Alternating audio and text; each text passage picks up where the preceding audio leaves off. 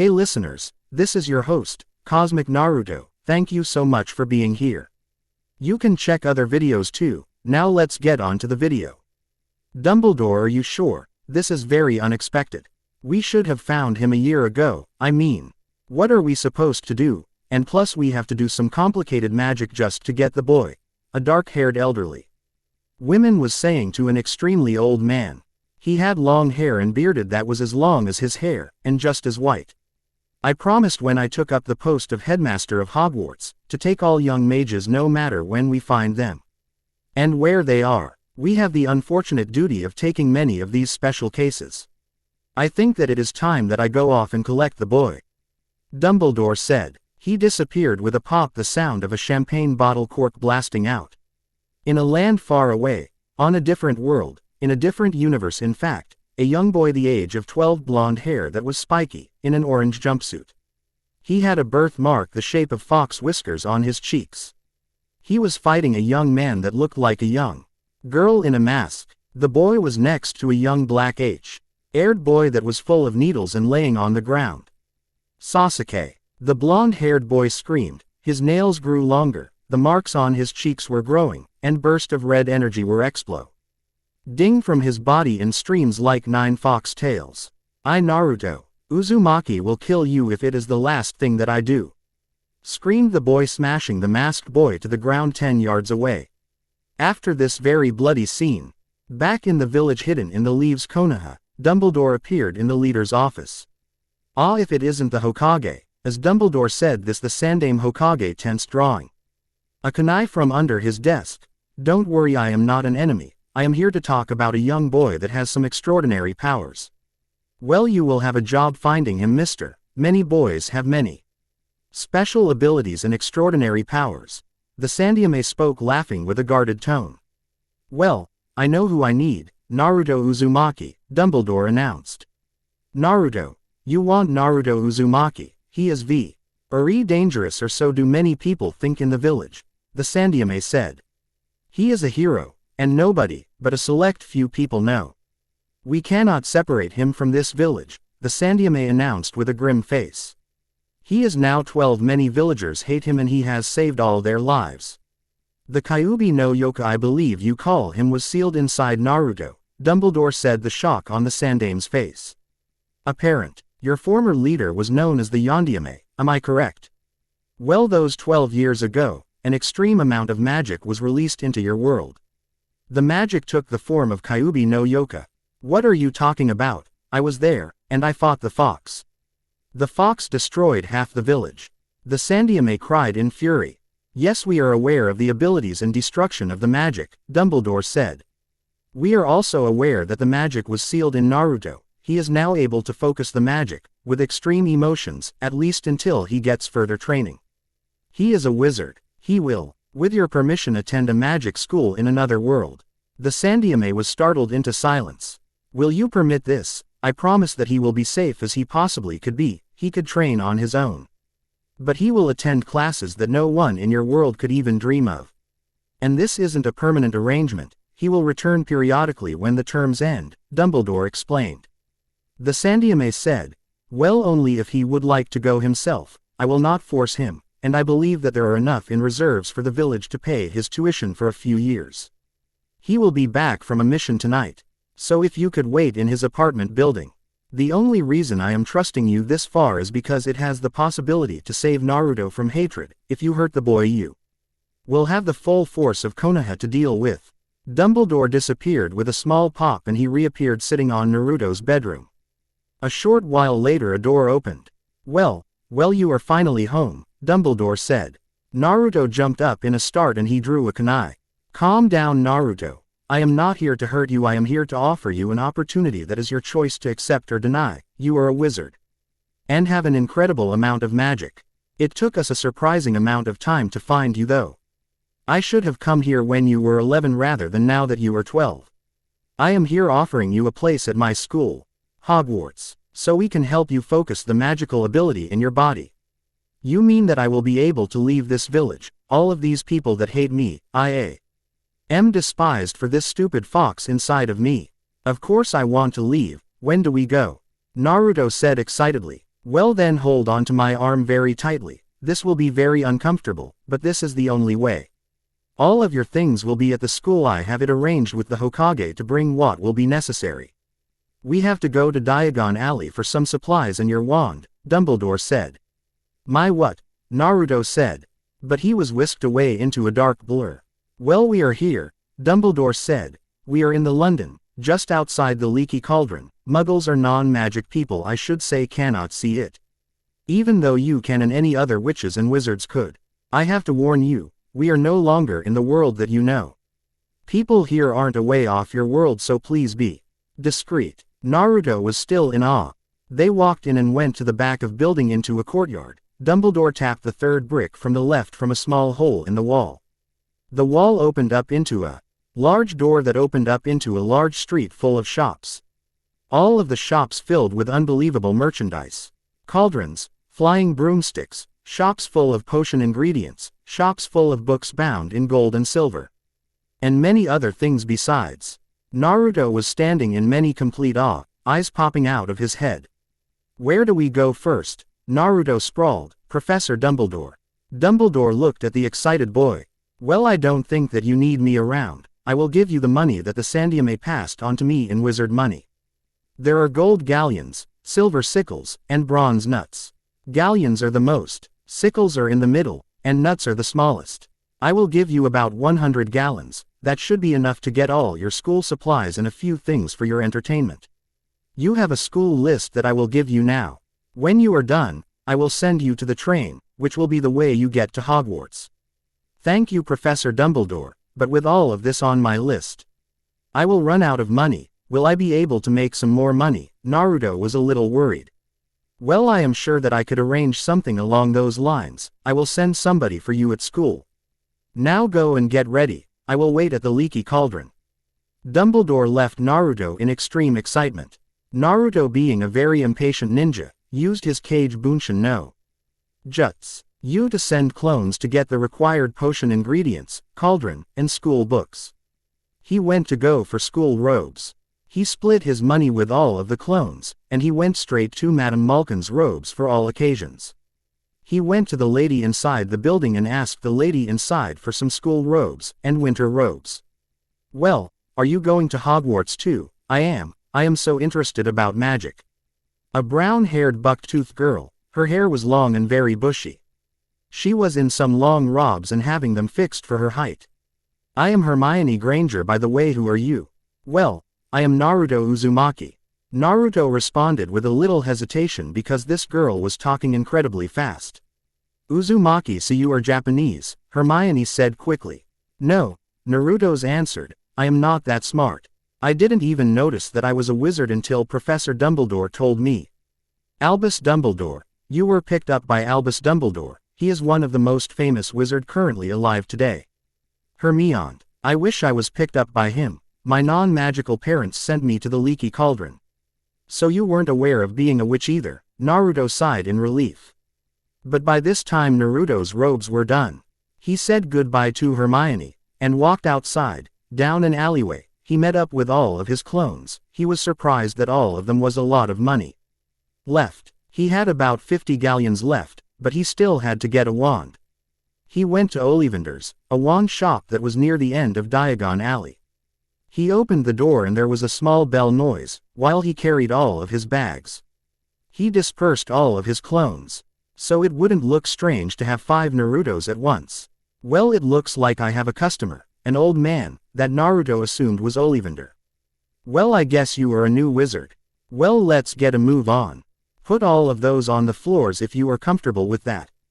Naruto did as he was told. He was slightly scared about the strange aura about the place. Well, stick out your wand arm. Naruto, not really knowing what he was talking about, he stuck out his right hand, and Ollivander began to measure Naruto in all sorts of places. We use many types of wood, and 3 separate magical substances. The tail hair of unicorns, heartstrings of dragons, and feather of phoenixes. We will test you with this one first, Mr. Ollivander gave Naruto an oak wand that was about 8 inches. And he mentioned something about a dragon's heartstring. Naruto gave the wand a wave and it exploded in his face, sending him back a foot or two. Mr. Ollivander took the wand away as soon as Naruto came to. No, no. No, that is defiantly not it, Ollivander said. Naruto tried many wands full of phoenix feathers, unicorn hairs, and dragon heart strings. All of them ended up blowing up in his face or changing his hair blue and back. Well, that is defiantly not the one. After the wand let out a loud fart. I wonder, this would be the only one of its kind, but I think that it should be the one. This is a very strange boy, Ollivander said as he grabbed a silver box and opened it to reveal a magnificent wand, made out of Spanish oak, and has a large whisker from a rather magnificent creature. An extinct creature, a large nine-tailed fox.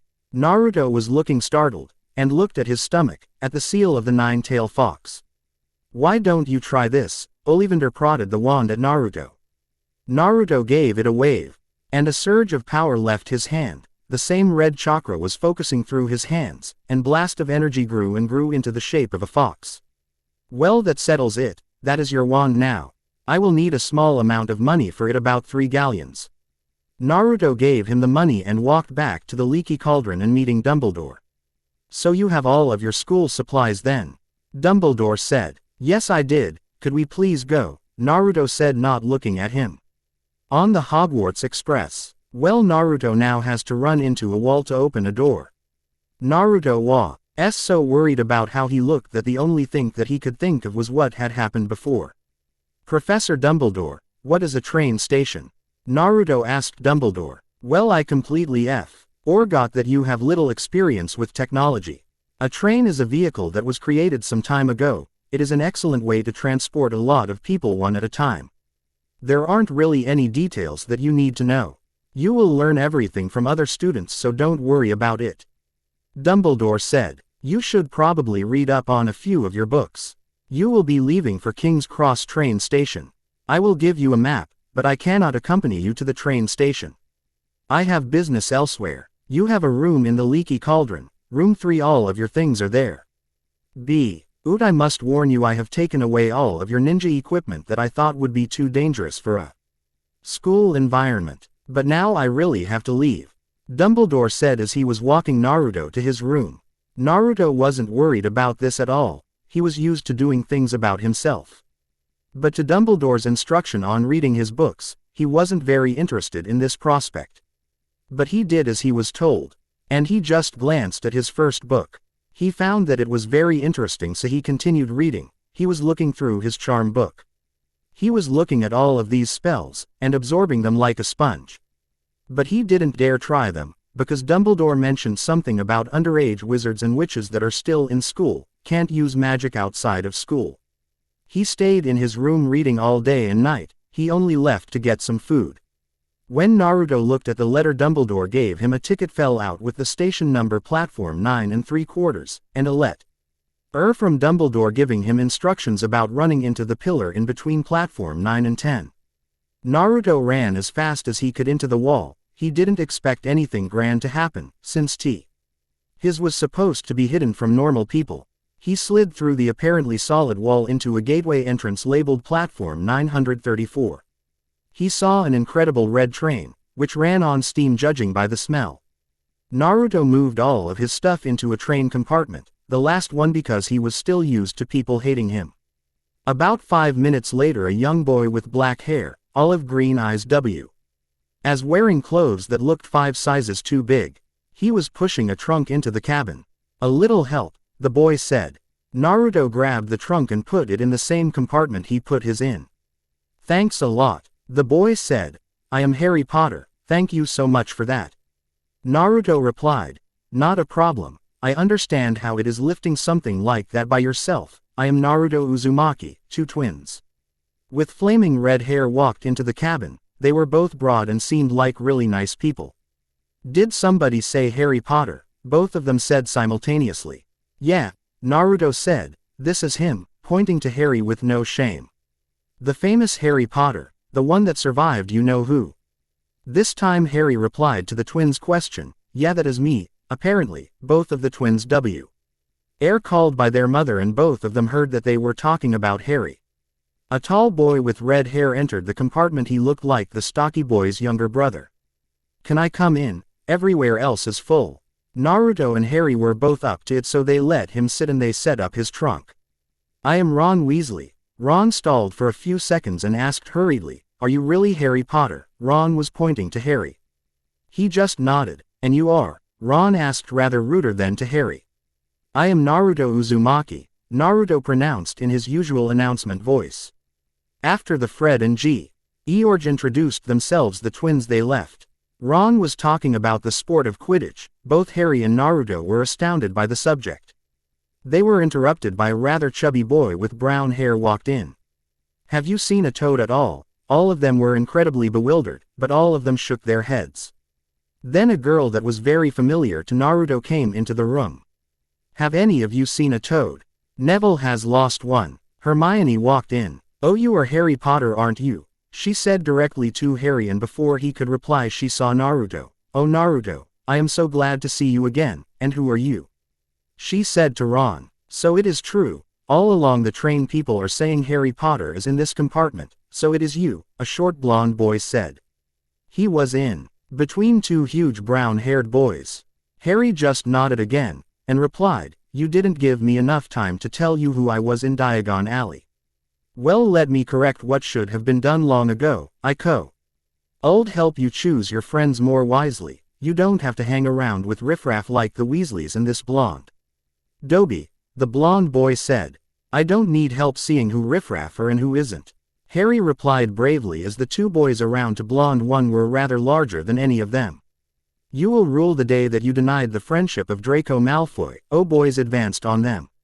Naruto, who was losing his temper, stood up and used his signature, whether in the wizarding world or the ninja world. Kage Bunshin no Jutsu, Shadow Clone Jutsu. 5 Narutos were crammed in the compartment. All the boys were so scared by the strange event that they left. Naruto dispersed the clones. Harry and Ron were looking at him in amazement. "That wasn't magic. What was that?" Ron splurged. "Yes, it is. It is a special ability that I have," Naruto answered. Naruto had prepared this bluff just so he could keep his world secret. Both of the boys were in shock since they heard this, and Hermione walked in. "You should get changed soon. I expect that we will be there soon. You haven't been fighting, have you? You will be in trouble before we even get there." Hermione was shortly escorted out by Naruto, since they had to change. But they didn't answer. Naruto closed the door behind him and all of them changed into their school robes. "Well, that is very interesting," Naruto said while looking at himself in his school robes. Naruto left the compartment to go exploring. He had enough of sitting around in a compartment. He walked down a narrow corridor when he was knocked over by a girl, about his age, long hair, black hair. Naruto picked himself up. "Sorry about that, I wasn't paying attention," Naruto said. No, it was my fault. I was in an extreme rush, so, oh, I forgot to introduce myself. I am Cho Chong. Second year at Hogwarts," the girl said slightly frantically. "Naruto Uzumaki. First year," Naruto said. "I really have to go. If I don't, I will be." Cho left very fast in the same direction she was going before she bowled Naruto over. A loud voice went throughout the hall. "We will be at Hogsmeade Station in 2 minutes. Please be ready to leave. Your trunks and belongings will be taken up separately." Naruto ran back to his cabin just in time to meet up with Harry and Ron. All three of them left the train together, and when an enormous man was announcing, First years to me." "Hellos Harry, how are you?" the giant said. Harry answered while they were being pushed by the other first years into a forest. Naruto and many other people stared in awe at a lake that opened up in front of them. Everyone into a boat, 4 people a boat. Naruto, Ron, and Harry got into a boat along with a large tan boy, and as soon as everybody got into a boat, all of the boats set off. Everybody was slightly surprised. It took them about 5 minutes. They crossed the lake. Naruto saw a toad and grabbed it. "Yo Neville, is this your toad?" Naruto announced. Neville quickly took the toad from Naruto. They approached a door that was instantly opened by a stern older witch in green robes and a green witch hat that matched the color of her eyes. "Very good, Hagrid. I will take them from here," the witch said. She steered all of them into a room that was full of ghosts talking about a small man that was in a small cage that looked like it was made of gas. "I refuse," a ghost covered in blood said. All the ghosts dispersed, but Naruto did notice that there was one ghost with a large ruff. You will be sorted into separate houses, you will sleep, study, and have classes with people in your house. They are these: Gryffindor, Ravenclaw, Hufflepuff, and Slytherin, the which lead them all into the great hall. The hall's roof was like the night sky. It had 4 large tables, set in rows that were full of students in black hats, and a 5th table facing the other 4, occupied by teachers. 1 Slytherin, 2 Gryffindor, 0 Ravenclaw, 0 Hufflepuff. Majority rules Gryffindor. I may make a branch off of this story, so Slytherin, Ravenclaw, and Hufflepuff are still possible. Harry, Ron, Naruto, and all of the other first years were waiting in the Great Hall to see what will happen, and to find out what they had to do to get into one of the 4 houses. The dark-haired witch that had escorted all of them in, walked up and announced, "We will start the sorting ceremony. Each first year will come up after I call their name. They will sit on this stool and put on the sorting hat." The witch pointed toward a 3-legged stool and a dirty, old, patched, quite unremarkable, black wizard hat. Sorting Hat song from the first book. "Now let us begin," the black-haired witch started. After a little while Neville was called. While he walked down to the hat, he tripped, and NTS gales of laughter. He put on the hat and it fell right down past his eyes. It took about a good 5 minutes before it said Gryffindor. He walked away with the hat still on him, and he tripped again as he put it back. After another long wait where people were being sorted, the witch said, "Harry Potter," and the entire hall burst into whispers. Harry, standing right next to him, walked up to the hat, but he was looking really pale and nervous. Next 30 seconds Harry was announced to be a Gryffindor. After a long time Naruto waited, and the next second after that he had heard his name being called. Naruto Uzumaki. Naruto walked up to the stool, still rather not worried about where he was going to go. He placed the hat on his head, and it passed right down past his eyes. "Well, this is very interesting. I see a strive for knowledge that has been stunted by the hatred of those around you. But I also see a great amount of loyalty to friends, but I also see that you haven't had that many friends in your lifetime. I see such a great amount of bravery that is quite uncanny for one so young to have been through more than most adults in any world. But I also see a desire, and oh so strong desire, to prove yourself. To be noticed, to be the strongest person in the world. You wish for respect beyond all, for you have received on small amounts of this, far less than what you deserve. Now where to put you? You would do well in any house. I feel that you would wish to be surrounded by those who want to be as you wish to be noticed, but there is a strong thirst of knowledge as well, but everything, and I mean everything, is eclipsed by the brave feats that you have accomplished, so therefore I believe that you should go into Gryffindor." The hat shouted the last word to the hall and everybody applauded. Naruto removed the hat from the top of his head and sat next to Harry, and a short while after that Ron sat next to Harry on the other side. Dumbledore stood up. "I have a short words to say to you all before you can tuck into the start of term feast." Nitwit, blubber, oddment, tweak, thank you, Dumbledore said and sat down. All of a sudden the plates in front of all the students and teachers filled up with food. There was prime rib, New York steak, roast chicken, roast duck, buttered peas, pork and lamb chops, thick rich French onion soup, many stews, thick rich stews, and to Naruto's delight ramen. This was a surprise about the bowl of ramen, because it was a first for any table. Naruto grabbed to bowl and started eating. The bowl kept on refilling itself before Naruto could finish, and he had an equivalent of 10 bowls of ramen. He also had 3 servings of all of the other things too. Everyone was looking at Naruto's gigantic appetite, and when he set down his knife, fork, and chopsticks, desserts came, and it was full of ice creams and sorbets, cakes, tarts, and many other things besides. After everybody had their fill, Dumbledore stood up to make another announcement. "Well, now that everyone is finished, I have a few more announcements. The Forbidden Forest is as ever forbidden to all students unless otherwise instructed. And this year the 3rd floor corridor on the right-hand side is off limits to all who don't want to die a very painful death." Everyone looked startled, but Naruto and many other of the students were too sleepy from food coma that they didn't notice. Before long a red-headed boy, by the looks of him in his 5th year, came up and said, "First year Gryffindors, all first years to me. Every first year and a few older stud." Ents followed the by up 7 different flights of stairs. The straws were made of marble, and all of the floors had an enormous arch exposing the hair full of pictures and suits of armor and such. He reached the 7th floor, and before they went 10 paces a squat little man was flying through the air throwing stuff down on them, and he left before the red-headed 5th year could say a thing. Peeves, he is a poltergeist, be careful. The only one that can control him is the Bloody Baron, the Slytherin house ghost. When he finished the monologue they had reached a portrait of a fat lady in a white dress and she asked, "Password." The 5th year said, "Caport Draconis," and to most of their amazement the picture swung open and showed them a rather large comfortable room with a large fire, many armchairs and couches, tables and all sorts of furniture. The 5th year boy pointed out the girls' dorm, and the boys' dorm.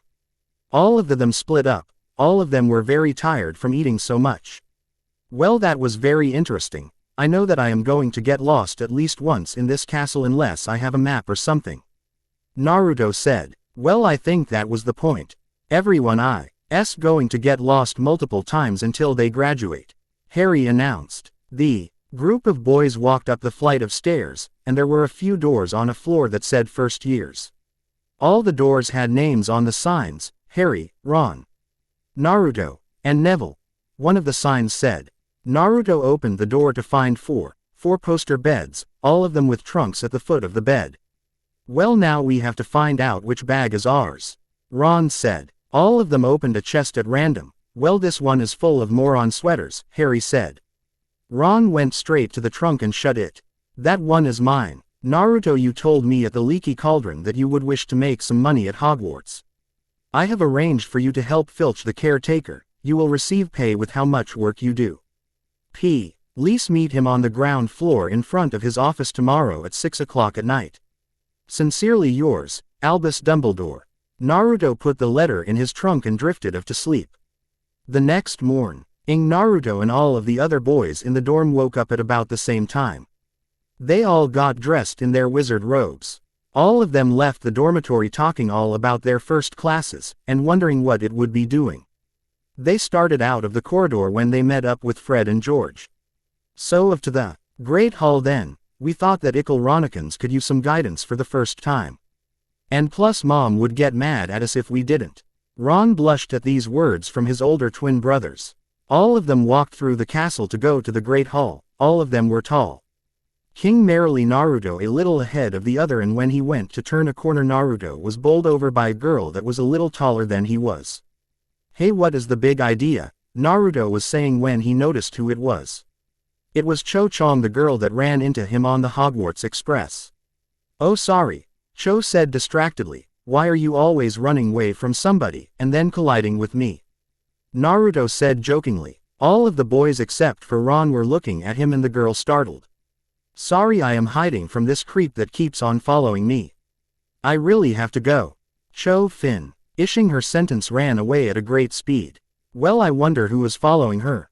George said. Harry was still dumbstruck. I don't really know, but I am too hungry to think about it. Naruto said. All of them reached the Great Hall about the same time as 1,000 or so owls swooped in, dropping letters and packages to their owners. Let's get something to eat before classes start, Ron said, sitting down. All of them started to eat some toast and eggs when the same dark-haired witch that lead all of the first years into the Great Hall the previous night. Professor McGonagall time. Tables. Professor McGonagall gave the Fred and George the third-year timetable, and Harry, Ron, and Naruto the first-year timetable. Like it so far? If you could make the chapters longer. Back to the heroes looking at their timetables. Well, this is interesting. We have Herbology this morning, double period it looks like, with the Hufflepuffs. That starts in about 10 minutes, then we have Defa NSE against the Dark Arts this afternoon, Ron said, reading off of his timetable. Well, we better get going, before Naruto get into his stride, Harry said, pointing at Naruto who was finishing this 9th bowl of oatmeal. Harry and Ron dragged Naruto away from the bowl toward the main gate. They pushed open the gate and they saw an amazing sight. The grounds of the castle was a violent green field broken by an enormous lake. With random trees here and there with amazing flowers, there was a small hut next to an enormous forest. This way, we have about 8 minutes to get there. The group of 3 were being pushed to a building made up entirely of glass and plastic, the greenhouses. Hurry up, Hurry up, the bell is about to ring, we will need all the time we have for what I have planned for you. The old gray-haired witch said, ushering the students into the greenhouses. Now get to a pot, you will need your dragon hide gloves for what we are doing today. About 3 hours later. Well, that was an interesting first lesson. I doubt that I have never really seen plants that is so delicate that if somebody touched it with an ungloved hand that it would shatter. Naruto said. Tell me about it. I don't believe that we had to repot them. Harry said. Let's take a shower before we go for lunch. All three of them were covered in dirt, and really hungry from the lack of a sufficient breakfast. They rushed to a bathroom that was on the 7th floor, down the hallway's distance from the fat lady. All took a long bath in strange bubble bath, that was a bright violet that covered them up completely. And rinsed off the bubbles in a shower. Well, we should get to lunch before our next class, we have about an hour, Harry said. Naruto, where are you going? Like you said, we only have an hour until our next class. I want to get some lunch, Naruto replied as he started down the stairs. The other two rushed to catch up to Naruto, but by the time they got to the top of the stairs, Naruto was on the 5th floor. Wow, he really must be hungry, Ron said. I thought that he would still be stuffed from last night. Harry just nodded as they sprinted to catch up. Naruto reached the bottom stairs in about 2 minutes. But he was once again intercepted by a black-haired Ravenclaw girl running up the stair at a similar pace to Naruto. They collided and toppled down the stairs. Naruto landed on top of the girl in a slight daze. Oh, sorry, Naruto stuttered as he jumped off the girl. I wasn't paying attention. I was headed down for lunch. He noticed who it was and saw that she was unconscious. God dang it, he picked her up, bridal style, and run up the stairs. Naruto, what's up? I thought that we were going to lunch, Ron said, completely oblivious to the girl in his hand. Naruto ignored him and ran up to the 4th floor. That took about 5 minutes with the added weight. He ran into the hallway and into the infirmary. Madame Pomfrey, sorry to bother you during lunch, but I accidentally knocked this girl unconscious. Naruto said. Well, it looks like she is waking up right now, she said, since the girl was stirring. Naruto dropped her in an empty bed and ran away to eat some lunch. By the time Naruto reached the Great Hall, he had 15 minutes to eat his lunch. He sat down next to Harry, who was sitting at the end with Ron and an empty seat next to him. He grabbed everything in front of him. From chicken pot pie, to Hermione's Herbology homework. Hey, you ate my homework, Hermione said. Sorry, hungry, have to eat, Naruto said while slurping down clam chowder. Everyone again was looking at Naruto in amazement at his enormous appetite. Naruto, we have to go and get to the defense against the dark arts classroom, Ron said. Naruto dropped his fork and knife. All of the plates in front of him were licked clean. Well, let's go then. You should have gotten a head start, ONR, then you guys are. After the defense against the dark arts class. Wow, Professor Quirrell is a nervous wreck. Those creatures that he met must have been terrifying, Naruto said. Yeah, if that happens to everybody that runs into them, I think that I will crawl into a corner and die, Ron said. I doubt it. I think Quirrell just didn't have all that much nerve, Harry said. Ron said slightly dismally. I think an older student said that people from the Defense Association from the Ministry of Magic sell small booklets, with step-by-step instructions for defensive spells. How much are they? Naruto said excitedly. Well, that depends on the spell, doesn't it? Ron said. Some spells are incredibly weak, and so cheaper, and others are more powerful and more expensive. Naruto was very excited, but he got distracted by something. The same girl that he knocked unconscious walking up to him. And he was so panicked before he didn't notice who it was.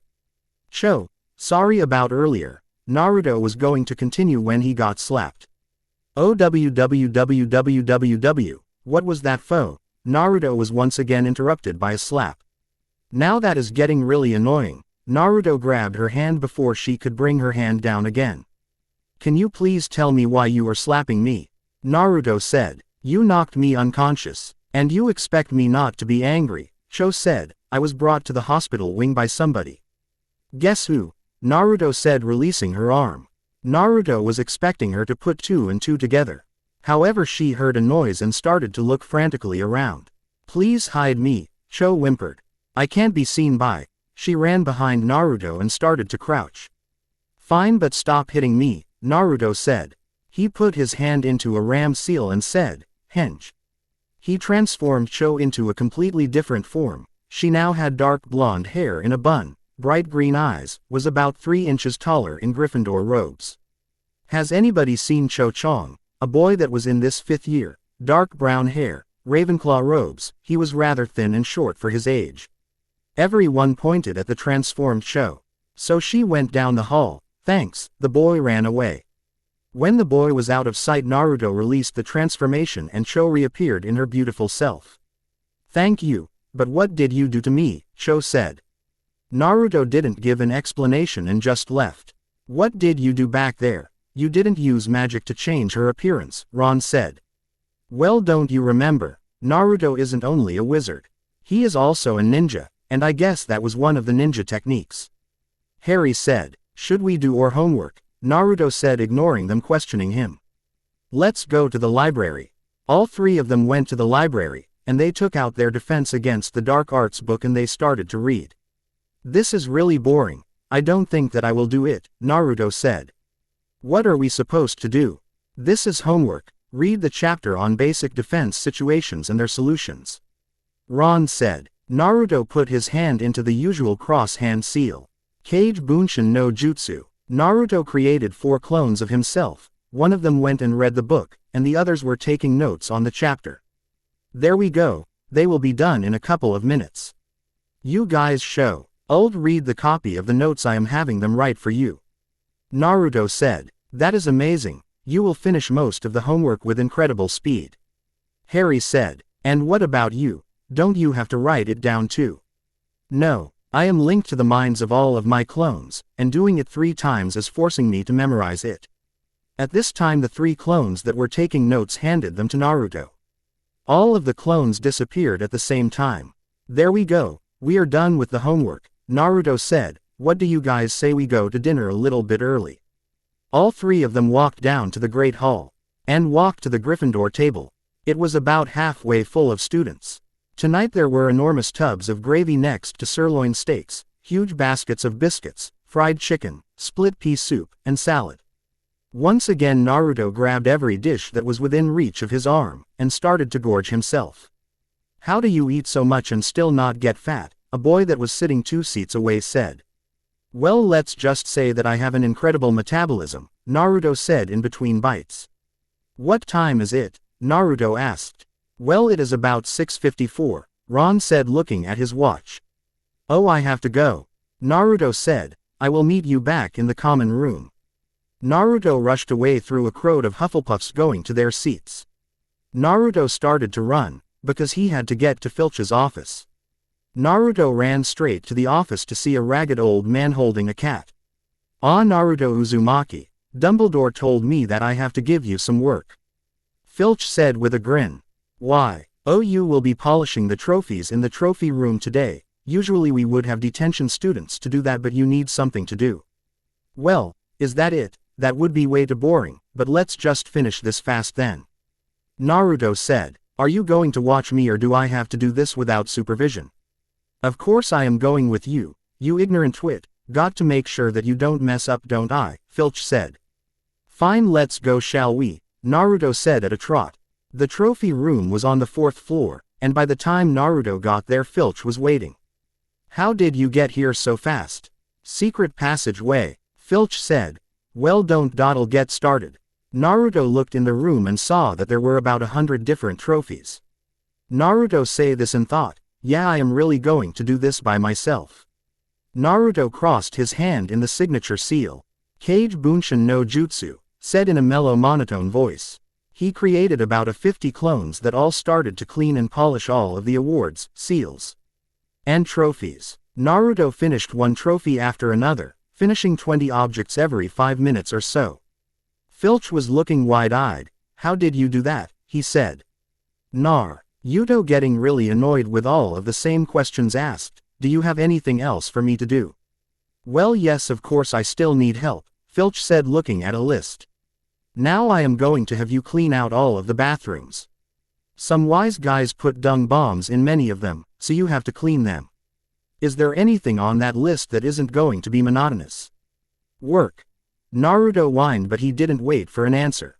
He started at the bottom floor restroom, and he sent in 10 clones to clean them. One after another Naruto finished everything on Filch's list, which contained cleaning several portraits. All of the bathrooms, scrubbing Filch's room, doing his laundry, and following Fred and George. All of them were done by clones except for following Fred and George, which was the only one that wasn't totally boring. Finishing in about 3 hours. Filch, I think that is everything that I had to do. Was my work good enough for you? Naruto said confidently.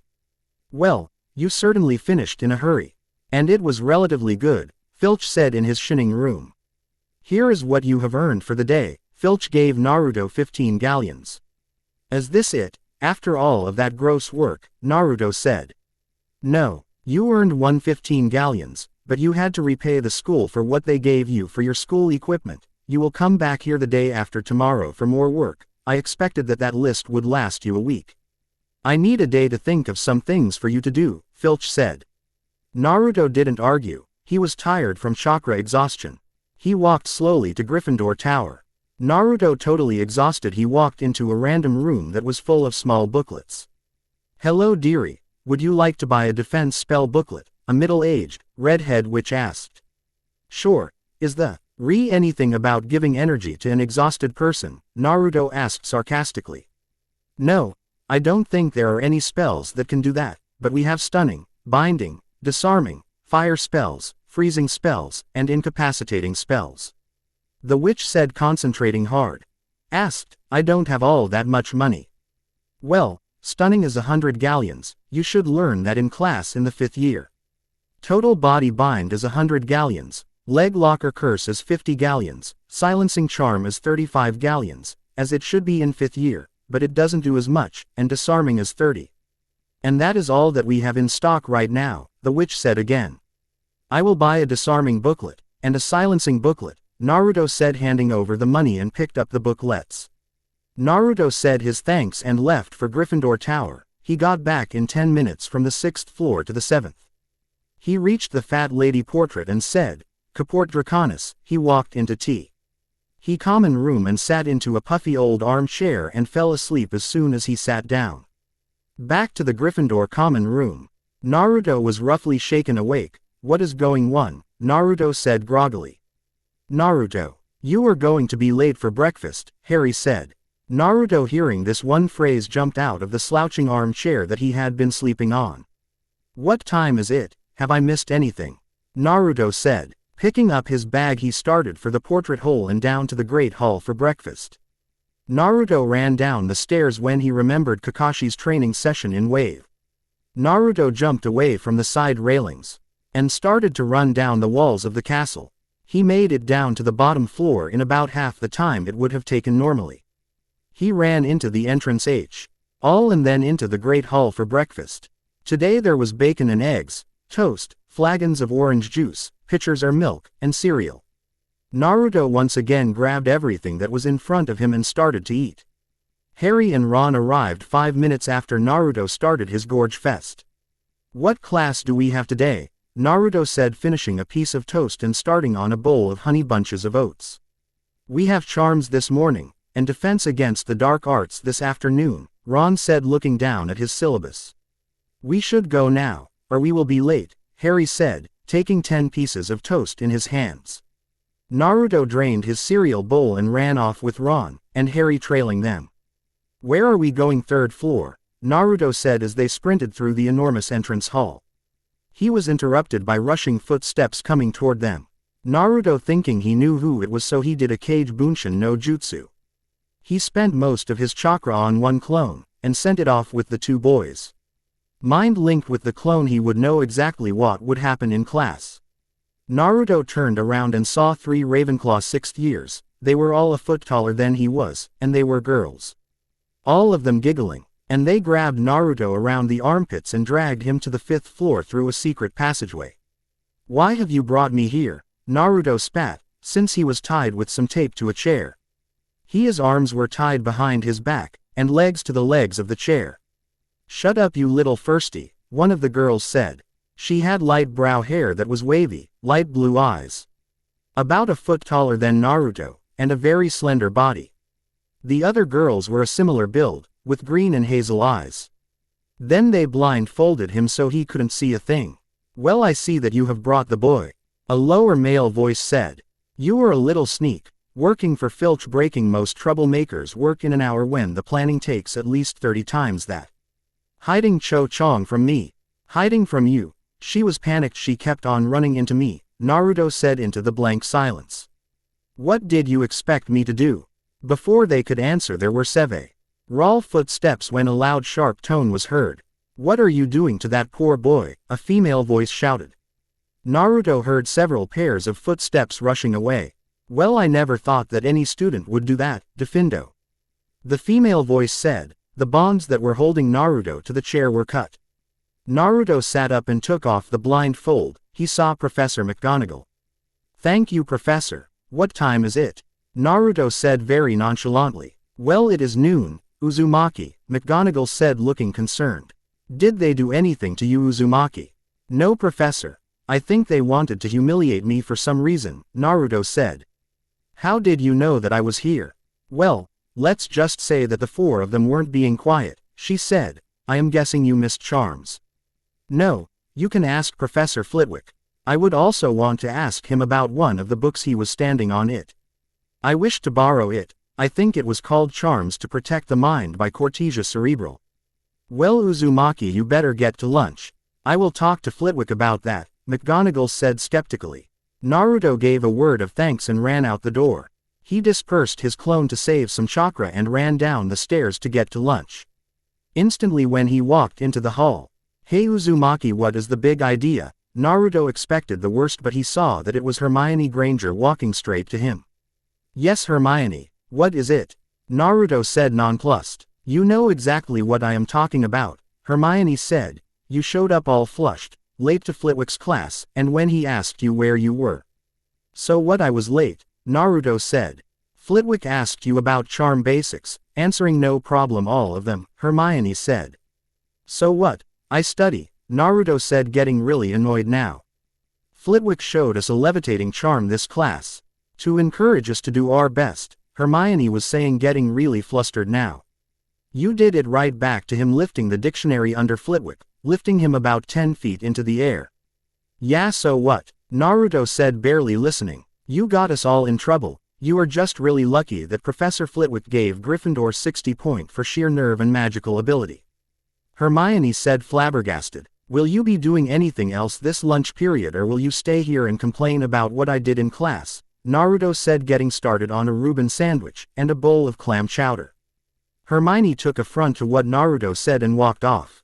Well, you are going to show up everybody in the year if you keep on doing what you are doing, Ron said, impressed. How did you get so good at that? What do you mean, the levitating charm? Naruto said, draining his bowl of clam chowder and grabbing a bowl of ramen. Well, I worked with Filch to clean stuff yesterday. That is why I was back in the common room so late. He had me clean up some really nasty and heavy stuff. I didn't want to touch it and my clones were too weak to lift it, so I learned Wingardium Leviosa. Well, that is very impressive. You Filch spy. Fred and George Weasley walked up to them at that very moment. If you keep on working for Filch, every student in this place will hate you by the first week. Well, I can't really help with that, but I do hope that I can work for somebody else. All he has me do is clean stuff and follow you too, Naruto said. Uzumaki, a voice called and was coming closer. Well, I am very impressed. I didn't think that you actually went to Charms this morning. Professor McGonagall walked up to him with a small grin. Professor Flitwick said he I'd be happy to lend you some books on charms, that is if you are willing to help him around his classroom every now and again. Sure, that will be great, Professor, if he wants my help with some thin. Gee, he can find me in the Gryffindor common room most likely, Naruto said through a potato salad. Excellent, he will be pleased, McGonagall said. Harry, Naruto, we better get to class, the bell will ring in 3 minutes, Ron said, grabbing 2 halves of a turkey sandwich. The 3 boys walked to their next class, Defense Against the Dark Arts. 1 Defense Against the Dark Arts class later. Whoa, Quirrell is really boring and makes up some pretty stupid lies too, Naruto said, heading downstairs for dinner. Yeah, I still can't believe that he bought the fact that all of our notes looked exactly the same. And he thought we all did it our separately. Well, that is because they weren't exactly the same, Naruto said quietly, passing a ghost or two. I had the clones write differently so you guys would get in trouble. So you all did cheat, a girl's voice snapped behind them. Hermione, will you leave me alone? Naruto said without looking back at her. All that class was a good place for me to practice a few charms and spells that I bought from the booklets. Hermione looked affronted and walked away. What spells were you practicing? Harry and Ron asked together. Well, I was practicing the silencing charm and disarming charm. That is why Professor Quirrell sometimes lost his voice and Lavender Brown kept on dropping her quill. Naruto said somewhat guiltily. All of them were ahing as they went to Gryffindor Tower to rest. Naruto, wake up, Harry said, shaking him out off bed. You have to wake up on your own. Naruto said very groggily. He got up and changed very fast even though his eyes were still closed. Well, we have to get down and get some breakfast before potions, Ron said, eyes half open. With those words everyone walked down to the Great Hall. Neville walked with them, getting up at around the same time. All of them walked down the stairs except for Naruto, who wanted some practice and walked down the walls. I am still wondering how you do that, Harry said as they got to the ground at the same time. I wonder what we are going to have for breakfast. As they walked into the Great Hall and saw platters full of eggs and omelets. Wow, this looks great, Ron said. He looked to the left and right of him and noticed a horrified expression on Naruto's face. What is wrong? I hate eggs unless it is in ramen, Naruto said, grabbing a cup and filled it with orange juice. Well, this is a change. This will be the first time that we won't have to watch you eat and make us sick, Harry said, eating a ham and cheese omelets. Neville was sitting next to them and was looking at Naruto. You should eat something, as he was eating a ham, cheese, bacon, and chives omelet. Naruto wasn't too worried about not eating but drank a lot of juice. We have a double period of potions with the Slytherins. Professor Snape is head of Slytherin House. People say that he favors them over everything else. Ron said. I wish Professor McGonagall favored us, Harry said. She was head of Gryffindor House. But that didn't stop her from giving them an essay the day before. What are you complaining about? I was the one that wrote out 3 essays in 3 different ways, Naruto said, complaining. Writing 3 essays on 13 ways to make mistakes in Transfiguration. In 3 different ways. Well, that was your abilities. You finished it in 15 minutes, Harry said. Well, we really should get down to the dungeon. Dungeon? Why are we going there? Naruto said. Is the class down there or something?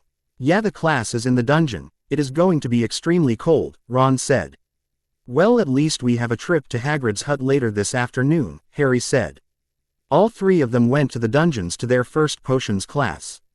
They went to the and were interrupted by some sly and slimly voice said, well, if it isn't the famous Harry Potter and his 2 cronies. Well, Malfoy, you are one to talk about having 2 cronies, since your lapdogs are never anywhere but at your side. Naruto said without turning back.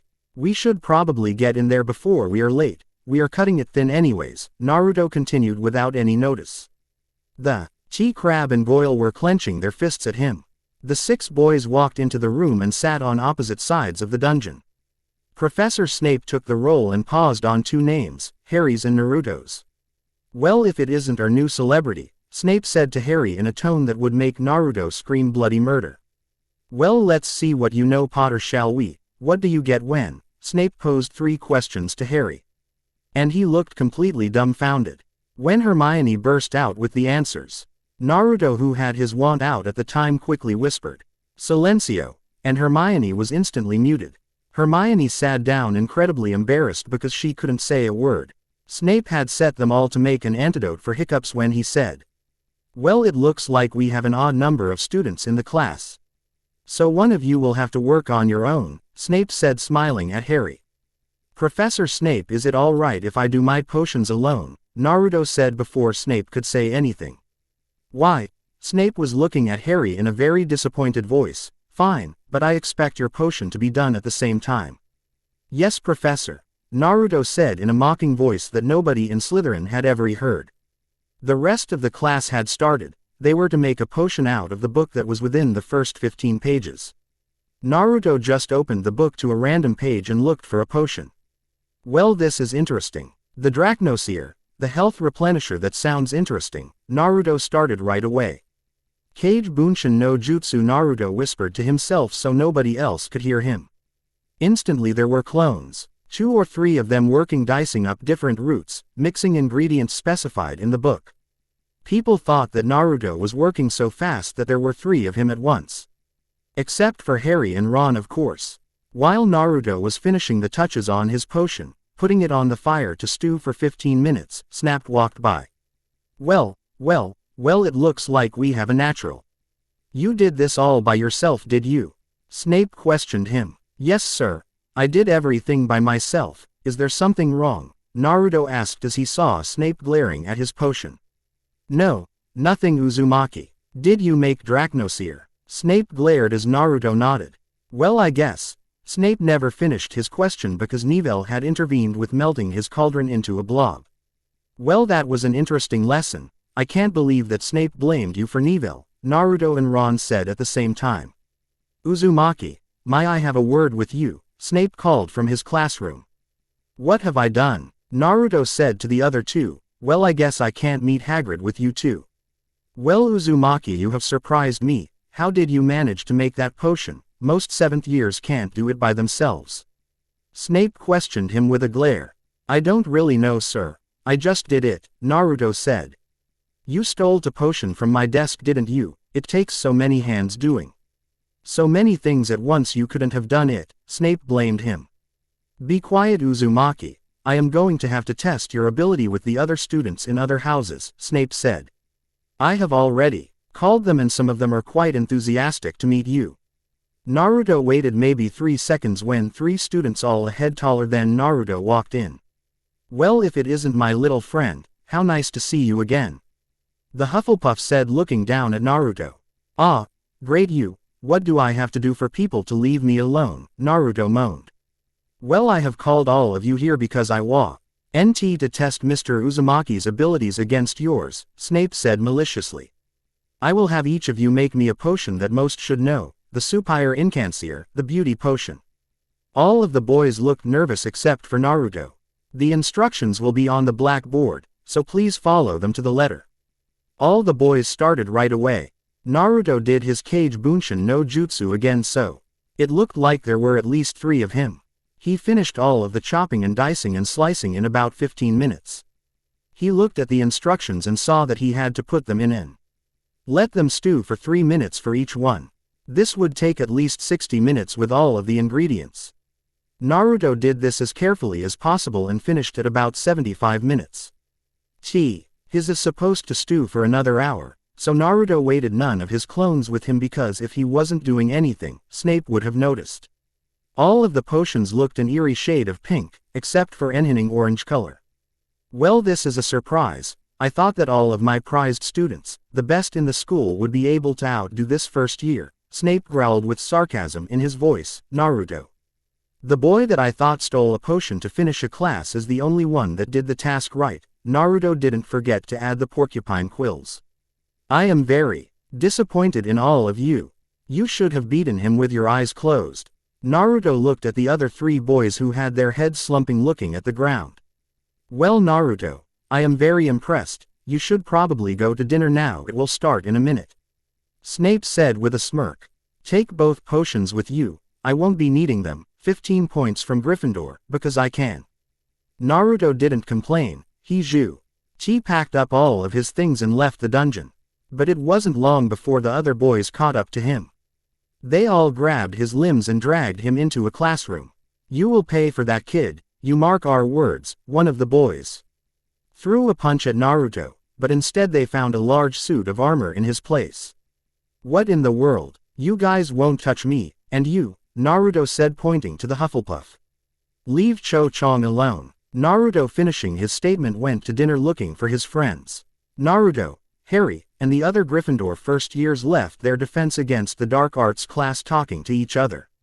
So Naruto, do you have to do more dirty work for Filch? Harry asked Naruto. Ron had a detention from Filch because he tripped over Mrs. Norris. No, there have been so many detentions that there has been nothing for me to do, Naruto said, slightly laughing. Well, it is our first flying lesson after lunch. Damn, I don't want to make a fool of myself in front of Malfoy, Harry said worriedly. Well, don't worry about it. I will probably mess up more than you. I don't really like the idea of leaving the ground, or that I don't make happen by myself, Naruto said. Well, let's go to lunch. I don't feel like eating too much today. Well, that will be like a Thursday, Harry said laughing. As Harry was laughing, Ron rushed up behind them in a major temper. I don't know how you stand the git, Naruto. I had to do so much cleaning it isn't funny, Ron said. Ron fumed like this for about 5 minutes before, yet again Cho Chong was running toward them. She looked around frantically for a place to hide, but there wasn't anything anywhere. Dang it, why do I always happen to me, she said, not noticing the 3 boys in front of her. Is that 5th year trying to find you again? Naruto said, closing his eyes and yawning. Naruto, could you do that thing that you did last time, to hide me? Cho asked near to tears. Why are you always running from that annoying kid? Naruto said. Well, he is always trying to ask me out on a date. I have denied him like 10 times, but he keeps on following me. He won't leave me alone, Cho said as fast as she could. You won't get anywhere hiding like that, Naruto said. You just have to go out with somebody else, or fight him, or have somebody else fight him for you. As Naruto finished his sentence, the boy ran around the corner and glared at him. What are you doing to Cho? Get away from her, you pervert, the boy said with a fury that was unrivaled by anything that any of them seen before, even Zabuza's killing intent. Well, I have been hearing what she has been going through in the past, and I think that it is about time. Naruto was punched in the face by the boy. He was sent sprawling on the ground. Now Cho, come with me. He grabbed the black-haired girl by the wrist. Why don't you leave her alone, you bastard? Harry said without much conviction. This isn't any of your business, you little firstie, he said in reply. It might not be his business, but it is mine since you punched me, you dumbass, Naruto said behind the boy without so much as a scratch on him. You are dreadfully weak. You may be stronger, but I am better with magic, the boy said. Harry took out his wand with a single movement and said full-throated, Expelliarmus. A flash of white light and the boy's wand was on top of Ron's head. Well, you are one to talk about being better with magic. Naruto raised his arm again but then dropped it again. No, you aren't worth it. Let's go. The 3 boys and Cho left the 6th year stunned with his wand at his feet. Thank you so much, Cho said in tears. She had given him a small peck on the cheek and left. Naruto's ears turned red and he could have sworn that steam was coming out of them. Well, it looks like we missed lunch because of that little encounter. But now it is the flying lesson, Ron said because Harry was dumbstruck with Naruto's luck. All 3 of the boys walk to the outside clearing where they are supposed to go for their lesson. Well, what are you all waiting for? Stand next to a broom and say up, the teacher Madam Hooch pronounced with extreme authority. All of the students, Gryffindor and Slytherin alike, obeyed without objection. Up, the students said simultaneously. Harry's rushed right up into his hand. Ron's smacked him in the face. Hermione's did a small barrel roll, and Naruto's flew straight up into the air about 15 feet and smacked him on the head. Now we will all go up and take off, hover for a minute, and Naruto's brooms tick flew out of his hand straight into one of the castle walls as Madam Hooch was talking. Well, boy, you should get your broom. Naruto ran after it rather embarrassed. It took him near 10 minutes to find the broom. Naruto sprinted back, not wanting to miss the entire lesson, but when he got there were only 2 people in the air and Madam Hooch was nowhere to be found. What is going on here? Naruto said. Well, Neville crashed and broke his wrist. Madam Hooch left with him to the hospital wing. Malfoy took something of Neville's and sped off with it and Harry went after him. Ron said in a single breath. Oh my God, he is going to crash, a girl said as Harry dived after a small ball. No, he knows what he is doing, he won't crash, Naruto said with his eyes closed, and as he predicted, Harry balanced out. Well, we better get back to the castle. Harry will probably not get into too much trouble, Naruto said. Then an owl dropped a letter on his head. Well, I wonder what this is about. Naruto opened the letter and read. Hello, Mr. Uzumaki. I have a request for you. Please meet me in my classroom at the end of dinner. There shouldn't be much strain on your part. Sincerely, Professor Flitwick. Well, I guess that this will be better than working for Filch, Naruto said to Ron. Naruto rushed to the grand hall and started to eat at once. He grabbed shepherd's pie and an entire roast chicken. By the time Ron got to the table, Naruto finished. See you later, Ron, tell me what happens, Naruto said, sprinting out of the great hall into the third floor. But on the second floor he was blocked by a familiar boy. How dare you do that to me, you little firsty, the boy said. Dude, you hate more for the reason of protecting a girl that doesn't like you. I don't even know your name, Naruto said. Well then remember my name, Udobi, Chris Johnson, Chris said. I am not going to let you humiliating me in front of the girl I love, and I won't let you steal my girl from you.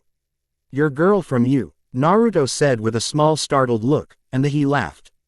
Dude, she hates you, she says you keep on stalking her, you dumb fart. I am apparently the only person that will help her from you. So leave her alone for goodness sake. I will never give her up to anybody, Chris said with a glossy-eyed expression. I will have to beat the sense into you, Naruto said, preparing his signature jutsu. But he dropped his hands. Nah, I won't need that to stop you, Naruto charged at Chris with no hesitation. He started to pound him into a pulp. He didn't punch the face, only to the gut. And literally kicking his ass, so I won't be any visible damage. Naruto finished his last punch and just left. Sorry, Professor Flitwick, I was impeded, Naruto. Why about it, Mr. Uzumaki? This is not extremely time sensitive. Could I ask you to get me? Professor Flitwick went on and on, from cleaning his classroom, to getting things from other professors. This altogether took about an hour. And many Narutos running all over the place. Very good, Mr. Uzumaki. I would like you to help me grade a couple of essays if you wouldn't mind, Professor Flitwick said. This will be the last thing that you will have today. I have already sent the book, Basic Charms to Protect the Mind. This book contains charms to protect your mind from external sources, by blocking your mind and sentences, up to your dormitory. And sent a bag of money with it. Thank you, Professor, Naruto said with a grin. But he was so exhausted from using Kage Bunshin for the past hour, that he was only able to do it for 6 clones. So it took a couple of hours. 4 hours later. Thank you very much, Mr. Uzumaki. I may ask for your assistance again, Professor Flitwick said. Naruto was slick with sweat. Using Kage Bunshin for the past 5 hours. Okay, Naruto said with a gasp, walking out of the classroom. Naruto, run, Filch is after us. Harry and Ron yelled at him. What are you guys doing? He was interrupted by Peeves bursting from a room. Why, little firsties, what fun, Peeves said. Naughty naughty, you'll get caught. Not if you don't give us away, Peeves, Harry said. Please, should tell Filch I should, he said in a saintly voice. Get out of the ways, Peeves, Ron said, taking a swipe at him.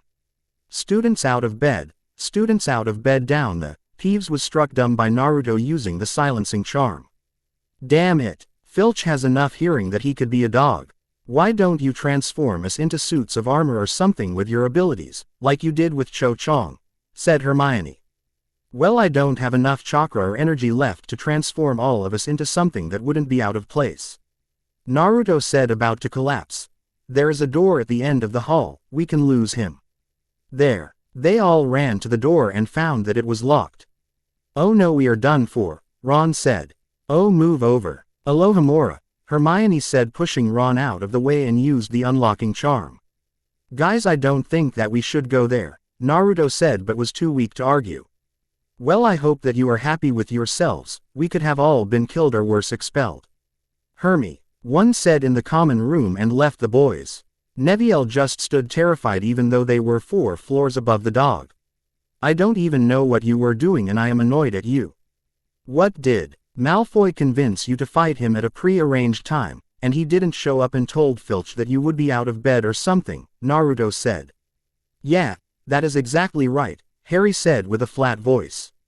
Well, I guess it didn't turn out that bad. I am going to bed. If you want to tell me something, please do it tomorrow, or I will forget it by tomorrow. Naruto went into the dormitory, seeing Neviel crying, but was too tired to try and comfort him. He moved the book and money from his bed to his trunk. The ultimate Halloween prank. Morning, Naruto said, pulling of his sleeping hat. Every One else was grumbling as they got out of B, but cheered up instantly. It is Halloween, awesome, Neviel and Ron said together. Halloween? What is that? Naruto asked, completely lost. You don't know what Halloween is. What? Did you study for 10 years before coming here? Harry joked. No, I was a prankster in my town, Naruto said. Really? Everybody said together. What happened? Well, I only acted like an idiot to get attention, Naruto explained, but now, I have friends. So I don't need to act like an idiot, but do you remember the combo prank on Filch and Mrs. Norris? And they stumbled into the great hall covered in feathers and smelling like dung. Yeah, wasn't that Fred and George? Ron said. No, that was all me, Naruto trumpeted. Well, you will love this holiday. You eat a lot of candy and sweets. And if you don't get any, you pull pranks on the people. This is a prankster's Christmas, all the boys said. Well, we better get to charms. I think Professor Flitwick said that it would be an interesting lesson, Naruto said. All of the Gryffindor first years rushed up to the 3rd floor and into Flitwick's classroom. Well, class, I am glad that all of you have come a little bit early today. Because we are going to try out the levitation charm. Flitwick finished on top of his pile of books. He dropped a feather in front of each pairs of students. Remember, the nice wrist movements that we have been practicing, and saying the magic words properly is very important too. Don't forget Wizard Barufio, who said F instead of S and ended up with a buffalo on his chest. Mr. Uzumaki, it would be pointless to have you do this, so you can leave if you want. Flitwick said with a squeak. See you guys later. I am going to pull something amusing during this time. Don't go to the entrance hall until 5 to 6 minutes after the bell, okay? Naruto whispered to Harry and Ron. Naruto ran to the dormitory to get a few supplies, and then to the kitchen to get a few things. Naruto's brain was working on the perfect prank for this perfect day. This is going to be great. Ouch, I am going, ouch, to be put, ouch, into the history books with this one, Naruto said, making it down to the entrance hall. He had paid Peeves 10 galleons to Peeves to cause as much trouble in the East Wing and keep Filch and any other teachers that might not have a class.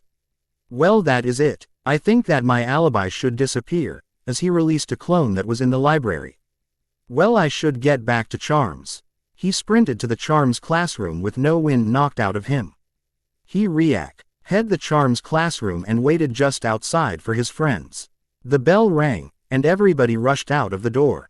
Well, you guys don't listen too closely, do you? Naruto said. Well, it is done. Let go see if it is. Boom. There we go. Let's go. All of the school ran toward the explosion that in the entrance hall. Ron insulting Hermione the entire time, and Hermione heard this, and ran way upstairs. The three of them reached the top of the stairs and instantly saw the havoc. There were stink bombs that were still falling from the ceiling, banana peels all over the floor that would lead dire CTLY into one of two massive cushions the size of a single-story house. These cushions were covered in glue, chives, and bacon bits. What is going on? Filch said, run. Ning though the crowd directly onto a banana peel being pelted with stink bombs and looking like a mashed potato getting of the cushion. Whoever did this, I will make sure they will never see daylight ever again. Filch sputtered. Well, that was an interesting test run for the perfect prank. Naruto said happily in a tree. They had to sneak out of the castle to make sure they didn't have to clean. Test run. I will almost hate to see what the final product is, Harry and Ron laughed.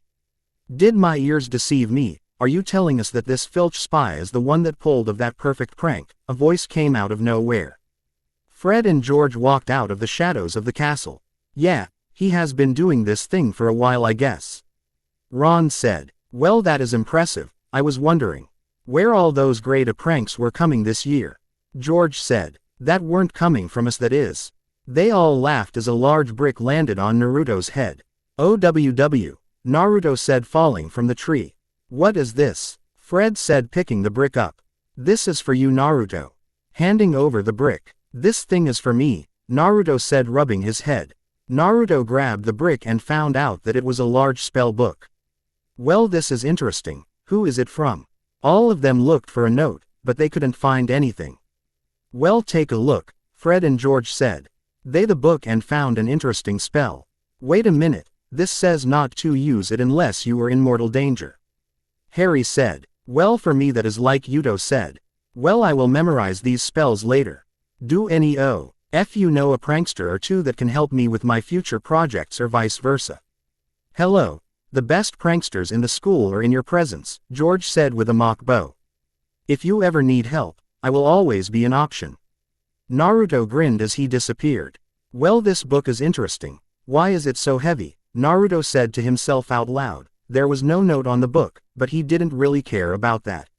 He opened the book to the first page and found that it didn't have anything on it. He touched the first page with one of his fingers. Naruto was screaming really loudly. His chakra was being drained from his body, but as the chakra spread into the book, ink appeared in the book. Naruto read. This book can only be read by people with the powers of magic and chakra. This book will teach you spells that will enhance both magic and chakra. This will unlock the true potential that all those who can read this. Naruto was absorbed by the book, it explained. Ed many things about the Kyuubi and talked about communicating with him. Wait, I can talk to the Kyuubi. Naruto screamed so loud that it could be heard 3 flowers down. Well, there are a lot of things that I can do with this book and these things that can be very helpful.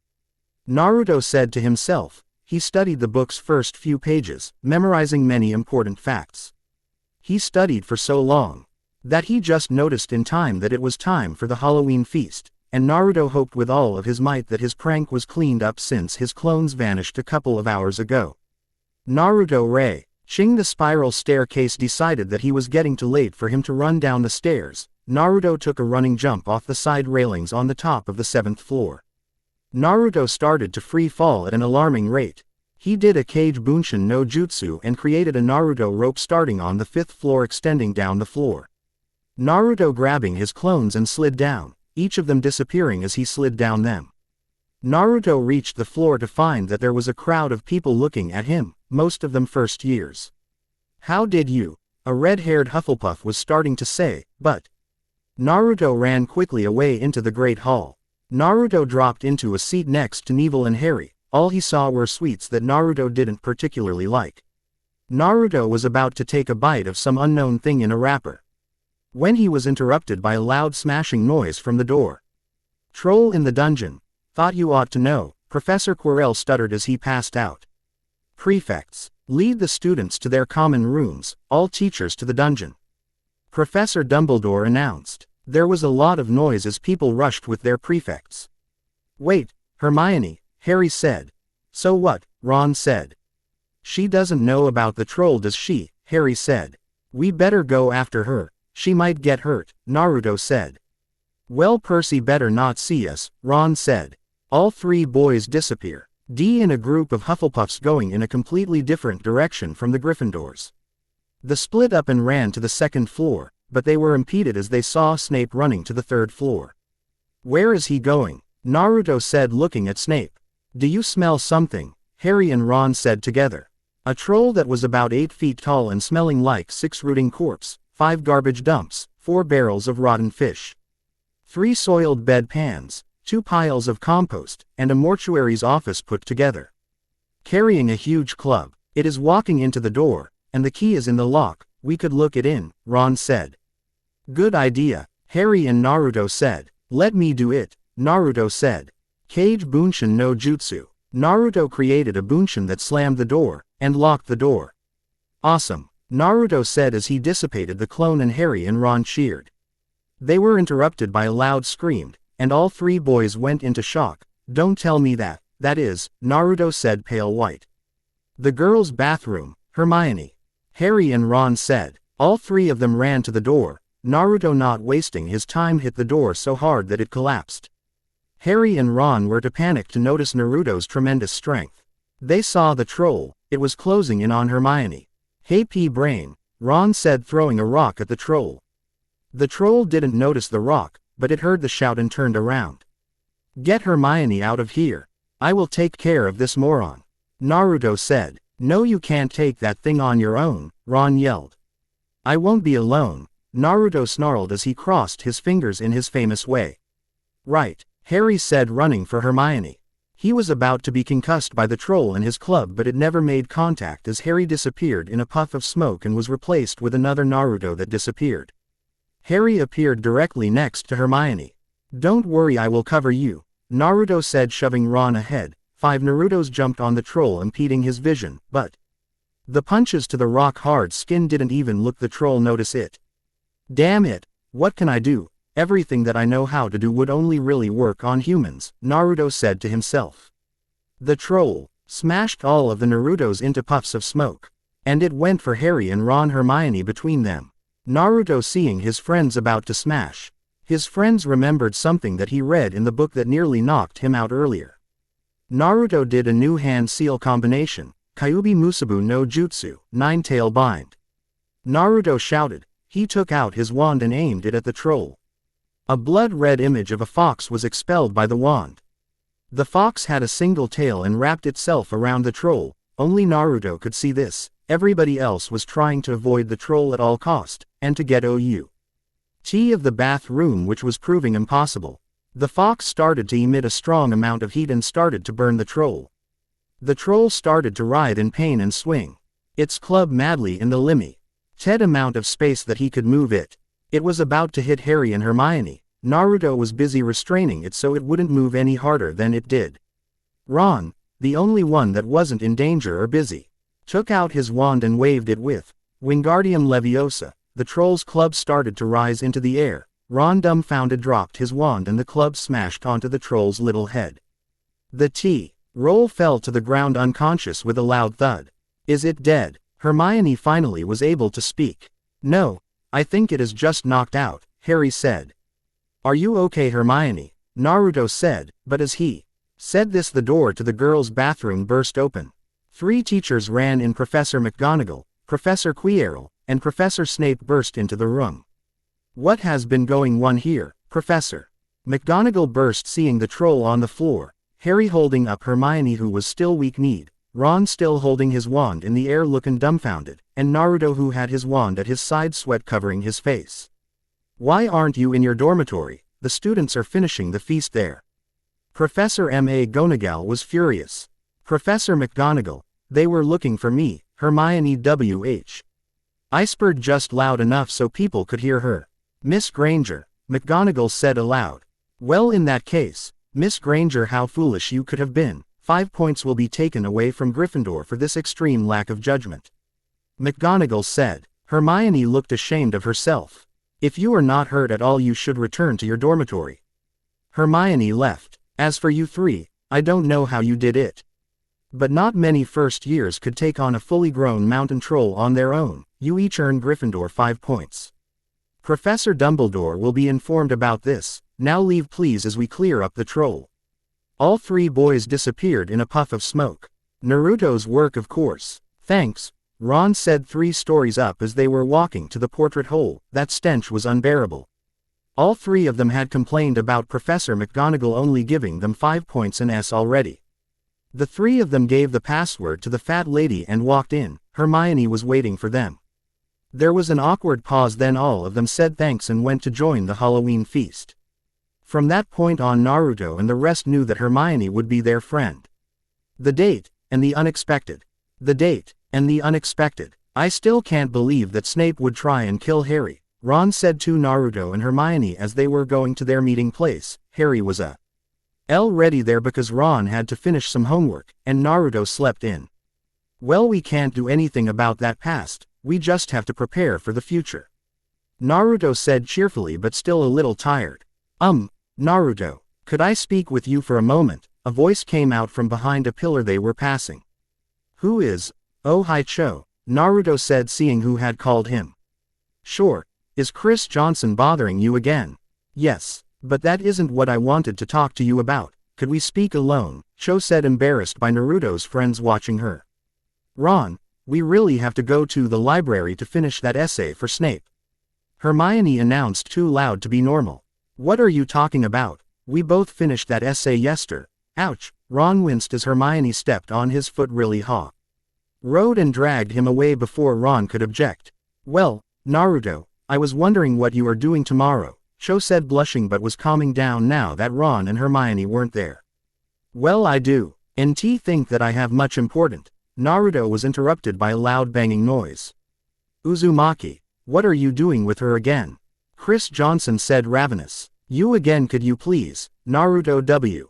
As blasted by a burst of red fire from Chris Johnson's wand and was sent flying into a wall. Naruto, Cho cried. Yes, Naruto said, standing right behind her. 1 second, Cho, and we can continue talking.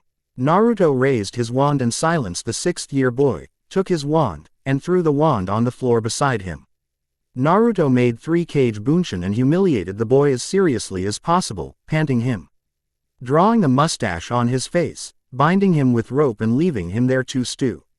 Shall we go somewhere else so we can talk? Sure, Naruto, Cho said, looking at the Chris Johnson in his humility, and followed Naruto down a floor. So you wanted to know what I am doing tomorrow? Well, nothing important. Why? Naruto said quickly, wanting to know what this was about. I was wondering whether you would like to come with me to the Quidditch pitch tomorrow. Cho scrambled to say before she lost her nerve. The Quidditch pitch? Sure, but I am not good at flying, just to let you know, Naruto said nervously. Don't worry about that. I will meet you on the field at about 2 p.m., if that works for you, Cho said, taking command of the situation, even though she was still blushing furiously.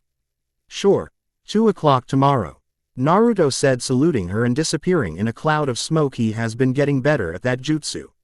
Naruto was running to their usual meeting place. It was a nice shady tree next to the lake. And it still had some leaves that were turning orange on it. It was a very pleasant view of the lake at that spot, and they sometimes did their homework out there when they didn't want to stay indoors. Hey, Naruto, what did Cho want? Ron yelled as he got within shouting distance. Naruto disappeared and reappeared behind Ron, startling him. I wish I could learn that trick of yours, but what happened? Well, she asked me if I was doing anything tomorrow and I said no, Naruto explained. Then Chris Johnson appeared out of nowhere and blasted me with this ball of fire. I immobilized him. And Cho and I continued our conversation. She asked me if I wanted to go to the Quidditch field with her tomorrow and I said yes. What you she, Ron was interrupted again by Hermione. This time by small sparks from her wand. I swear, Ron, you are such a little kid, Hermione said. Harry was dumbstruck by the news. I don't see what the big deal is, Naruto said, still completely oblivious to what Ron was going through. Oh yeah, and you guys really have to do your homework earlier, you too, Naruto said, looking at Harry and Ron. Well, that is completely, never mind. Well, Naruto is right. Naruto, aren't you going to wear something a little nicer? Hermione said, examining Naruto's robes, which were just his usual ones. Why should I change my cloths? I am just going to meet Cho at the Quidditch field, not going to spy on my worst enemy. What should I change my hair color to? Naruto said, really annoyed because Hermione was bothering him constantly about his appearance. She already took his kunai, shuriken, and any other ninja gear that Naruto wanted to take with him. No, but you should look, Hermione was still badgering. Will you two stop arguing about Naruto's appearance and start helping me with my homework? Ron shouted at the two smart people who should be helping him. Sorry, Ron. I have got to go. It is 1:40, I am cutting it close already. Naruto yelled and ran out of the dormitory. Naruto was getting too used to being really lazy, so Naruto jumped off the edge of the biggest staircase which leads straight to the bottom floor. Now, how should I stop my descent this time? Uzumaki, what are you doing? Levicorpo, a loud shrill voice came out of nowhere. Naruto was stopped in mid-air just past the 4th floor. Professor McGonagall, why did you stop me? I do a free dive off the top of the stairs at least once a week. Naruto said, still floating in mid-air. Well, are you trying to get yourself killed? McGonagall said, completely exasperated. No, Professor, I am in a hurry, so could you let go of me please? Naruto said, not even trying to escape the magic. Sure, Uzumaki, but you are going down on the stairs, not through the air. McGonagall said, setting Naruto down on the stair in front of her.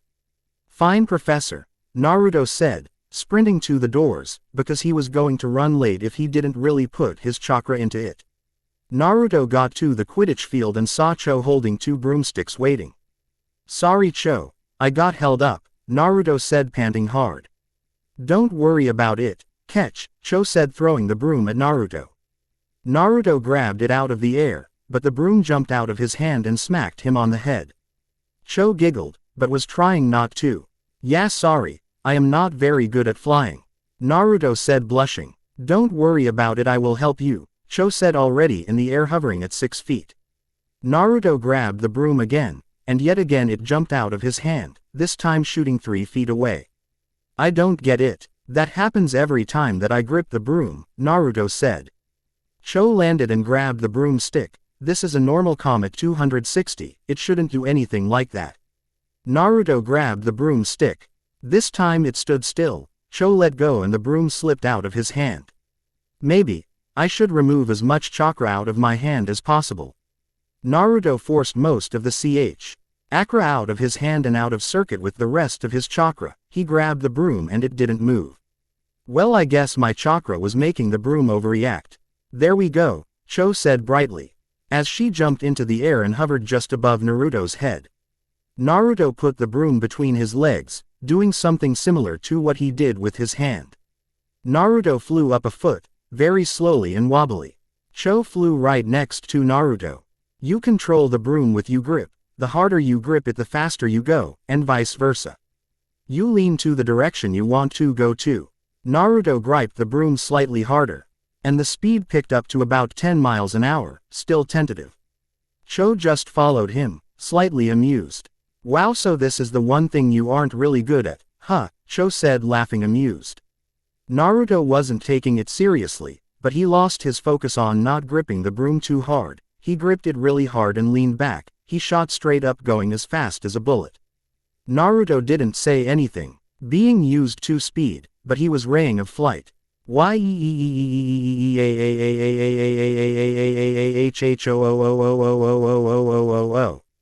Naruto said, leveling out and diving back to the Quidditch field. Wow, Naruto, were you just playing with me? Cho said, laughing, catching up to Naruto. Playing with you? No, I never had done well in class. You are a really good teacher, Naruto said, still looking nervous, because they were about 50 feet in the air. Then suddenly Cho's broom disappeared. She started to fall. Naruto saw this and dived quickly. Cho fell a 15 feet before Naruto caught up with her. Naruto let go of the broom with his hands and grabbed Cho and brought her safely onto the broom he was on. Are you okay? What happened? Naruto said, completely worried. I don't know, my broom just disappeared. Cho said shakily, let's land. Naruto leaned forward, going down to the ground, and brought it back up just a foot above the ground. How do I land? Well, I guess you do need some help then. Cho said, winded. Hey, Naruto, what are you doing with Cho Chong? A far too familiar voice shouted at Naruto. Know you again, Naruto said, turning around looking at a tall blonde guy. Chris, could you just leave me alone? Not until you leave Cho Chong alone, Chris Johnson yelled. It was at that moment Naruto saw what Chris was holding, a Comet 260, the broom that Cho was riding. That was you. You were the one that made Cho fall, Naruto said, boiling over with rage, and his chakra exploded, filling his entire body and starting to overflow. I missed. I chose the wrong broomstick, Chris said. I was aiming for you, little blonde Dobie. Will you ever get smart enough not to call me a Dobie? Naruto said, going for his kunai pouch, but it wasn't there. Damn, why did you take it, Hermione? Naruto grabbed his wand, but his arm was grabbed by Cho. What are you doing? I don't want you dueling for my sake, Cho said. Naruto dropped his arm again. Sure, Cho, whatever you say, Naruto said. It wouldn't be much of a challenge anyway. Oh, wouldn't it be? Chris yelled, brandishing his wand all over the place. Flipendo, a blue jet of light blasted Naruto, forcing him to the ground. Naruto! Cho shrieked, rushing to Naruto and picking him up. Naruto stood up completely straight, brushing the dew off one of his robes, and he took out his wand again. I am sorry, Cho, but I can't not retaliate, Naruto said, steaming. He pointed his wand at Chris and cried, Richter Sempra, and a small purple beam of light shot toward Chris. Chris ducked the tickling jinx and cried out, Stupefy. A red jet of light shot at Naruto. Naruto vanished in a puff of smoke and reappeared 3 feet to the right and cried, Locomotor Mortis, Naruto shouted in a bright blue light. Jolted from H's wand and nailed Chris in the chest, and his legs became rigid and stuck together. Leg locker curse, Naruto said, laughing. Chris was not laughing. He raised his wand and whispered, Incendio. A jet of fire shot from the tip of his wand, but it got deranged by a large gust of wind, and headed straight for Cho. Cho! Both Chris and Naruto yelled. Naruto charged and cried, Monentia Redentia. And a blue sphere surrounded Naruto, and he speed up faster than he normally could have gone, grabbed Cho by the hand and moved her out of the way of the flame. Naruto ran Cho in hand out of the field. Just out of the gate, Naruto let go of Cho and ran back into the Quidditch field to get Chris out of the fire. Chris passed out by the heat of the fire that was so close to him. Naruto grabbed him and put him at the opposite gate, where he brought Cho and laid him down. Naruto did a cage bunshins with buckets of water in their hands, and they all put out the fire. Naruto, a little tired by the exertion he had just put out, and walked to the gate Cho was at. Cho, I am so sorry that I seem to have put you in danger, Naruto said, panting slightly. No, that is what I am supposed to say, Cho said with tears in her eyes. Now don't cry, it doesn't matter, Naruto said, trying to comfort her. Let's go to the Great Hall. Okay. Naruto put his arm around Cho and ushered her to the Great Hall. Where is your dormitory? I will walk you back if you want, Naruto said, because Cho's eyes were still watering. No, I'm fine, Cho said, but Naruto wasn't convinced. Naruto also didn't want to push her if she was still upset. I will see you later, okay, Naruto said, and he was seized with a sudden urge, and he gave her a peck on the cheek. Bye. Naruto disappeared again in a puff of smoke. Naruto climbed through the portrait hole. Hey Naruto, Neviel yelled at Naruto, somebody wants to see you in our dormitory. Naruto was completely confused. Who in this world would want to see me in my dormitory? That Neviel wouldn't say that person's name. Thanks Neviel, Naruto called. He sprinted up the boys' staircase and went through the door slower. He opened the door that said Gryffindor First Years. He saw somebody on his bed. He walked slowly to the person. He couldn't recognize the person from afar, but she became more familiar as he got closer. Konnichiwa, Naruto-kun, the indigo-haired, white-eyed, shy girl in a thick jacket and sweatpants, barely audible. Hinata-chan, what are you doing here? Naruto cried. I need some help. I am wondering if I should some of the Harry Potter characters into ninjas, rudimentary ninjas but still ninjas. Oh yeah, and if any of you could help me with ideas for spells and jutsus. Winter Break Part 1. Winter Break Point 1. The Christmas break is going to be a week before and after Christmas. So how was your date, Naruto? Hermione asked excitedly, while Harry and Ron finished up some charms homework in the common room. It is amazing she can think of something as boring as that for over 3 weeks, when so much more is happening, or at least to me. Naruto thought, watching his friends finishing up some homework. It was okay. Chris interrupted it, but I think he won't bother anybody for a while. I have told you this at least 10 times. Naruto said, looking bored, waiting for Ron to finish his last paragraph. Is that all you have to say? Hermione said, bemused. Or are you more interested in tap dancing fruit? No, I was thinking about what Hinata-chan said 3 weeks ago, Naruto said, looking up at the ceiling. What, the fact that you can get visitors from your town every once in a while? Harry said, rolling up his scroll as he had finished his homework. This wasn't totally off. Hinata's information was more than that though. Naruto was going to be watched while he was at Hogwarts. Hinata was going to come and stay to watch Naruto. The time abnormality was more interesting though. He wasn't too worried about people watching him in the castle. It wasn't like Naruto wasn't doing what he was supposed to do and he was improving. Naruto was surprised that he had spent 4 months in the magical world. And it had only been a month and about 10 days back at Konaha. After telling Naruto this info, she left and said that she will be examining Naruto at Hogwarts during the beginning of his Christmas break. So how long is your cute friend going to stay in our dormitory? Ron said, leaning back in his chair. Cute friend. Oh yeah, Hinata.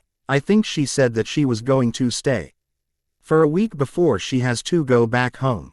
Naruto said, blushing slightly. Dumbledore explained to Naruto in a letter that Hinata was supposed to stay as close to Naruto as possible, so she was Going to be staying in their dormitory because the Sandaime wanted to keep a close eye on him. This was a topic that Ron and Harry were constantly asking about today because Hinata was coming after classes. We better get to classes soon or we might be late, Hermione said looking at the three boys. Well, you guys might be late. I don't really feel like going to classes today, Naruto said looking at the snow outside. What do you mean you don't feel like going to class?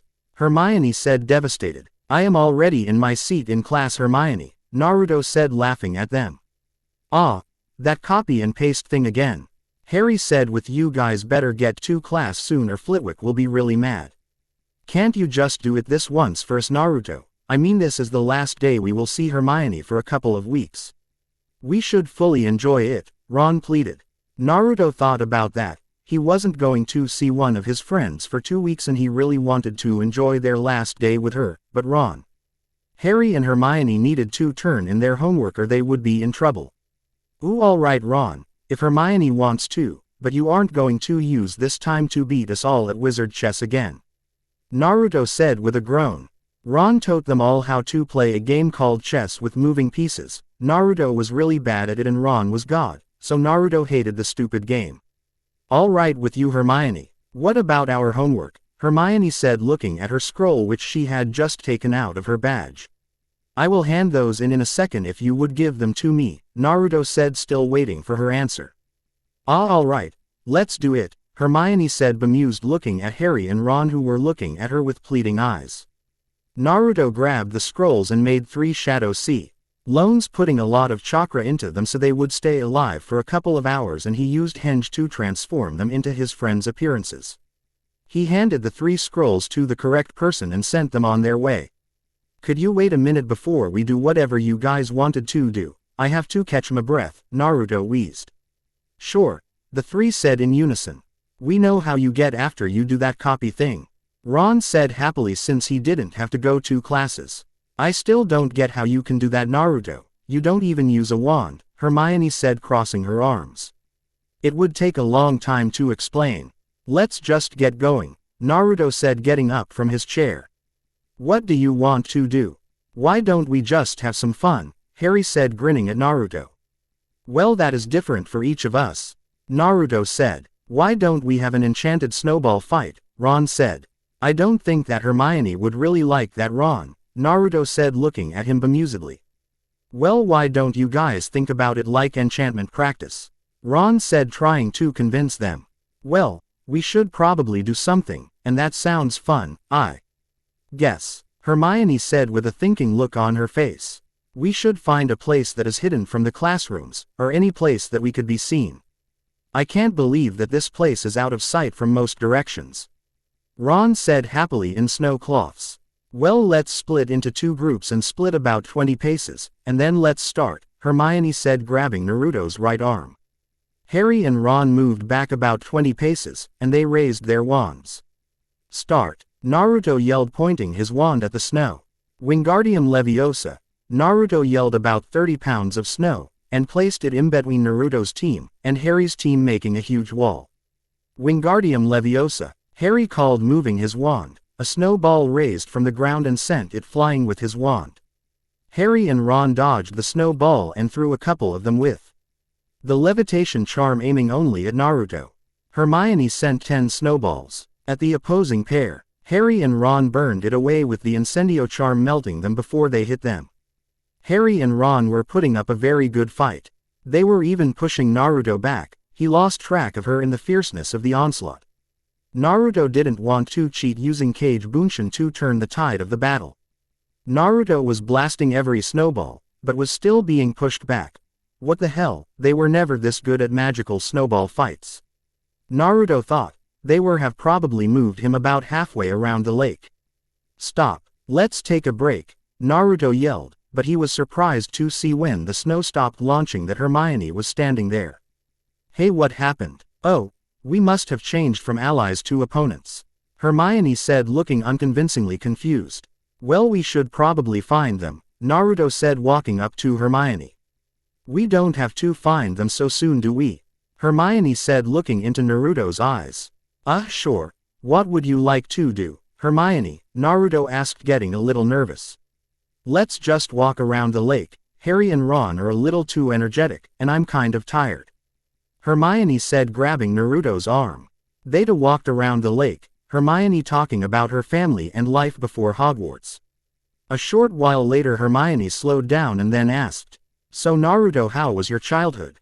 Naruto wasn't really sure about how much to tell Hermione. He had been reluctant to tell anybody about his past, because this place was so different from Konaha. He was told by Dumbledore back at the Leaky Cauldron. Flashback. Naruto, I would like to warn you not to tell anybody at Hogwarts about your world. It took a lot of complicated magic to find your world. Most people don't have special powers like yours does, and you are special in your world, in more than one way. The Ministry of Magic will not be able to find you or detect your use of magic in your world. Also, the discovery of an alternate universe would drive both worlds into chaos. So keep your world a secret. Please. Back by the lake. Well, Naruto said, starting on a long conversation that was a complete lie.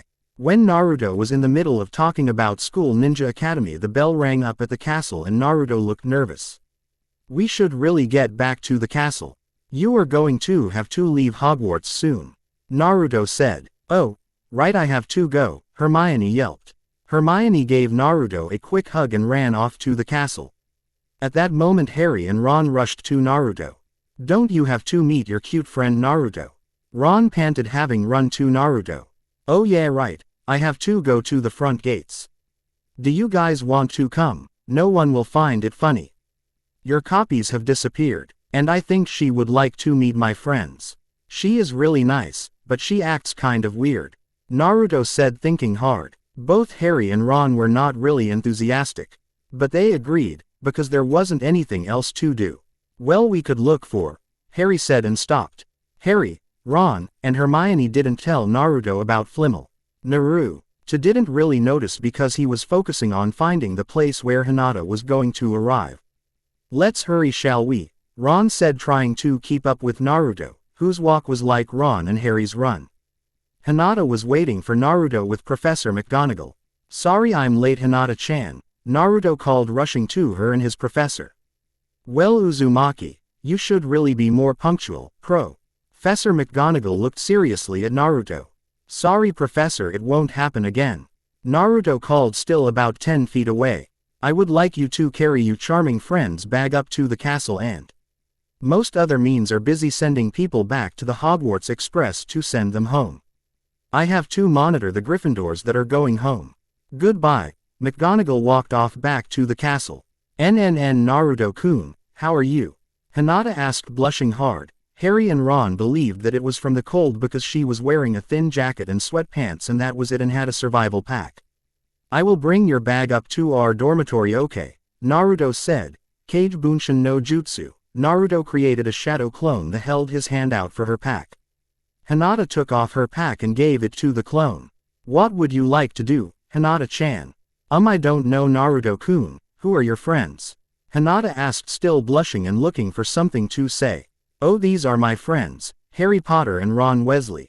Naruto said aloud. He whispered, Hinata-chan, they say their family name's second in this community. Oh, nice to meet you. Could you two leave us alone for a minute? I have to talk to Naruto-kun for a little bit.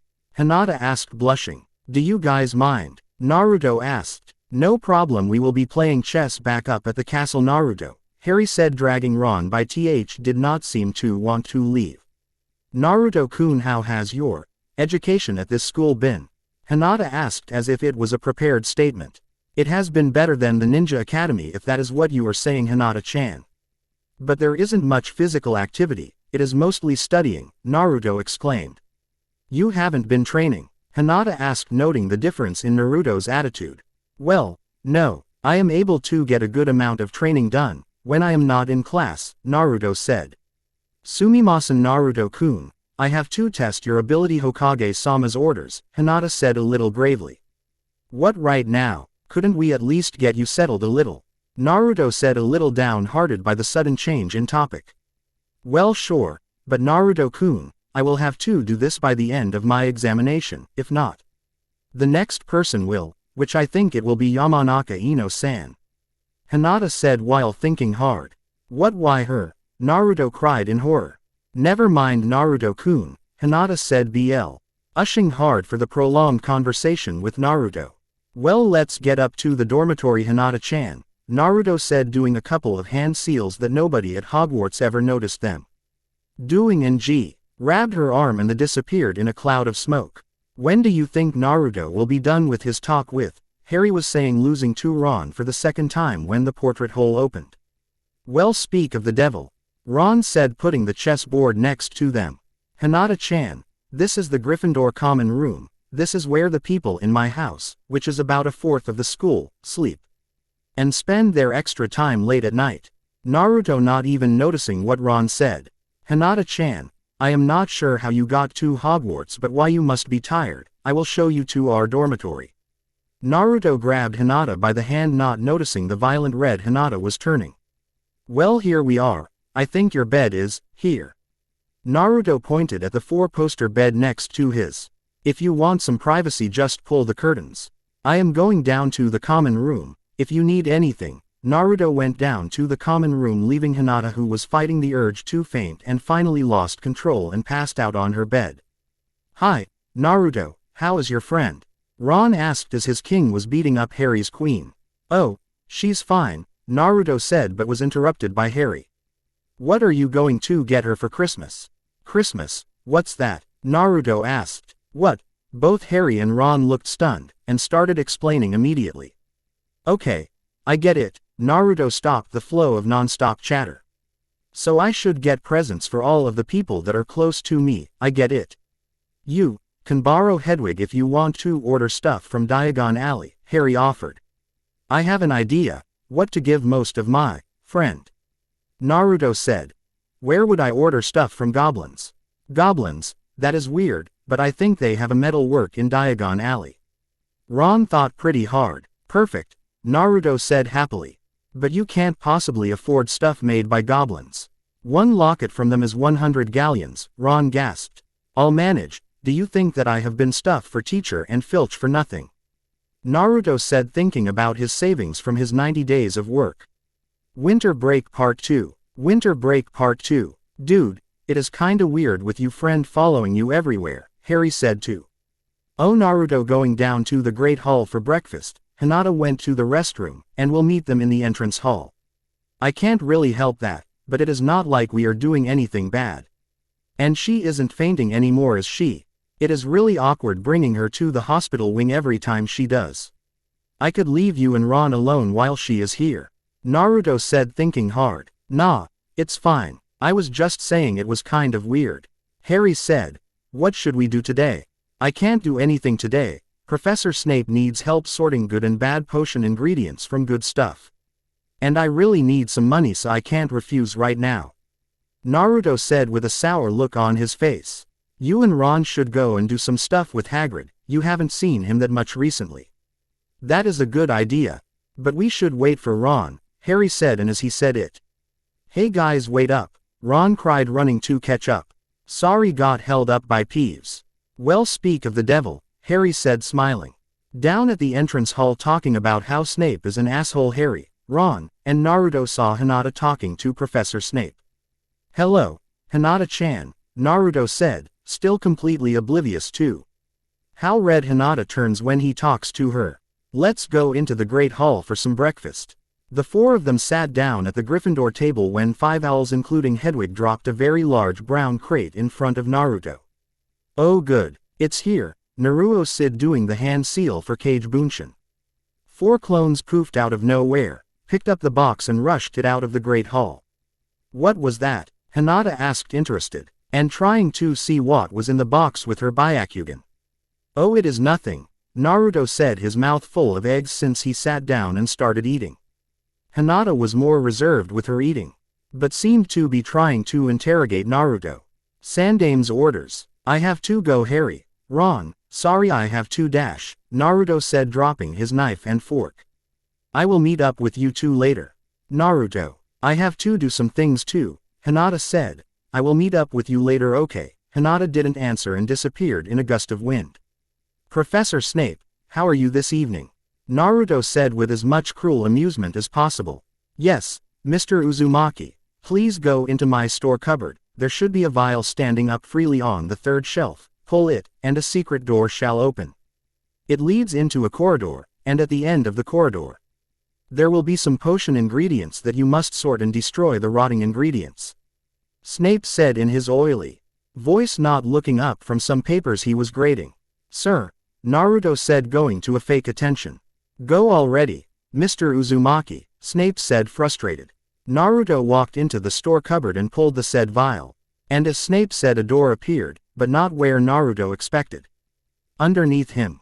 God damn you, Snape, Naruto said under his breath as he rushed down into the depths of about 2 stories.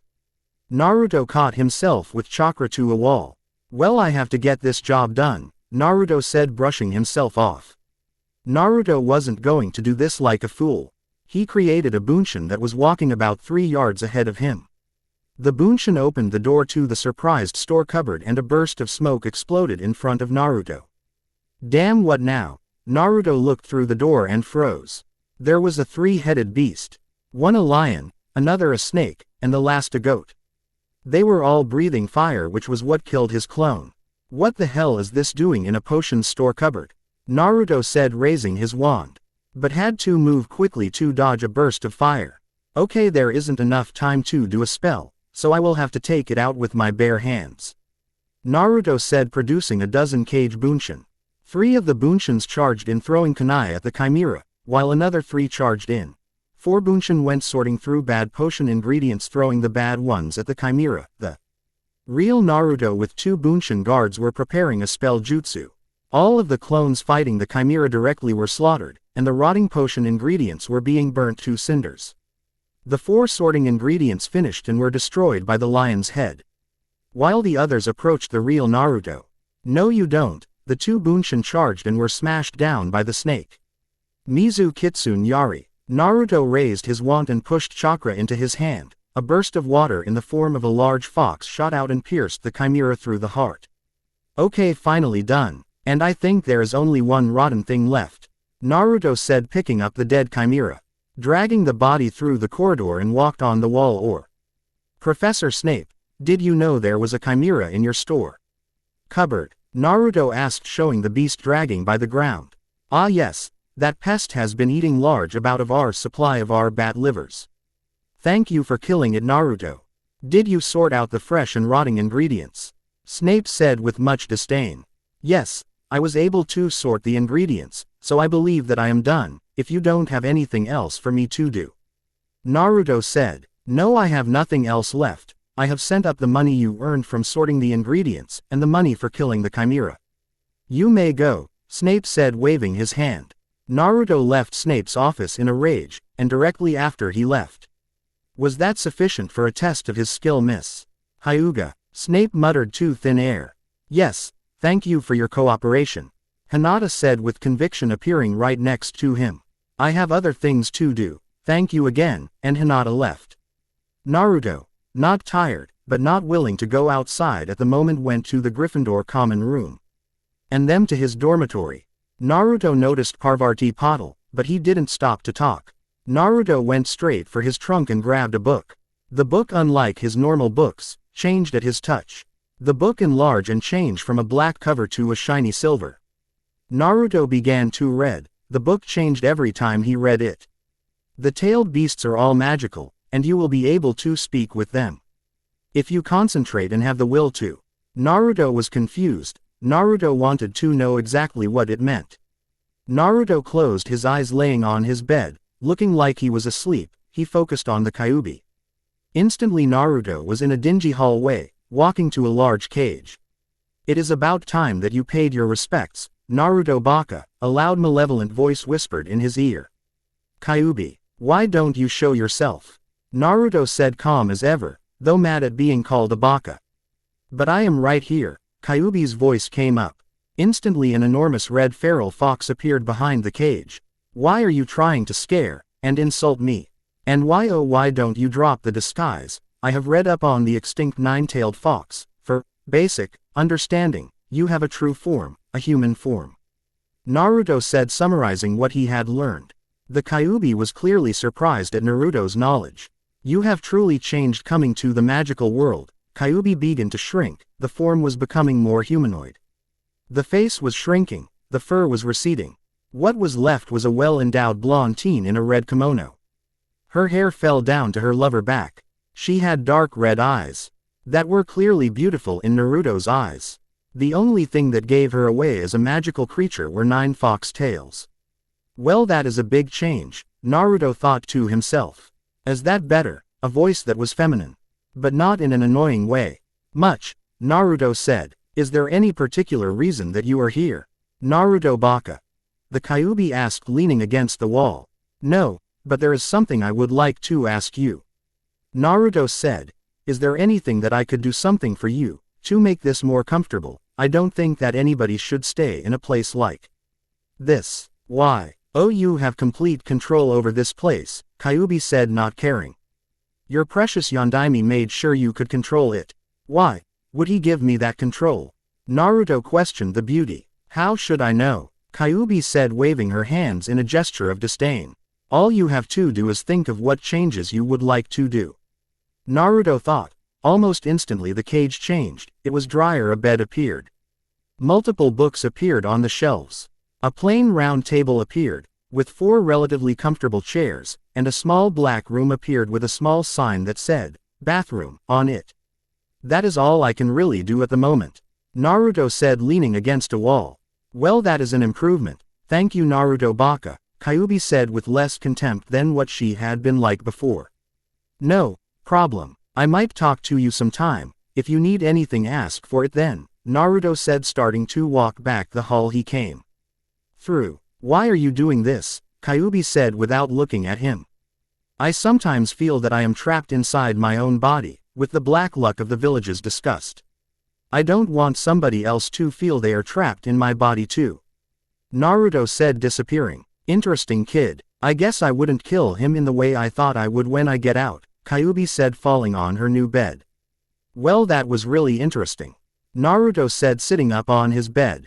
I should go down to the Great Hall, it is almost time for lunch. Naruto rushed down the spiral staircase, to find himself in an empty common room, empty except for one Parvati bottle. Naruto was curious why she was still there. With a skill of stealth born from years of hiding from villagers, he appeared directly behind her and looked over her shoulder. She was writing an essay for Transfiguration. But it seemed that she was stuck. Do you need some help? Naruto said, so suddenly Parvati jumped up in shock. What? Oh, Naruto, I didn't notice you, Parvati said. Well, I should finish my essay by myself.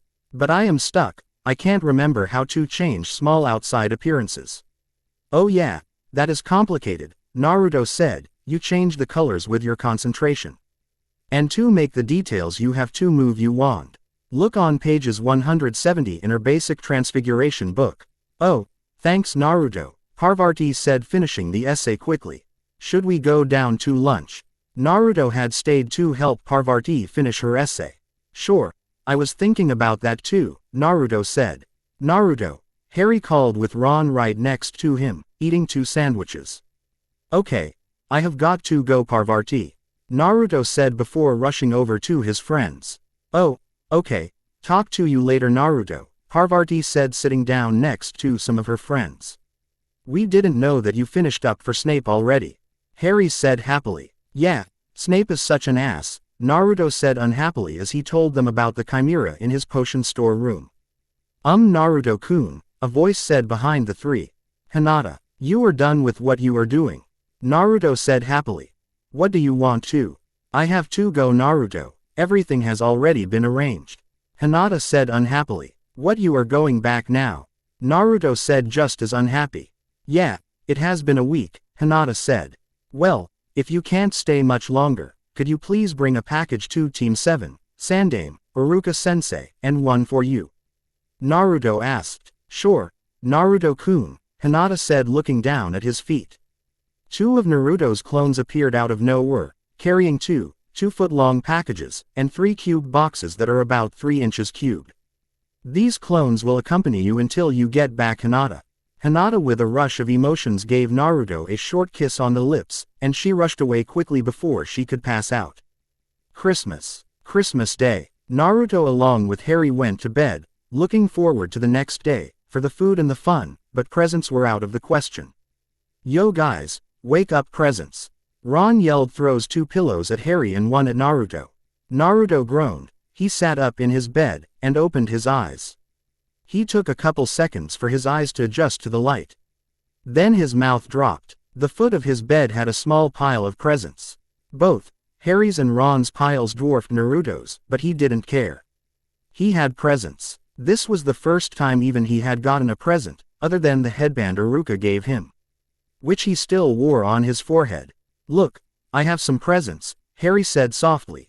What did you expect, turnips? Ron asked. Naruto began ignoring his friends. He slowly opened his first present. Very slowly. It was in a red wrapping paper with little Christmas trees on it.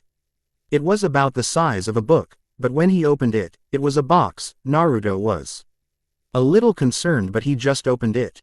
It was a picture of Cho, in a golden picture frame, but what embarrassed Naruto the most was art shape. There was a card underneath the picture. Naruto picked the card up and read, "Happy Christmas, Naruto. Thank you for all of your help. Sincerely yours, Cho." That was nice. I am glad I sent her something too, Naruto thought. Naruto, what's that? Ron cried, and he grabbed the picture. Ron and Harry made fun of Naruto for a couple of minutes, though Harry seemed kind of forced. Naruto grabbed the picture back and he put it on his bedside table. Naruto grabbed another package. It was a little bigger and there was a tab on it. To Naruto from Hermione. Naruto opened it to find a box of Muggle chocolates. Harry gave Naruto an oak wand case. Ron gave Hima a large amount of trick sweets. There was one last present Naruto couldn't account for. Naruto opened it wary, but it wasn't anything weird. It just was a different set of ninja cloths. A white jacket, black pants. It really looked a lot better than his orange attire he usually wore. He hates the orange, but it was noticeable. It looked a lot like the Yondaime's cloths. Naruto heard an explosion of noise from Ron. But when he looked up, nothing was different. Wait, there is one left, from Naruto, Harry said, looking down at what was left of his pile. Open it, Naruto encouraged. Both Ron and Harry opened it at the same time. What they found was a silver ring, with a gem the size of a grape.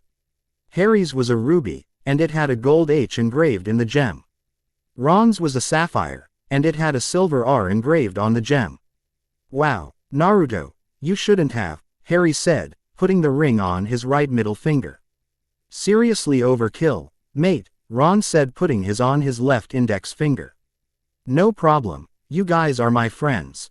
There isn't much I wouldn't do for you guys, Naruto said. Harry and Ron instantly felt guilty for keeping Naruto in the dark about Snape and Nicholas Flamel. Let's go down, Naruto said. Harry, wrong. And Naruto woke up considerably later than usual. It was noon, so time for lunch. When they entered the Great Hall, Naruto's mouth dropped and he started to drool. That was great, Naruto said, leaning back in his chair. I don't get it, how could you eat so much and be so thin? How much did he eat anyways? Harry said to no one in particular. 1 ham, 2 turkeys, 3 plates of vegetables, 4 bowls of mashed potatoes, 5 steaks, 6 cakes, and an after-dinner mint. Ron read from a list next to him. Yeah, that is approximately 100 million calories, but you are more in shape than anybody in the school, Harry said, complaining. Well, I do more stuff than you do. Naruto was interrupted by several Hufflepuffs dragging Naruto away, while Naruto was rolling his eyes in frustration. Anything I can help you guys with? Naruto said, being dragged across the entrance hall through the doors. The Hufflepuffs didn't reply. Very familiar. We've been waiting, Uzumaki, said a familiar voice. Alton, what is this all about? Naruto said with little conviction. I will be expecting a mob beating about. Naruto was punched in a gut and Naruto's wind was knocked out of him. Shut up, Alton said unhappily. But Naruto vanished in a puff of smoke. God damn it. Naruto ran into the entrance hall. Bang. Naruto collided with a person going in the other direction. Someone who seemed rather in a hurry to leave. Sorry, I wasn't paying attention. Naruto looked, but whoever he ran into vanished. Naruto. A high-pitched squeal called out. Naruto looked at the Great Hall. Wand in his hand, preparing for a battle. What he wasn't prepared for was an Asian girl, about his colliding with him, squeezing all the air out of his lungs. Naruto fell backwards, his attacker fell along with him. What? Naruto was able to gasp out. Thank you so much, for the present, the girl squeezing Naruto said. Naruto was able to put two and two together. No problem, can't breathe. Naruto choked out as the pressure around him finally let go of him. Naruto was looking up at Cho Chong laying on top of him. Thanks, no problem. I can't believe you would give me something like this as a gift. Cho said, not bothering to get off of Naruto. She lifted a golden locket covered with gems of various sizes. She opened it to find a picture of Naruto and a picture of Cho. No problem. Could you get off of me? Naruto asked, realizing the awkwardness of the position he was in. Oh, she was interrupted by a sneering voice. Oi, Uzumaki, you and your girlfriend should get a room. Draco Malfoy called out loud enough for the entire castle to hear. Would you like to come to our common room? Cho asked quickly, getting off of Naruto, brushing her hair back in a casual gesture. Sure, anything to get out of Malfoy's fire, Naruto said, jumping to his feet, blushing heavily. Where is your common room? I'll show you, Cho said, rushing up the stairway, waving at Naruto to follow. Naruto followed quickly, not noticing where he was. It was as if he was caught in a siren's song. Naruto and Cho walked up towers. Cho walked up to a blank wall, with a brass eagle door knocker. Cho knocked and the eagle opened its moat and asked, "What is a dragon's weakest point?" Naruto looked quizzically at Cho. "We have to answer the question to get into our common room," Cho answered the unasked question. "What do you think the answer is?" "The eyes," Naruto said without looking away from the door. Well reasoned. The door slid, revealing a blue common room. There are 4 bookcases and a statue of Rowena Ravenclaw. Wow, your common room is definitely more ornate than ours, Naruto said, standing outside the door. Cho walked in, but Naruto didn't follow. Hen Cho noticed this. She turned around to get him. "Sure you are. Come in." Cho dragged Naruto in and was immediately assaulted, not by any magical barrier, but by Cho's numerous friends. "What is he doing here? He isn't in Ravenclaw. Why did you tell him how to get in? Are the rumors true?" The last question was the one most frequently asked, and neither Naruto or Cho gave any straight answer. "That was fun. We should do this again sometime," Naruto said as he left the Ravenclaw common room. "Sure, but next time your common room," Cho said. "Well, I have got to go." Naruto said nervously, but was interrupted by Cho, giving him a kiss, then left quickly. Naruto blushed hard, and left to find the Gryffindor common room. In Dumbledore's office. "Thank you for taking care of Naruto." A blonde-haired man in black robes was saying to Dumbledore. "Not a problem, old friend," Dumbledore said, looking at his friend. "When are you going to be open with Naruto?" "I will be open with him when he is ready." The blonde turned around. "There is going to be a test back in Konaha. Naruto can't miss it. Please make sure he gets back to it." "When is it?" Dumbledore asked. "It is in 2 weeks our time. I know about exams for his magic. Have him take it ahead of time. He will be ready." The blonde said. "Oh, one more thing. Don't call me by my name while Naruto is here." Author's note. I know it was a short chapter, but this was just to tie up a few loose ends, and since the Harry Potter gang is keeping Naruto in the dark, I am going to get the Chunin exams started earlier than I thought I would. Exams of 2 worlds. The tests of 2 worlds. Oh my god, this is so damn annoying, Naruto said to his friends in the Gryffindor common room. It was the day before the rest of the school had to go back to classes. Most of the people were still away, planning to come back this afternoon. "Naruto, it isn't something you can control," Harry said. "You will just have to do your best and study like hell." Harry and Ron were playing a game of wizard's chess, passing the time. "I know, but it is still annoying that I have to take all of our finals this week. I mean, couldn't Professor Dumbledore give me a break? It isn't my fault that my hometown has something huge planned that I can't miss," Naruto whined, reading his Transfiguration book. Dumbledore had been very vague about why Naruto had to take his test early. "Well, Naruto, it doesn't look like you are studying all that." Hato put his book back down and closed his eyes. "Says you. I have 6 reading up on charms, 6 reading up on transfiguration." 6 reading up on potions, 6 reading up on astronomy, 6 reading up on herbology, 6 practicing transfiguring stuff, 6 practicing charms. That is 42 copies of me doing stuff, wh. It is a constant taxation of my own strength. Naruto said, raising his book again. Hey Naruto, could you teach us how to do that? It would be so helpful, Ron said. I don't think so. It is a special, magical ability in my family. Naruto lied, telling them about ninja was bad, or he was trying to keep it a secret. But he refused not to use his abilities altogether. Naruto had already asked Hinata while she was here, to check if his friends had any potential of becoming ninja, since it would have been so cool. She had said something about their chakra coils not being mature enough this year, but next year they should be ready. Naruto happily waited for those days to come. Naruto, isn't it about time for you to meet up with Cho? Ron questioned. This pissing Harry off so much, he managed to have his pawn demolish Ron's queen in their game. Naruto had been seeing Cho on a daily basis since Christmas. Meeting up in the library, in the grounds, in the entrance hall, even in Professor Flitwick's empty classroom. Cementing their status of boyfriend and girlfriend. Oh, yeah, you're right, Naruto said, closing his book and dispelling all of his clones. Naruto sat there for a second, recovering from the chakra drain.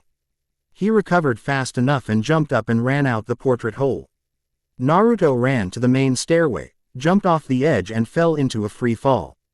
Naruto, feeling like he needed a change from his usual chakra wall ride down, pulled out a grappling hook from inside of a pocket. Filling it with chakra, he threw it at the 3rd floor handrail where it caught, and slowed his fall and rappelled down. He landed on the floor right behind a dark-haired 12-year-old, soon to be 13-year-old in a couple of days. Hey, Naruto called out. Oh my god, Cho said quickly, in one breath, turning around to see Naruto. One of these days you are going to give me a heart attack. I would never do that to a girl as pretty as you, Naruto said, making Cho blush. What do you want to do? Before school starts again, and we won't have this free time. Cho said, why don't we go out into the grounds? It is probably the last day the snow will be this nice until next winter, Naruto said thoughtfully. Sounds good. Let me just go back up to Ravenclaw Tower to get my jacket. Cho said, but she stopped as Naruto grabbed her arm. There's no need, I brought an extra jacket, and a blanket so you won't get wet. Naruto said, showing her his bag. Cho just nodded and walked out with Naruto, hand in hand.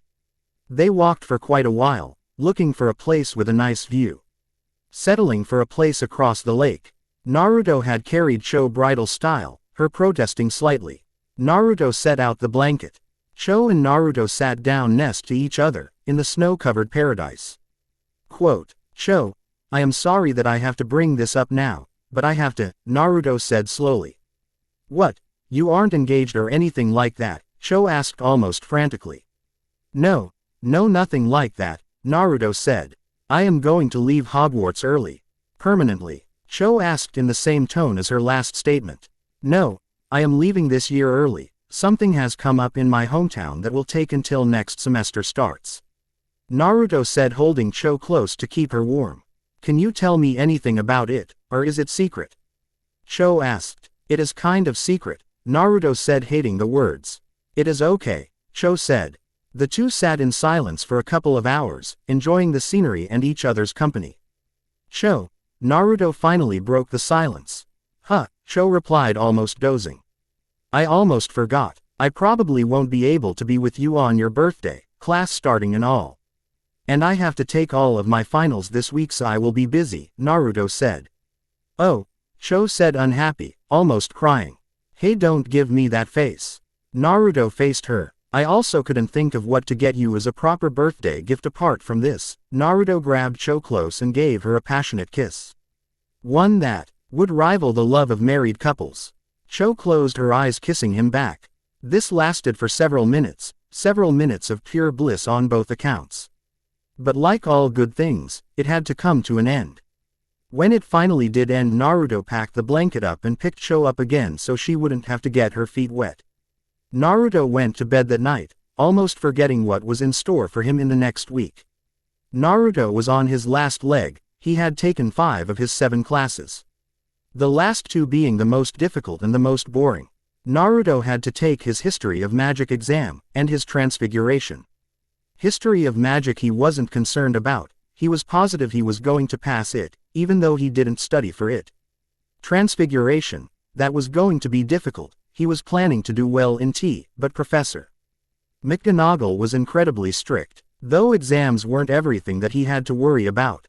Hermione came back from winter break, with her new locket that Naruto had given her around her neck. Only to find out that Naruto and Cho Chong were supposedly boyfriend-girlfriend.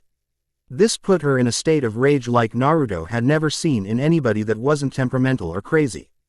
Naruto had tried to explain himself, all he did was get her angrier. She was now not talking to Naruto and refused even to be in the same room as him. Maybe the time that I am away will give her some time to cool off. I am not even sure why she is so upset, Naruto said as ignorant as ever. Naruto was completely winded, he had to quickly pack all of his stuff into his TR. Which didn't take too long. Kage Bunshin, you gotta love it. Say goodbye to everybody, considerably worse considering Hermione's situation and his newfound feelings for Cho, and drag his trunk to the gates where Dumbledore would be waiting for him. Ah, Mr. Uzumaki, I see you are ready to go home, Dumbledore said, waving at Naruto's things. Yes, sir, Naruto said, respectful to the greatest wizard of the age. Sir, may I have all of my ninja equipment back to the way it was before school, sir? It has already been done, Dumbledore said. You will be arriving at the front gates of Konaha, so you don't just materialize out of thin air. You are to report to the Sandaime Hokage as soon as you get there, is that clear? Yes, sir, Naruto said complacently. Well then, you are off then, please take this galleon. Dumbledore dropped the galleon into Naruto's hand, the galleon glowed blue and flash. Naruto was looking at the village hidden in the leaves. Well, I am home, wonder how people will look at me now. Naruto said, unhappy, carrying his trunk on his shoulder. Name and place of origin please, a bored-looking Chunin said, looking at Naruto, not noticing who it was or the fact that he had a leaf forehead protector on. Uzumaki Naruto, Konaha, Naruto said, walking past the Chunin without paying him any attention. Naruto went to his apartment to find that his door and the walls on the outside has been vandalized. Like I didn't expect that, Naruto thought, planning to clean it up with his wand later. Naruto opened his door with a tap of his wand and a whisper of Alohomora. Naruto winced. Nothing had changed on the inside, but it was filthy. How did I live in this filth? Naruto said to himself. Naruto instantly did Kage Bunshin, creating 6 clones with orders to clean the place. All that could be heard from the demon apartment were cries of "Scourge Fee." Naruto was walking toward the Hokage Tower in his usual uniform of orange. He changed out of his school uniform. People giving him glares of hate. Naruto completely indifferent now that he had friends that didn't know about his past. The Sandaime Hokage was waiting impatiently for his arrival. He was waiting for almost an hour now.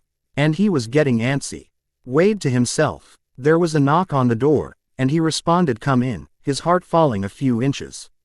The person he was waiting for wouldn't be so polite. When the door opened, he was surprised that it was the person he was waiting for. Uzumaki Naruto. Oji-san, Naruto said, how have you been? Great, Naruto. I just wanted to check out how you have been doing since you left 2 months ago. I think that is how it turns out. Fine, nothing special happened, Naruto said, protecting his personal life in the wizarding world away from scrutiny. Good. You should report to Training Ground 7's bridge. Kakashi-san has an announcement for your team in 5 minutes. The Hokage told the 12-year-old boy.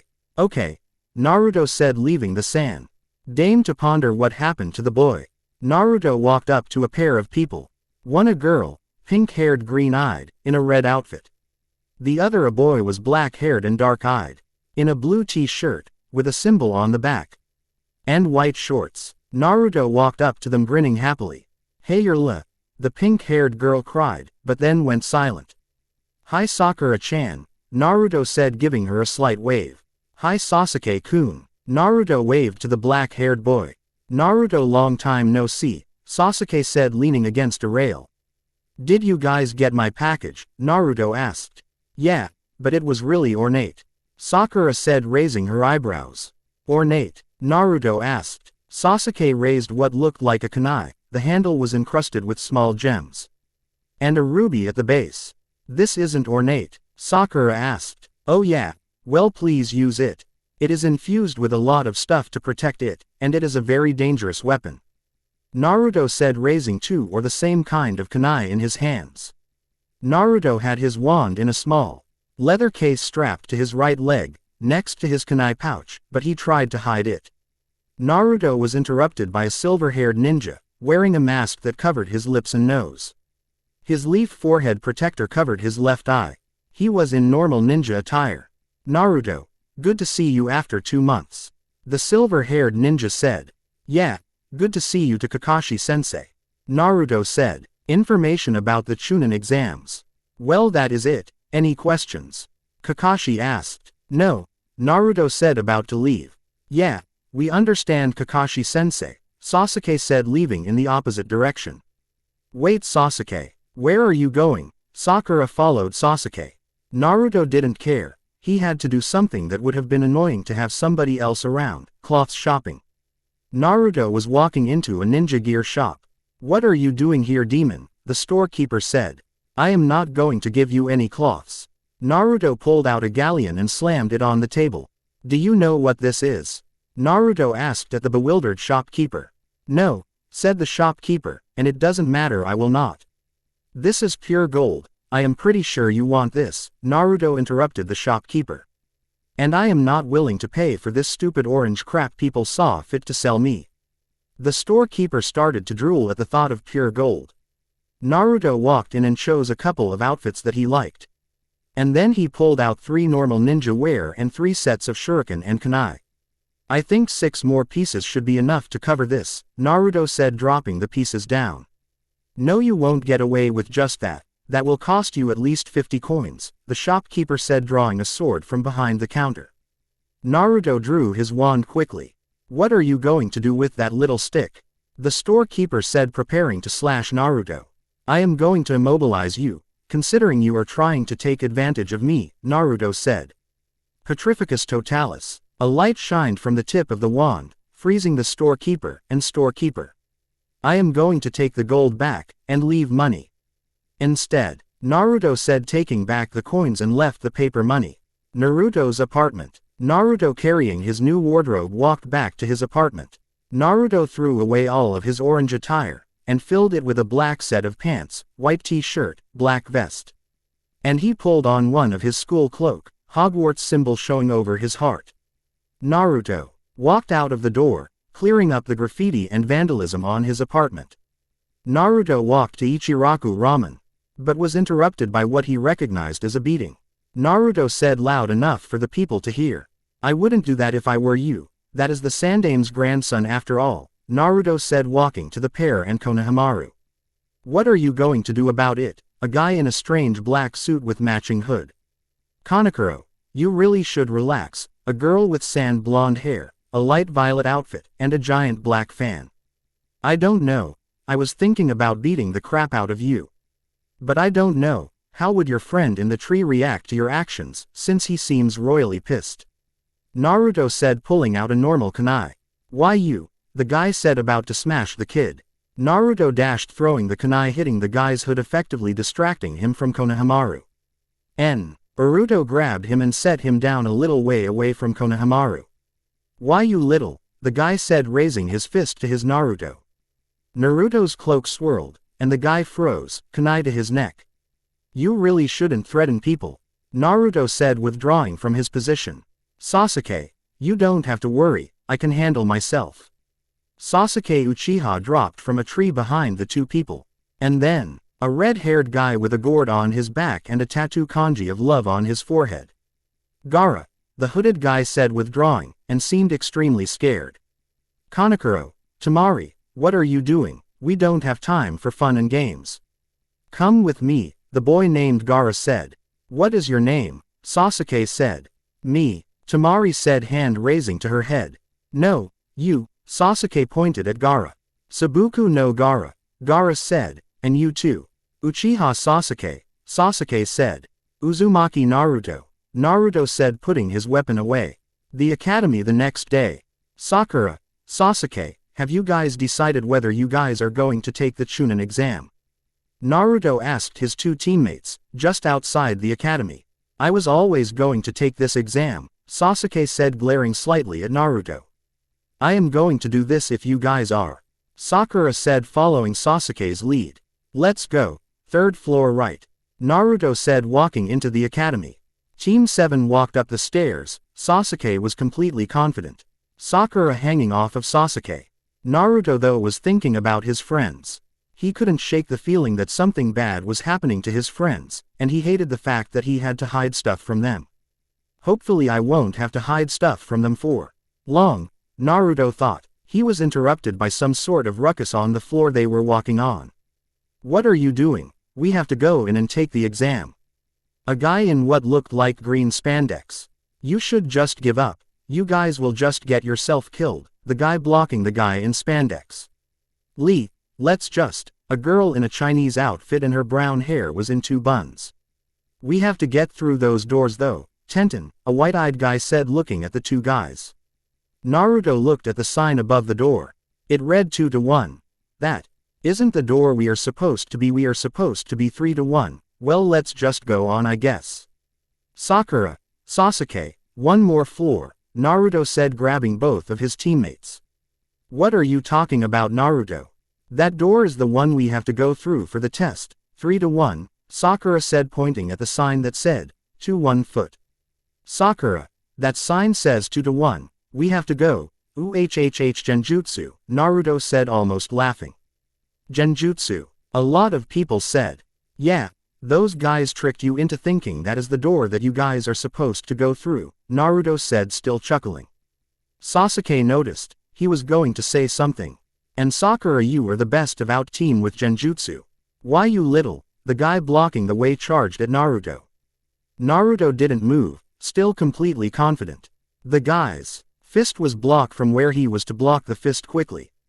Lee, what is with that? I thought you were the one that said not to show our true skill, the white-eyed guy said. You, Uchiha Sasuke, you. Our eyes are famous in this village, I challenge you, Lee said, pushing the guy away, then pointing at Sasuke. You guys have fun, Naruto said, leaving. Sasuke, don't get your ass beat too bad, this guy is fast. Naruto walked up the stairs and found a bench to wait for both of his teammates. He had a backpack on. He took out a book, reading up on spells, waiting up for his teammates. Naruto's eyes went glazed. Kyuubi, you wanted to speak to me, it appears, Naruto said, talking to the cage, which is much nicer than it was originally. The cage was carpeted with a comfortable-looking couch in it. There was a coffee table, clean-looking with some decoration. A nice-looking bed with a couple of bedside tables with lamps on it. Bookshelves, and a walk-in closet with numerous outfits. Yes, I do, Kit, Kyuubi said. She was in a red dress that blended almost perfectly with her hair. Well, what is it? Naruto said, looking almost indifferent. Do you want a home gym so you don't get fat? No, but that would be nice. I called you here for a different reason. Kyuubi said, I have a proposition for you. And this would be, Naruto said. I want to be able to see through your eyes, in exchange for my knowledge. Kyuubi said, your knowledge? That is thousands of years of knowledge, my mind wouldn't be able to handle that much knowledge. Naruto said, I will modify your body, to be able to take it. Kyuubi said, addressing the problem. Will you have any control over my body? Naruto said, since you would be able to see though my eyes. Not control, I would be able to talk without brining you here. Other than that it shouldn't be control. Kyuubi said, crossing her arms. If there is any hidden thing you are trying to get advantage of me, I will eject you from my mind so fast. Naruto's voice faded. I am not trying to trick you, I am just getting really bored, the Kyuubi said. One more thing, Naruto said, what is your name, or is it Kyuubi? My name is Faith, Kyuubi said, blushing. Fine then, I agree to your terms, Faith. Naruto stuck his hand through the bars, and he had it grasped by her hand. You are going to feel this, it will take only a second. Faith said, throwing Naruto back to his body. Naruto felt 100 years of agony. He could remember what Faith had gone through during her life. Naruto's eyes relaxed, closing the book and putting them in his bag. Naruto, wake up! Sakura yelled, about to hit him. Naruto blocked the fist that was about to hit him. I am awake. Didn't know that Sasuke was done with his fight. Did he get his ass handed to him? Naruto asked. He jumped out of the way as Sakura's fist came after him again. Well, let's go through the door and get this test started, Naruto said, opening the door, and was intercepted by 100 glares. Naruto looked at the exam in front of him and he thought, this is stupid. These questions are for geniuses, not ninja. This test isn't for you to answer from your memory, you are supposed to cheat. Faith, Naruto thought. Yes, so cheat. Naruto picked up his bag when he was interrupted by the examiner. What are you doing? The examiner Ebiki said. I don't like this pencil, I am going to use my own. Is that a problem? Naruto said. No, but that is all you are taking out. Ebiki said. Yeah, Naruto said. He took out a quill and ink. What is that? Faith thought. An auto-answer quill. Good thing I bought a lot of these, Naruto thought. Naruto answered all of the quiz without any problems. Then he leaned back and fell asleep, until the end, which a lot of the student that weren't confident about the test. When Ebiki told them about the test and investigations, a violet-haired, white-jacketed, fishnet shirt flew in yelling, welcome to the beginning of the second test. The woman said, that is the end of the chapter. And that is the longest chapter I have ever written, so I hope you enjoy it. I know Naruto wouldn't be so romantic, but think of it this way. Naruto has never been loved. And I mean love, not accepted kind of love, so it would obviously have an extreme effect on Naruto. Them being constantly in contact for a week also would help. I'm going to make the Harry Potter gang ninja, since a lot of people want it. Next chapter, Forest of Death. Forest of Death. 2 days after the first exam. Training Ground 41, I think that is right. Here we are. The second part of the Chunin exams, and I guarantee that at least half of you will fail. The violet-haired, white-jacketed, fishnet shirt-clad lady, now known as Anko, said with a smirk on her face. Why? Was a question from somewhere came out of the crowd of genin. Glad whoever asked that did so. This will be a week-long test. You will have to survive in the Forest of Death in your genin teams. Your objective is collect 2 scrolls. Each team will get one of the 2 scrolls you need. While Anko went on about the exam, Naruto was silently talking with Faith. I don't understand you. You are going through all this hell to get to a new rank, which will be even more dangerous. I just don't get it. Faith thought in Naruto's head. It isn't really like that. This is the next step. And for us ninja that is very important, Naruto replied silently. Well then, if you don't want to fail, why don't you pay attention? Faith thought scornfully. I have a Kage Bunshin disguised as a different genin. So I can talk to you and still know what is going on. So far all I got is that. We have to collect the opposite scroll from the one we get, and not to look at in it. Naruto rattled off. Impressive. So what do you want? Faith asked scornfully. I am not here to ask you anything. I am here to ask if you would like to say anything to me. Naruto thought. Why would I want to talk to you about anything? Faith almost screamed in Naruto's head. Well, you have virtually been alone for 12 years, I don't know, but that would drive me crazy, Naruto thought, but was interrupted by Anko. All of you grab a scroll, and head for your assigned gates. Anko said. Naruto was thinking fast, through the vast newly acquired knowledge from the Kyuubi, including a lot of spells and history. He already disposed of a genin, putting a full body bind on him, tying him up, locking him in a closet in the girl's hot spring. Naruto had a feeling that it would taking him a while to get out of that. Naruto supplied that one clone with magic-infused chakra. It had the same amount of chakra as Sasuke but less control. That was easily enough to subdue the team of genin the clone was paired with. They were a team 1 year above theirs, but they were only good when all 3 were present.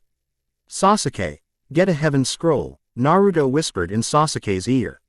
Why? Sasuke argued back. Just do it, I have a plan. Naruto whispered back. Sasuke was curious, but complied. It didn't matter to him. He grabbed the white scroll and they quickly went to their gate. Naruto's clone disguised as the other genin were about 4 miles away, just close enough for Naruto to do what he wanted. As the group were led in, Naruto executed his plan. Naruto's clone disguised as a white-haired boy with a katana on his back fell back slightly from his moving group. Just enough for him to take out his wand without notice. Naruto stopped earning this statement from Sakura. What Naruto that 2 months spent at that school made you this weak? Naruto didn't respond, which got both his teammates' attention. Naruto. Sakura asked, worried she had hurt the idiot's feelings. The unfortunate Team 16. Naruto's clone put a full body bind on both his enemies, revealed himself and threw the scroll in the air. Akio. Earth Scroll. Naruto cried the second his clone threw it into the air. Sasuke and Sakura were looking at Naruto dumbfounded. Exactly 1 minute later, a dark brown scroll flew from the darkness. Naruto grabbed it, revealing the Earth Scroll in his palm. Naruto. How dia asked loudly. Magic. Naruto answered truthfully. Seriously? Sasuke asked skeptically. I am serious, Naruto said. Right. Sakura said unbelievingly.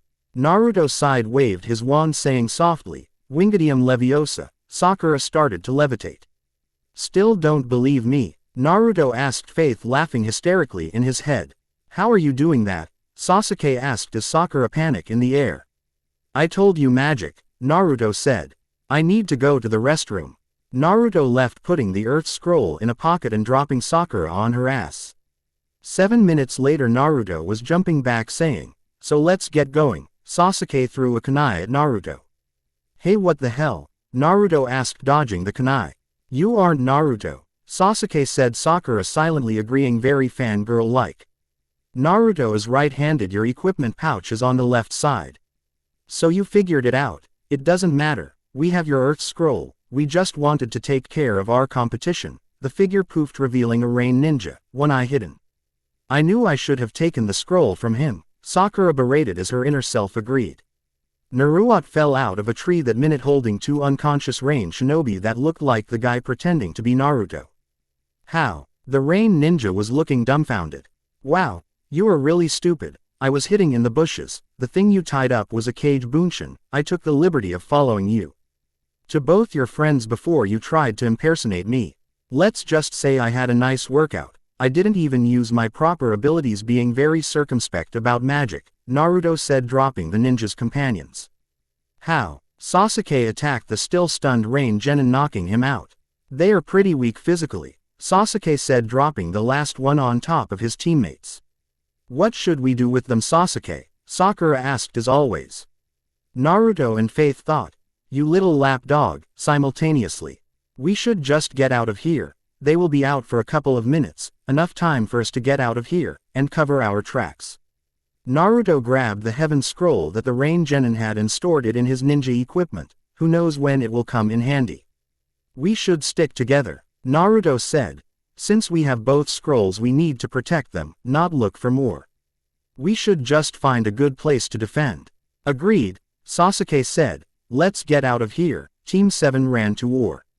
The center of the forest for 2 minutes is full ninja speed. When they were interrupted by a huge gust of wind which destroyed a huge chunk of the forest. Move, Sasuke yelled as he jumped out of the way of a second blast. Followed by Sakura and then Naruto. I have to work on my physical stamina and strength when I am at Hogwarts, Naruto thought, feeling a slight ache in his legs. You 3 have done well to avoid my attacks, a tall female grass ninja said. Why did you attack us? Naruto said, stopping. Why, to get your scroll, of course, the Genin said, a strange glint in her eyes. What, I can't move? Sasuke and Sakura said, shivering. Naruto looked back at his teammates and thought. Genjutsu of some kind. Good thing I learned how to protect my mind with magic from that book of Flitwick's. Fear, Faith said. Not quite a genjutsu. This ninja is well beyond Chunin, and is exhibiting his killing intent to paralyze your teammates, Kyuubi chimed in. You have to protect them from this ninja. Damn, Naruto said. I will have to use more power for this. Opponent, Naruto said, raising his wand in his right hand and a normal kunai in his left hand. Interesting, you aren't affected by fear, the grass nin said. Fine, let's see how you manage against this. The Genin sent 20 snakes flying at Naruto. Naruto raised his wand and called. Isendio, focusing chakra to the tip to magnify the effect. All the snakes and a good bit of the surround area was engulfed in fire stream from the wand. Naruto. Sasuke struggled to say, trying to break the fear. Release us. Naruto looked at his teammates. I can't. That isn't a genjutsu, or I would do it in a heartbeat. You have to overcome your own fear. But I can help by stalling this asshole. I can't win this alone, so please come and help. The grass shinobi laughed. He won't break it. He is decades away from breaking fear. The ninja 3 a kunai at Sakura, who isn't even a target at this point. Shit. Carper retractum. Naruto shouted, pointing his wand at the kunai. The kunai slowed and stopped right before it his Sakura, who was shivering in fear. Naruto turned, lashing out at the grass nin, and the kunai followed the path. The ninja jumped out of the way, launching snakes at Sasuke this time. Now you are attacking frozen targets rather than me, you coward. Naruto thought, jumping in the way, finishing hand seals. Mizu Kitsune Yeba no Jutsu. Water Fox Spear Jutsu. A liquid fox exploded from Naruto's wand, shredding the snakes in its path and striking the nin's right arm, grazing it. Naruto finished another set of hand seals, waving his wand up. Kitsune Field no Jutsu. Fox Field no Jutsu. The area surrounding Sasuke, Sakura, and Naruto was covered by a red aura, with images of foxes running across it every couple of seconds. The ninja sent even more snakes to attack the field, but all of them disintegrated as they touched the field. Interesting. That ability would be very handy with my new body. Even though, the Sharingan would be better for my dream, the ninja thought. Sasuke, Sakura, you have to break out of the fear, lose it, or we are going to die. I am running out of power, a lot of the magic Acra combination jutsu take a lot of power at once. It isn't that large of a percent, but that much at once is painful. Naruto said, holding his wand in the air. I give this 2 minutes, and that is. If he don't hit us with anything too big, then I am drained. Sasuke and Sakura struggled as Naruto was sweating, holding the barrier up. The ninja outside was doing a very powerful jutsu. As she finished, she cried, Kuchio's no jutsu. Summoning jutsu. A huge snake appeared and the ninja was giving it directing. Yes, Orochimaru-sama, the snake said loud enough for Team 7 to hear. The snake attacked the half-sphere. The impact took the last of Naruto's will and made him pass out. The summoned snake in the field vanished. Finally I can attack the weak, Orochimaru said. Weak? Sasuke shouted, eyes flashing red. Activating his Sharingan, Sasuke charged at Orochimaru. Overcoming fear with rage. Interesting, Orochimaru thought, dodging barrages of physical attacks like they were nothing. Shit, I can't even touch him. Sasuke jumped back, doing hand seals as he went. Kaden. Hausenka no Jutsu. Phoenix Fireball no Jutsu, Sasuke cried. Sending 6 fireballs at Orochimaru. Oroch. Amaru flashed through a couple of hand seals, sending a blast of wind from his mouth to destroy the fireballs. Orochimaru was about to laugh, but as the fireballs vanished, shuriken were revealed in the fire. Sneaky, Orochimaru said, dodging in between the shuriken. Sasuke smirked as he did a couple superfluous movements. Orochimaru noticed the shuriken changing directions. Uchiha, special technique shuriken manipulation, Orochimaru said as he was caught by Sasuke's trap. Kaden. Ryuka no Jutsu, flame type. Dragon fire technique, Sasuke yelled, spewing a flame the size and shape of a dragoon. Orochimaru was engulfed. At this point Naruto woke up a little dizzy, put perfectly ready to fight. Chakra expense in such a short time is a bitch to deal with, even if it wasn't all my chakra, Naruto thought. Standing up he saw the blaze and immediately thought.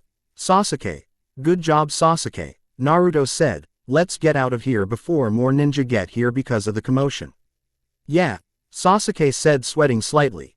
Sakura collapsed, stunned, looking at her 2 teammates, thinking, I am completely useless, in about 1,000 different ways, and she was going to deal with it the only way she could. By praising Sasuke and bashing Naruto, but before her plan could come to fruition.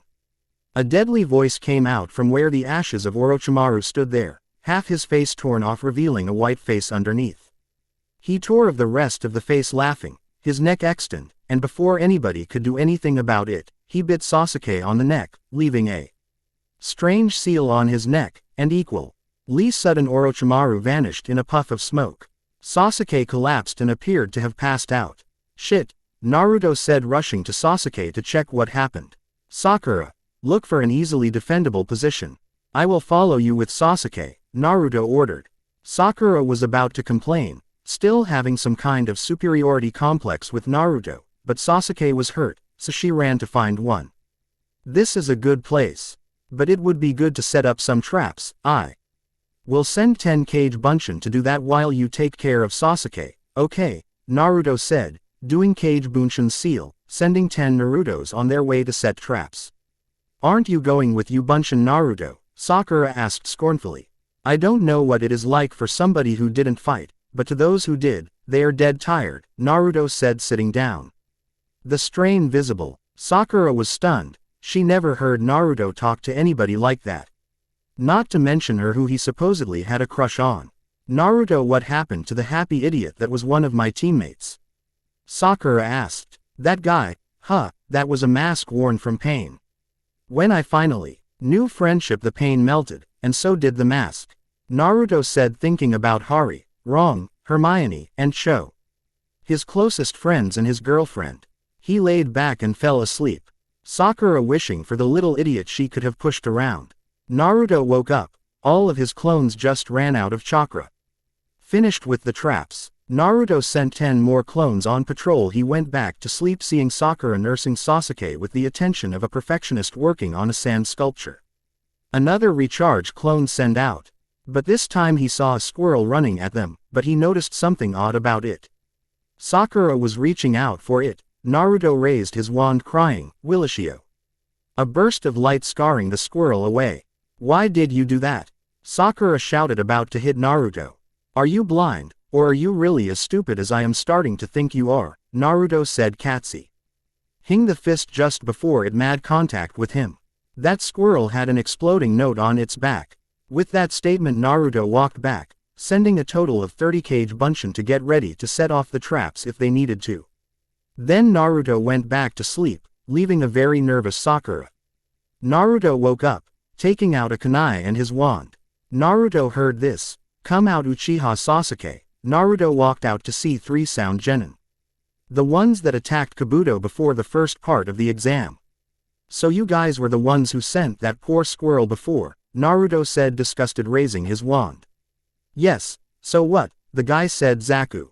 I know you modes of attack, so I will nullify them. Silencio, Naruto said, waving his wand at the mummy Dozu. That didn't do anything, Dozu said, attacking Naruto from a distance with his sound attack. Naruto pretended to fall down, clutching his ears in pain. Then he stood up laughing. Just kidding, like I said, nullified, Naruto said. Sakura, take care of the girl, I can finish the 2 guys. Why you? Zaku said, raising both his palms. Zankuaha. Zaku sent 2 enormous streams of pressured air at Naruto and his teammates. Protega, was Naruto's only response, the wind split directing. Pushing Naruto back a couple of inches, but avoiding Team 7 altogether. Sakura charged at the girl in the group while Naruto threw kunai at Dozu and Zaku. Zaku and Dozu dodged while Kin met Sakura head-on. The 2 Melee sound genin landed and tripped one of Naruto's traps, a falling boulder. Zaku blasted it with his Zankuaha, stopping it, but it exploded with an exploding note, sending Zaku flying. Naruto attacked Dozu as his partner was distracted. Naruto laughed at how pathetically easy Dozu was without that stupid sound attack. Naruto knocked out both Zaku and Dozu when he heard a scream. Sakura was caught in a lock that included her hair. How stupid. If you have long hair, you at least have to bind it so they can't grab it, Faith thought in Naruto's head. Think what happened with Sakura, except without Zaku this went pretty much like the Kanon. Team 7 with Kabuto arrived at the tower, went through the door and listened to Iruka's lecture. When a Chunin called that they needed a second part to the second part of the exam. I know Naruto knows spells he hasn't learned yet, but that is from the Kyuubi's knowledge, which is extensive. Sakura bashing, she sucks. Until the 3 years after Sasuke leaves. I haven't put how pissed Sasuke is about Naruto being able to use magic yet. Oversight, I will do it next chapter. I am going to work on my other stories for a little bit. I just had a rush of inspiration on this story. Sorry it is shorter than the last chapter, but I hope my fights are getting better. Review please. Second round and a surprise. Second round and a surprise visit. What? Sakura just said in a startled way. But we just got finished with living in that god-forsaken forest for a week, all of us are tired and no. We have to go through another part of the exam. Yes, you have to narrow the amount of genin going to the third part of the exam, the proctor announced holding his hands to his mouth. Proctor, you should really get that cough checked, Naruto said unconcerned with what he just heard about another part of the exam. Yes, the other teams have already been informed about the fact that they have to have another part to it. They are currently resting, because it will be a one-on-one fight match. The proctor said, do we know who we are fighting? Sasuke asked coldly. No, that will be decided when the fights start, the proctor said. Please go to the resting area, you will have about an hour to recuperate. Team 7 walked slowly to the resting area that the proctor designated. No sooner than they reached it, Naruto grabbed Sasuke's shoulder and threw him into a couch that was conveniently placed where Naruto threw him. Naruto, what are you doing to Sasuke-kun? Sakura asked, cracking her fist. Sasuke, don't do this part of the exam, Naruto said, magic modifying his normal kind voice making slightly demonic. No, then I won't be able to become a Chunin, Sasuke said, flaring his Sharingan. Why would I back down? Because that thing Orochimaru put on your shoulder, it is messing with your head, Naruto said. No, it is giving me power that I need, Sasuke said, blazing some killing intent. What would you know, you have that power from that stick of yours. That is magic, Sasuke. It is the same thing as a blood limit, as far as I know you could have had it, Naruto said. You don't, just trust me on that. Naruto did an examination of his teammates and none of them had any potential for magic. So, this seal is the same thing, it is something that I have, and I intend to use it. Sasuke said, clenching his shoulder. Listen to yourself, Sasuke, Naruto said, getting annoyed, that thing is warping you. Leave me alone, Naruto, Sasuke snarled. Fine, but don't use it. And probably not your chakra either, because that is how that thing is activated. Naruto said. Yeah, like I would handicap myself that much, Sasuke said, releasing his Sharingan. What, you are telling me the great Uchiha prodigy can't do it with only taijutsu? Naruto taunted. Fine, if I am handicapped then I want you to be handicapped, it is only fair, Sasuke said. You are acting like a spoiled child. But if those are your terms, then I won't use magic, Naruto said. I will let Sakura hold my wand, just please be careful. Naruto took out the oak case Harry gave him for his birthday and put his wand in it. And locked it. He handed it to Sakura for safekeeping. Is that enough for you? Naruto asked. That's fine, I want to see how far you get without your fancy magic, Sasuke said. Whatever, just relax, we will need our strength, Naruto said, walking out of the room. Naruto was way keep active, he was exhausted and now he had to come up with a way to beat whoever he was fighting without his wand. I guess I will have to rely on Kage Bunshin, Naruto said to himself. Naruto-kun, a timid voice came out from behind him. Ah, Hinata-chan, Naruto said. It is good that you made it through. Not that I had any doubt. Hinata blushed at hearing that Naruto had so much confidence in her. I wanted to talk to you, about seeing you at your school. What is there to talk about? Naruto said. Did you like your gift? Yeah, I loved it, thank you so much, Hinata said, blushing hard. But I am here to explain what happened when I left. That isn't a problem, Naruto said. Feeling another moment of complete confusion in his body, Naruto leaned forward to Hinata. Hinata at this point was panicking having Naruto this close to her. Naruto kissed Hinata lightly on the lips, making Hinata pass out. Damn it, Naruto said quietly. Naruto picked Hinata up bridal style and headed to Team 8's resting room, which was hard because he had no idea where it was. Naruto tried a couple of rooms, and when he didn't see Kiba or Shino in them he just left quickly. Finally in the 6th room he found them. Hi guys, Hinata fainted in the hall. Why, so I thought I would bring her back to you guys, Naruto said, walking in. Shino took out a camera from somewhere and took a picture of Naruto placing Hinata on a couch. Kiba and his dog Akamaru were growling threateningly at Naruto. I will see you guys during the preliminaries, Naruto said, not aware of the impending danger to his health. Yeah, Shino said bluntly. With that chilling statement, Naruto left Team 8 and went back to his team's room. Naruto was walking out to the main area where the one-on-one battles would be held. Naruto was concerned with what he had to do now, without magic. He was only a regular ninja with almost no ninjutsu, okay taijutsu, and horrible genjutsu, though he will be unaffected by genjutsu. Before the start of the match, Kakashi walked up to his team and pulled Sasuke aside. After a few minutes, Sasuke walked back with a nonplussed attitude. Naruto was relaxing watching Sakura's fight with Ino. Sakura was not doing well at all, she was getting horribly beat up and cut. Not to say that Ino wasn't faring any better, but unless Ino pulled out something new or devastating to Sakura, this was going to end in a draw. Naruto knew a good deal about Sakura and she wasn't cut out to be a Chunin yet. Naruto has had a more objective insight since he got back.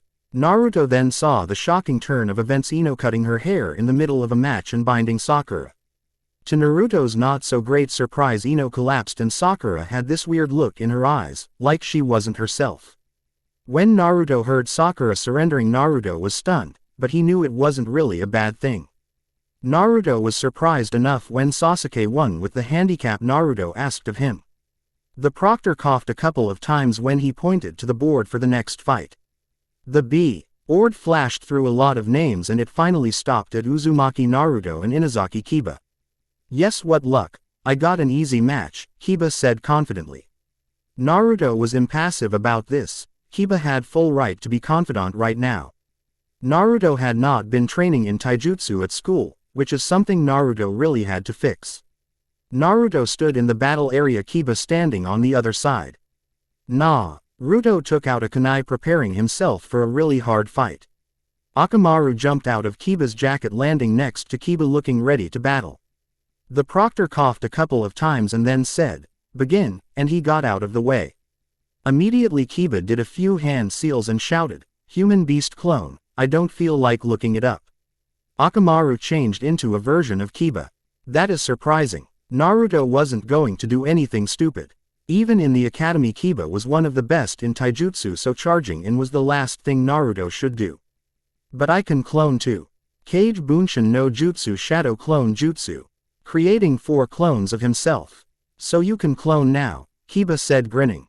Twin Beast Fang. Both Kibas charged in, turning into gigantic drill going straight through Naruto's clones. Naruto had the good sense to jump out of the way of the fighting pair and threw a kunai at them. Unfortunately for Naruto, the kunai just bounced off and the twin drills were coming right at him. Damn it, Naruto said, getting slammed by the drills only to disappear in a cloud of smoke, leaving a log behind him. So you know Kawarimi too, Kiba declared. No big deal, we will find you with our enhanced sense of smell. With that comment, Naruto thought of something and was almost glad that he was too lazy to empty out his pockets of his cloak of all his joke stuff. Naruto had to surprise Kiba with this though, so he could take full advantage. Naruto reappeared standing in the middle and did another Kage Bunshin and made 20 clones. More clones won't save you, Naruto, Kiba said, diving in again. All of the clones were destroyed instantly, but there was several loud explosions were heard.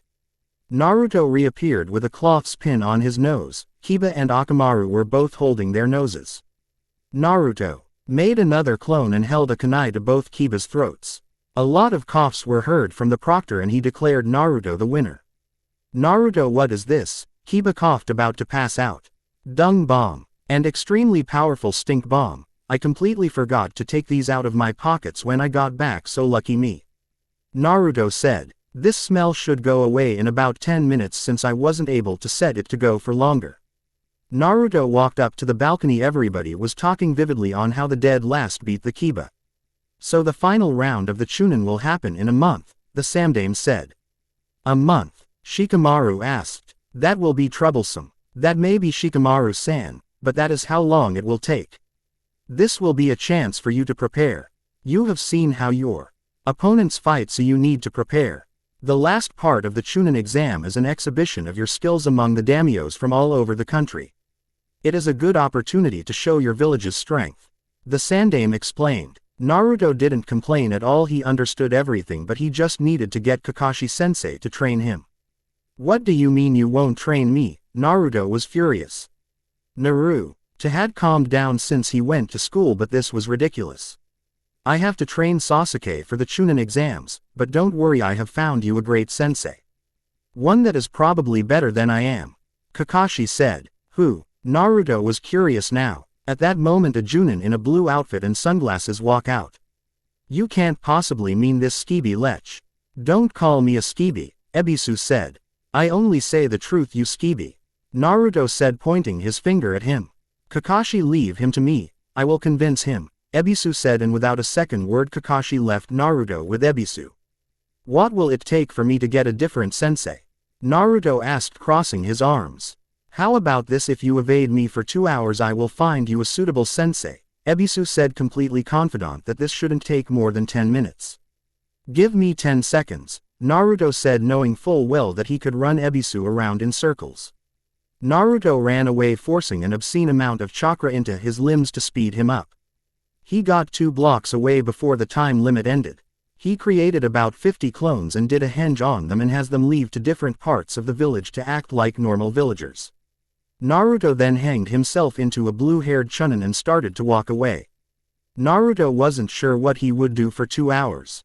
He thought about going to Ichiraku's ramen since he hadn't gone back since the Chunin exams started. Then he was walking pretty close to the front gates when he heard something completely surprising him. Do you know where Naruto Uzumaki lives? A voice far too family. AR to him asked a villager that looked like he was about to call the police on the stranger, lead the group of 3 away from the angry villagers. Who are you? Ron Wesley asked suspiciously. I will. Be careful about mentioning Uzumaki Naruto's name around the village. Most people don't like him, Naruto said, disguised, and was going to curse if this was a trick of Ebisu's. I will bring you to Naruto's apartment. He couldn't find Naruto anywhere. He found a couple of shadow clones disguised as villagers, but he was having no luck finding more of them. And then he sneezed violently in the middle of some street. How do you know where Naruto's apartment is? Questioned Hermione. Naruto really didn't want to tell them the real reason if this was an elaborate trick of Ebisu. Most of the villagers know where he lives, though they try to forget about it. We are almost there, so you can ask him, Naruto. Fine, Harry said, holding on to a backpack. All 3 had similar backpacks, like they were going camping. Naruto found a way to lock the door so a key won't work on the door, Naruto said. He said something about magic being the only thing that could open it. Naruto had indeed did some magic on it so keys wouldn't work. Ninjas were just too good at picking locks. Ron quickly took out his wand and said, Alohomora, and the door unlocked and opened. This was just a test for the group to see if it really was them. Naruto could have done it himself if he wanted to. The 4 walked in and saw the small apartment. How do you know the security Naruto put on his apartment? Hermione asked skeptically. Because I am Naruto Uzumaki. Naruto dispelled his henge and reappeared in front of them in his usual appearance. Hey guys. There was a loud squealing noise came from Hermione. And she threw herself on him, squeezing him in such a tight hug that he thought his head was about to explode. Hermione. I can't breath, Naruto choked out. Oh sorry. Hermione let go, blushing rather hard. Why do the villagers hate you so much? Hermione asked, trying to get away from her previous actions. They just don't like me for something someone did to me, Naruto, referring the Hokage ceiling Kyuubi in him. So what are you guys doing now? Shouldn't you guys be in school? No, school got let out yesterday, and instead of going back to the Dursleys I decided to come here and cheer you on, Harry said. Ninja huh? Naruto was slightly fumed about Harry, Ron, and Hermione keeping the Sorcerer's Stone a secret from him, but after a couple of minutes he decided it was the past, so I couldn't be changed. So after that they had decided to go to the hot springs at the edge of Konaha. Naruto was surprised that the time anomaly was changing so rapidly. He filed that away for later use. All 3 wizards brought swimsuits with them and Naruto got an orange pair of trunks from his closet. Naruto was slightly concerned about his friends being in Konaha, hoping that they wouldn't find out too much about his past. Naruto had asked Hinata to look at his friends with the Byakugan and see if any of them had any potential for using chakra. What he found out surprised him. The 3 were very capable of using chakra when their pathways were more developed. From what Hinata said, that would be next year. Naruto couldn't wait for that time to come. Unfortunately, Fortunately for us, the hot springs aren't co-ed," Naruto said, reaching the door of the hot spring. He was hanged into the same shinobi he was impersonating. "So there won't be any perverts in there, Hermione, but we can't go in on the girls' side. Just give me a yell if something happens, okay?" The boys and girls split up, changing in their respective changing rooms. Hermione thinking all the while about how Naruto was treating her. She had been horrible to him after she found out about Naruto and Cho, but she had time to think about it. Naruto seemed to be the same and hadn't really set into the relationship. There was a cry of pervert that came from the hot springs. Hermione was scared, so she stayed in the changing rooms. The man was giggling perversely when he heard the cry of pervert. He figured he had been discovered. When in a flash of blue light his legs were bound together by some invisible force. "Coming here to peep on girls was not a smart move, arrow pervert," Naruto said, walking behind him. Naruto had told his friends to enjoy the hot springs and go back to his place when they were done. He also gave them some money for food. The fool was about to make some very long-winded explanation of who he was. "Don't you know who I am? I am the great Jiraiya, the Toad Hermit." Jiraiya summoned a toad the size of a small horse. Interesting summoning contract, Naruto thought. "Yeah, I remember that contract. Yondaime used it on me when he sealed me in you," Faith said in his head. "Wow, nice of you to say something," Naruto joked. "Nothing to say before. Nice what you did to that Hyuga girl," Faith laughed. "Shut up," Naruto said. "Anyway, I would guess this guy is a pretty intense ninja, having the same contract as the Yondaime. Wish I could have a contract with the foxes." "That would be helpful," Faith said. "Yeah, but there isn't one, is there?" Naruto asked, and Faith never replied. "Yo, old man, your legs are bound and we only have about 30 seconds before the girls come up here and we get clobbered," Naruto said, waving his wand, and a light made the toad Jiraiya was on to disappear. "So I have a deal for you. You help me train for the second part of the Chunin exams, and I will help you get out of here." The kid had some nerve, Jiraiya thought. Being one of the great Sannin, he knew that he could beat the kid to a pulp before the girls could get to him, but then his legs were bound, so he couldn't possibly get away. "Your attitude lives on with your kid, Minato." "Deal," he said almost desperately. Naruto grabbed the legendary Sannin and disappeared in a cloud of smoke. Day 1 Training New Ninja. Day 1 Training New Ninja. Read and review, please. "There we go. I expect you to keep good on your promise to reign me," Naruto said, releasing Jiraiya from the leg locker curse. Yeah, Jiraiya said. "Even though you forced me into it." Naruto raised his hands in the seal for Kage Bunshin, making a single clone to send back to his apartment. "Why did you do that?" Jiraiya asked, slightly confused. "I have friends visiting from far away, so they will need some company," Naruto said. "Fine, what do you need training in?" Jiraiya said, crossing his arms. "You need help with 2 things, Faith said. "I'm surprised you pay attention," Naruto said, looking like he was in deep thought. "I just don't want a weak host," Faith said defensively. "Anyway, you need to work on your physical endurance and your chakra control. I would say ask him to help with chakra control. Since physical training can be done by yourself, and you don't know the training you would do to increase your control." Naruto nodded. "I need help with chakra control."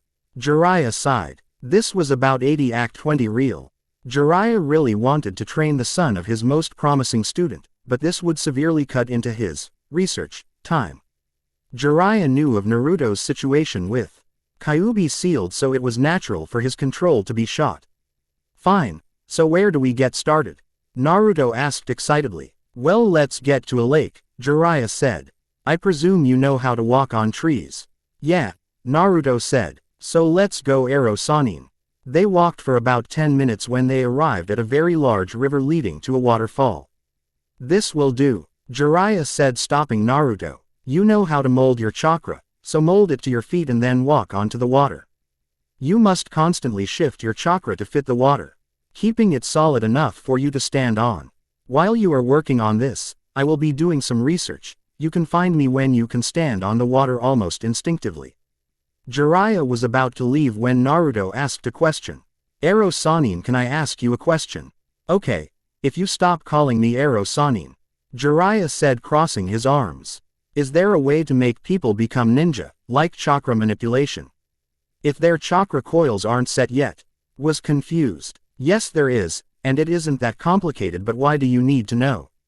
I have a couple of friends that I think should be ninja, but they don't have the born ability. Naruto said. Well, that is interesting, Jiraiya said, thinking about the problem. You can, and it wouldn't be too difficult, you would just have to integrate chakra into their system. This will be like an intruder for the body, and the body will adapt, making chakra to force the foreign chakra out of their body. All you have to do is hold this person's hand and force chakra out of your into theirs. Really that it? Naruto was suspicious of this old pervert. Yeah, but the person would feel a bit of pain, no more than scrapping your hand, but still pain, Jiraiya said. Okay, thanks for the info Arrow. Sorry Jiraiya-sensei, Naruto said. If you could meet me here tomorrow, I will be done with this exercise by then. I can do this by myself, Naruto said. Faith, do you think this will work? It should work, it makes sense, it is like chakra building antibodies, Faith said. Good, then I will have the clone I sent bring them here. Actually I think I will send more clones so they can speed it up. Naruto thought. Naruto made 3 more clones and sent them on their merry way. Then Naruto started his chakra control exercise. To Naruto's immense surprise, it was really simple. Naruto had it down in 10 minutes. I guess running up and down the walls of Hogwarts did something for me other than save me time, Naruto thought, but then he sank a foot into the water. Damn. Naruto adjusted his chakra to compensate and he rose to the surface again. This cycle went on 20 times before Naruto get really frustrated. To increase his training, Naruto made 10 shadow clones, the river not allowing for too many more without it being crowed. Naruto, are you walking on water? Harry yelled, arriving on a clone of Naruto's, the others doing likewise. Yeah, Naruto said, walking toward them. Did you guys like the hot springs? Yeah, it was very relaxing, but then you suddenly vanished, it scared us, Harry said. Oh, I guess I didn't put enough chakra into it, Naruto said.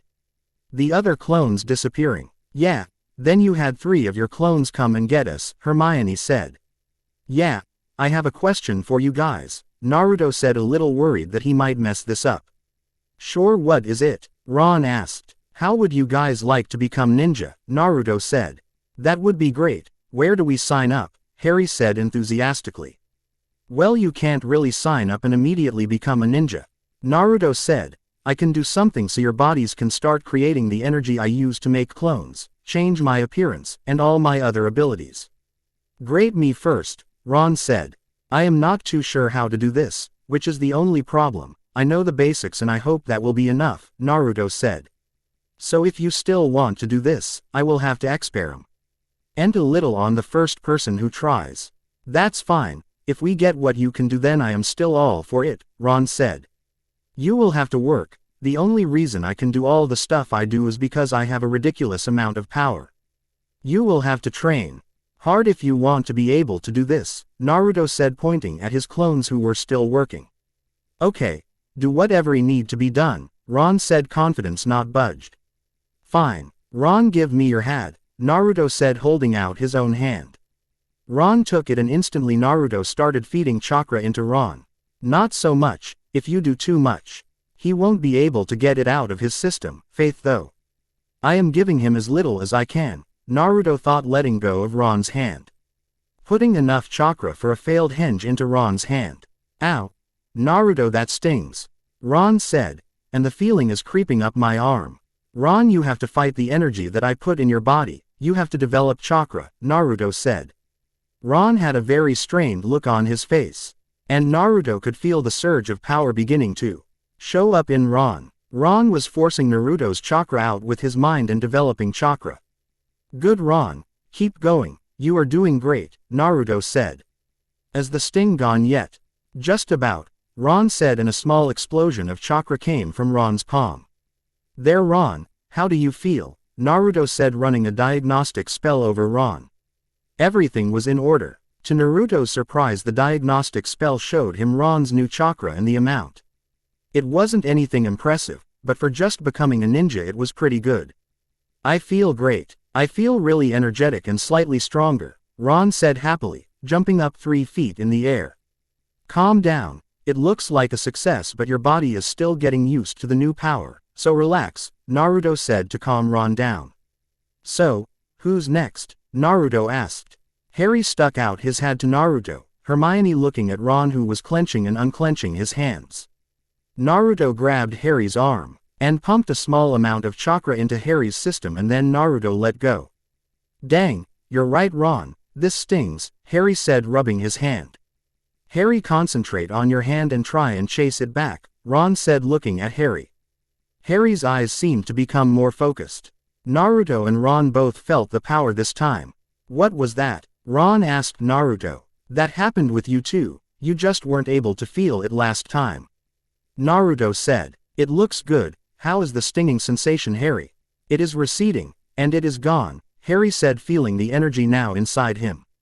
Dang, this feels great. Unfortunately that is only a temporary effect, Naruto said. Hermione, do you want to do this? I won't hold it against you if you don't. I am not sure, I can't really see any drawbacks so I think I will. Hermione said holding out her hand. Naruto quickly grabbed it making Hermione blush at the contact. Naruto put the same amount of energy as he did for both boys and let go. Ow, Hermione said rubbing her hand. Okay, so all I have to do is focus to force it out. Hermione's face seemed to tense, and a third wave of energy was felt by Naruto. That was weird, Harry said looking directly at Hermione. Yeah, but you will get used to it, Naruto said. How are you Hermione? Fine, the small explosion of chakra came out of her hand. All done, wow I do feel pretty energetic. Okay, I have to explain a couple of things, Naruto said. Naruto walked onto the river chakra still focused at his feet so he won't fall in. Okay guys, what all you have now is called chakra. Chakra is the energy of life. Ninjas and a few others have managed to tap into the energy of life so we can do extraordinary things. Like walk on water, but what you can do with it depends on three things. Those things are physical strength, mental strength, and your knowledge of jutsu. Ninjutsu and genjutsu are two different types of techniques that you can use your chakra and do. Physical strength will determine the amount of chakra you have. Mental strength will determine how well you use it. Okay, question. What do you mean by physical, mental, and all that? Ron said trying to understand it. Physical strength is just that how strong and fast you are. Mental is your smarts and ability to work under stressful situations. Naruto said. I know how much chakra you have because of the diagnostic spell. I am surprised that I see how much chakra someone has with it truthfully. From what I can tell none of you really have all that much chakra. The three looked dejected, not saying that I expected it. You three are the first of your world to get chakra as far as I know so there has to be something for you guys to have to improve on.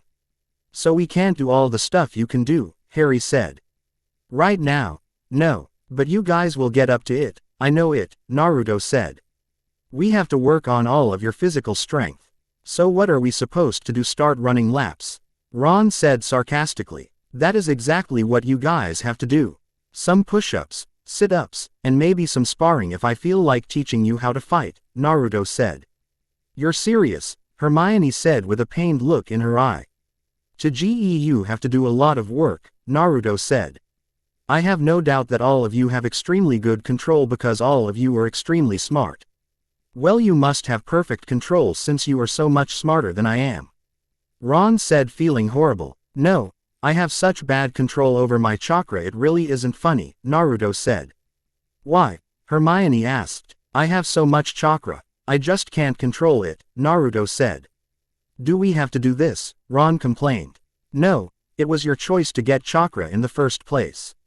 You could do none of this, but you won't improve, Naruto said. Harry, why aren't you saying anything? Ron asked Harry, but Harry wasn't there. Naruto started to laugh really hard. What's so funny, Naruto? Ron asked. Wow, while we were talking Harry got started, Naruto said still chuckling a little. Harry was about 3 yards away and he was doing push-ups. How many is that? 20, Harry said sweating lightly. As long as one of you uses this, I think that it was worth it, Naruto said. You guys can do what you want, but I have to train for the Chunin exams. Naruto said. I would like to train with you. Since going to Hogwarts I had become so lazy with my physical training I lost a lot of my edge, and I think it would be fun. That sounds good, Hermione said. You're right, I don't exercise, it isn't healthy. Ron, it is all up to you, Naruto said. Quote, well, if Harry and Hermione are in, then I guess I am in too. Ron said. It isn't like we are going to be doing a 10-mile run, Naruto said. We will start slow, maybe a mile. Okay, if you go easy on us, Hermione said. No, I never said that, I just said we start slow. If you don't push yourself you will never get better, Naruto said. Oh, I need to talk to the Hokage, the leader of the village, about something. You guys start doing some exercises. The Sandaime Hokage was looking into his crystal ball, examining Naruto's training, and the creation of 3 new ninja from the other world. I should have stopped Naruto from doing that, but I guess it is done now. Someone knocked on the door, and the Sandaime scrabbled to his chair. Come in. Hi Oji-san, Naruto said, walking into the room. You are far more respectful since you got back, Naruto, the Hokage said. I guess your friends had something to do with that. Yeah, about my friends, I was wondering what I should do about money. They don't have any money that is worth anything here, Naruto said. I don't know what to do about that. The Sandaime sighed. There was a very obvious solution to any of Naruto's money problems, but it would take some explaining. Unless Naruto was just happy to get the money. Naruto, I know of a way for you not to have to worry about that, the Sandaime said. But you have to promise me on your honor of being a ninja you won't ask any questions about it.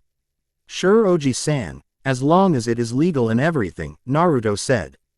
Of course it is legal, the Sandaime said, scorned, then sighed again. You have an inheritance, and it has quite a sum of money and a small house that is still vacant. What? I have an inheritance, and you knew who my parents are. Who are they? Naruto asked frantically. Naruto, you promised on your honor as a ninja. Please don't ask, Sandaime said, looking down at his desk. What, you can't honestly believe I won't ask about that?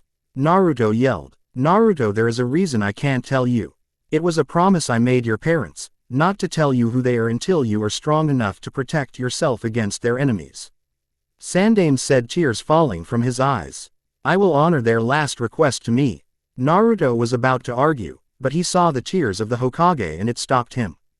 I understand, Hokage-sama, Naruto said respectfully. Good, Naru. Do I have the key to their house in this desk compartment? The Hokage said to the genin. I have been meaning to give this to you for a while. The Hokage gave Naruto the key and an address. That is the address. There is a safe behind a picture of Konaha.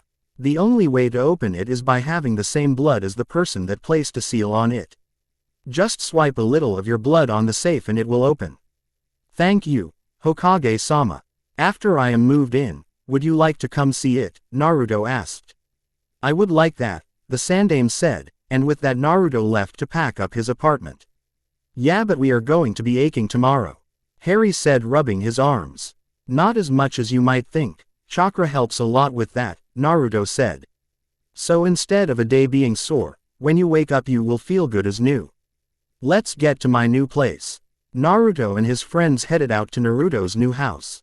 When they got there, it was a fairly modest 2-story house. It was white with a large lawn and backyard training area. There should be enough space for all of you, Naruto said, unlocking the front door. Naruto went through the whole house in about 10 minutes, seeing a fairly standard house setup. A decent-sized kitchen connected to a dining room. A decent-sized living room, 4 bedrooms with a bathroom connected to each. One master bedroom which Naruto immediately took and oved all of his stuff in, planning to have clones put away his stuff away later. This is great, I am glad I get to live here now, Naruto said. But I guess I will have to dust a little. Wow, it'll be really big for just one person when we leave, Harry said, still looking through. Well, let's go out to dinner, Naruto said. Do you guys want anything in particular or should I choose? We will let you choose. Since we don't know anything about this town, Hermione said, as long as it isn't ramen. Ah, you had to take that out, Naruto complained. Well, there is a pretty good barbecue place. Let's go there. Sure, Ron said. I am starved. Well, after you guys were working, I don't doubt it, Naruto laughed. Just wait a minute. Naruto walked to the picture of Konaha in his room and lifted it up. There was a small seal on the wall the shape of triangle. Naruto bit his thumb, making it bleed, and splashed it against the seal. The seal shined purple and started to revolve and grow into a pathway. There were stairs leading down. I guess there is a basement, Naruto said to himself, bemused. Naruto walked down the stairs when his jaw dropped. Holy crap, Naruto was looking at a RO. That was filled top to bottom with stacks of money. Man, my parents were loaded, Naruto said to himself. Naruto took a single wrap of papers and shoved them in his pocket. Hope that is enough. Okay, let's go, Naruto said, walking into the company of his friends. 20 minutes later. Here we are, Naruto said, reaching the barbecue place. Akamaiki no yakiniku. Smells good, Ron said, starting to drool. Let's go. Naruto led the group of his friends into the restaurant and sat themselves down in a booth. Order anything you want, my treat, Naruto said, happily looking at the menu. Itress came to the table after a couple of minutes. Are you ready to order? The waitress asked.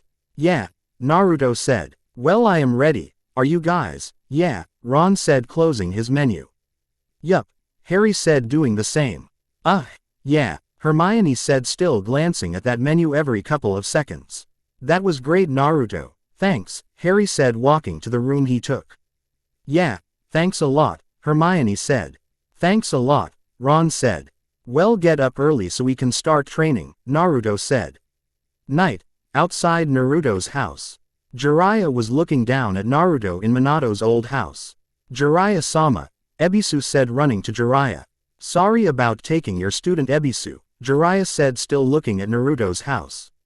No problem. You are one of the legendary Sannin after all, which brings me to the reason I am here, Ebisu said. Orochimaru has infiltrated the village. So why is that my problem? Jiraiya put up a mask, mentally preparing for an encounter with Orochimaru. We need your help to defeat him, Ebisu said. You have the Hokage, Jiraiya said, finally turning around to face Ebisu. Meaning no disrespect for your former sensei, but he isn't ready for an encounter, Ebisu said. He is one of the legendary Sannin. What we need to defeat him is another Sannin. We need you. No, I am not here to fight Orochimaru, Jiraiya said. I am only here to do some research in peace, and now to train Naruto. But Hokage-sama needs you, Ebisu said. He will do without me. Unfortunately, Orochimaru and the Hidden Sound Village are the new generation's problem to deal with, Jiraiya said. Then Jiraiya disappeared. Friends to finals. Friends to finals. Read X review. Naruto, how can you keep working so hard? Harry said, collapsing to the floor. Both Ron and Hermione were in similar states of exhaustion. The four of them were working really hard on physical conditioning for 3 hours of constant work. Naruto marked off what they did in his head. They ran 3 miles. Naruto fought a bear, ran away from a tiger. Ron was stupid. Did 75 push-ups, 50 sit-ups, practiced focusing chakra, and memorized the basic hand seals. Altogether, Naruto pushed his friends to their personal limit. Naruto grinned. Edit that a week ago they could hardly run 2 miles and 20 push-ups and sit-ups. I am surprised that you would do all this with me, Naruto said with only light sweat on his face. It was fun for the most part. And we don't have anything else to do, Ron said, panting. And since you are training for your exams, to spend time with you, we have to train too, Hermione said, laying on her back. Naruto has been getting his instruction from Jiraiya early in the morning, then leaving. This had its advantages as well as its drawbacks. This allowed Jiraiya to do his research, and for Naruto to train with his friends. But it also left a lot to be desired, like the fact Naruto wasn't learning any jutsu, but Jiraiya was hinting that he wanted to train him to do some really cool jutsu soon. Well, let's get some lunch, it is 11:15. Naruto said, looking at the sun. Sure, but let's go slow, I am aching all over, said a very winded Hermione. Of all of the wizards she had the hardest time keeping up, probably because she wasn't very strong physically when she was normal. Don't worry about it, you guys are making remarkable progress. I think I should probably teach you some basic jutsu and basic weapons if you want, Naruto said. And that is another reason we don't care about working hard, Harry laughed, getting to his feet. Well then, after lunch we will have to get some supplies, Naruto said happily. So let's go. Naruto headed off with his friends in a group. Okay, here we are, Naruto said, reaching a stand with the sign labeled, Okonomiyaki. What is Okonomiyaki? Harry asked, looking at the sign. It is like a grilled pancake that isn't sweet and has what you order in the batter. Then they cover it with a sauce that is really tasty, Naruto said. Wow, you have been taking us to all these great places. I'm surprised you don't just bring us to the same ramen stand, Ron said, smelling the mouth-watering aroma. Well, I think taking you to different stuff is better than me trying to cook, Naruto said, scratching the back of his head. In secret, after Ron, Harry, and Hermione went to sleep exhausted, Naruto would sneak to Ichiraku's ramen for a late-night dinner. 10 o'clock. Also in secret, Naruto was having a dozen Kage Bunshin do whatever Jiraiya's chakra control exercises, and another 12 working on physical exercise, because the workout for the Harry Potter gang was a warm-up for Naruto. Naruto and his friends walked into the small stand only to be followed by a certain pink-haired teammate. Naruto and his friends ordered when Naruto finally saw Sakura. Hi, Sakura-chan, what's up? Naruto asked cheerfully. Hi, Naruto, it is a surprise to see you eat anywhere other than Ichiraku ramen, Sakura said, not answering his original question. Well, I have guests and I don't think they would appreciate going to the same place over and over again, Naruto said, waving his hand toward his friends. Harry Potter, Ron Weasley, Hermione Granger, pointing each of his friends out in turn. Sakura, they used their family name second, Naruto whispered. Oh, my name is Sakura Haruno, Sakura said, shaking each of their hands. Wow, you all look like you have been doing something really intense. Have you guys been training for a triathlon? We have been training, Harry said with a quick rundown of what they did. Naruto, why are you pushing them so hard? I don't do that much for training, Sakura said, bashing Naruto's head. They are only doing a fraction of what I am doing for the Chunin exam, Naruto said, rubbing the spot Sakura hit him. They recover fast and they are eager to do it. If they didn't want to do it, I wouldn't force them so hard, but they have to get in better physical condition before I can teach them some cooler stuff. Naruto, you teach? Oh, that is a riot. What you have been telling them, that you were the number one in the basics, Sakura was laughing. No, far from it, I haven't told them anything about the past. I am just helping them with the basics that I know, or can show them how to do even if I can't do it, Naruto said.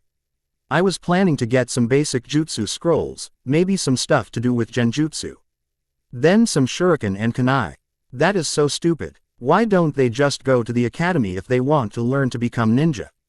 Sakura asked. They would teach them better than you ever could. Naruto was starting to get who. RT Sakura, disregarding his feelings in front of his friends. Sakura, if the academy was so great then you probably would have more chakra than they do. Each one of them has twice your chakra and will have similar control to yours.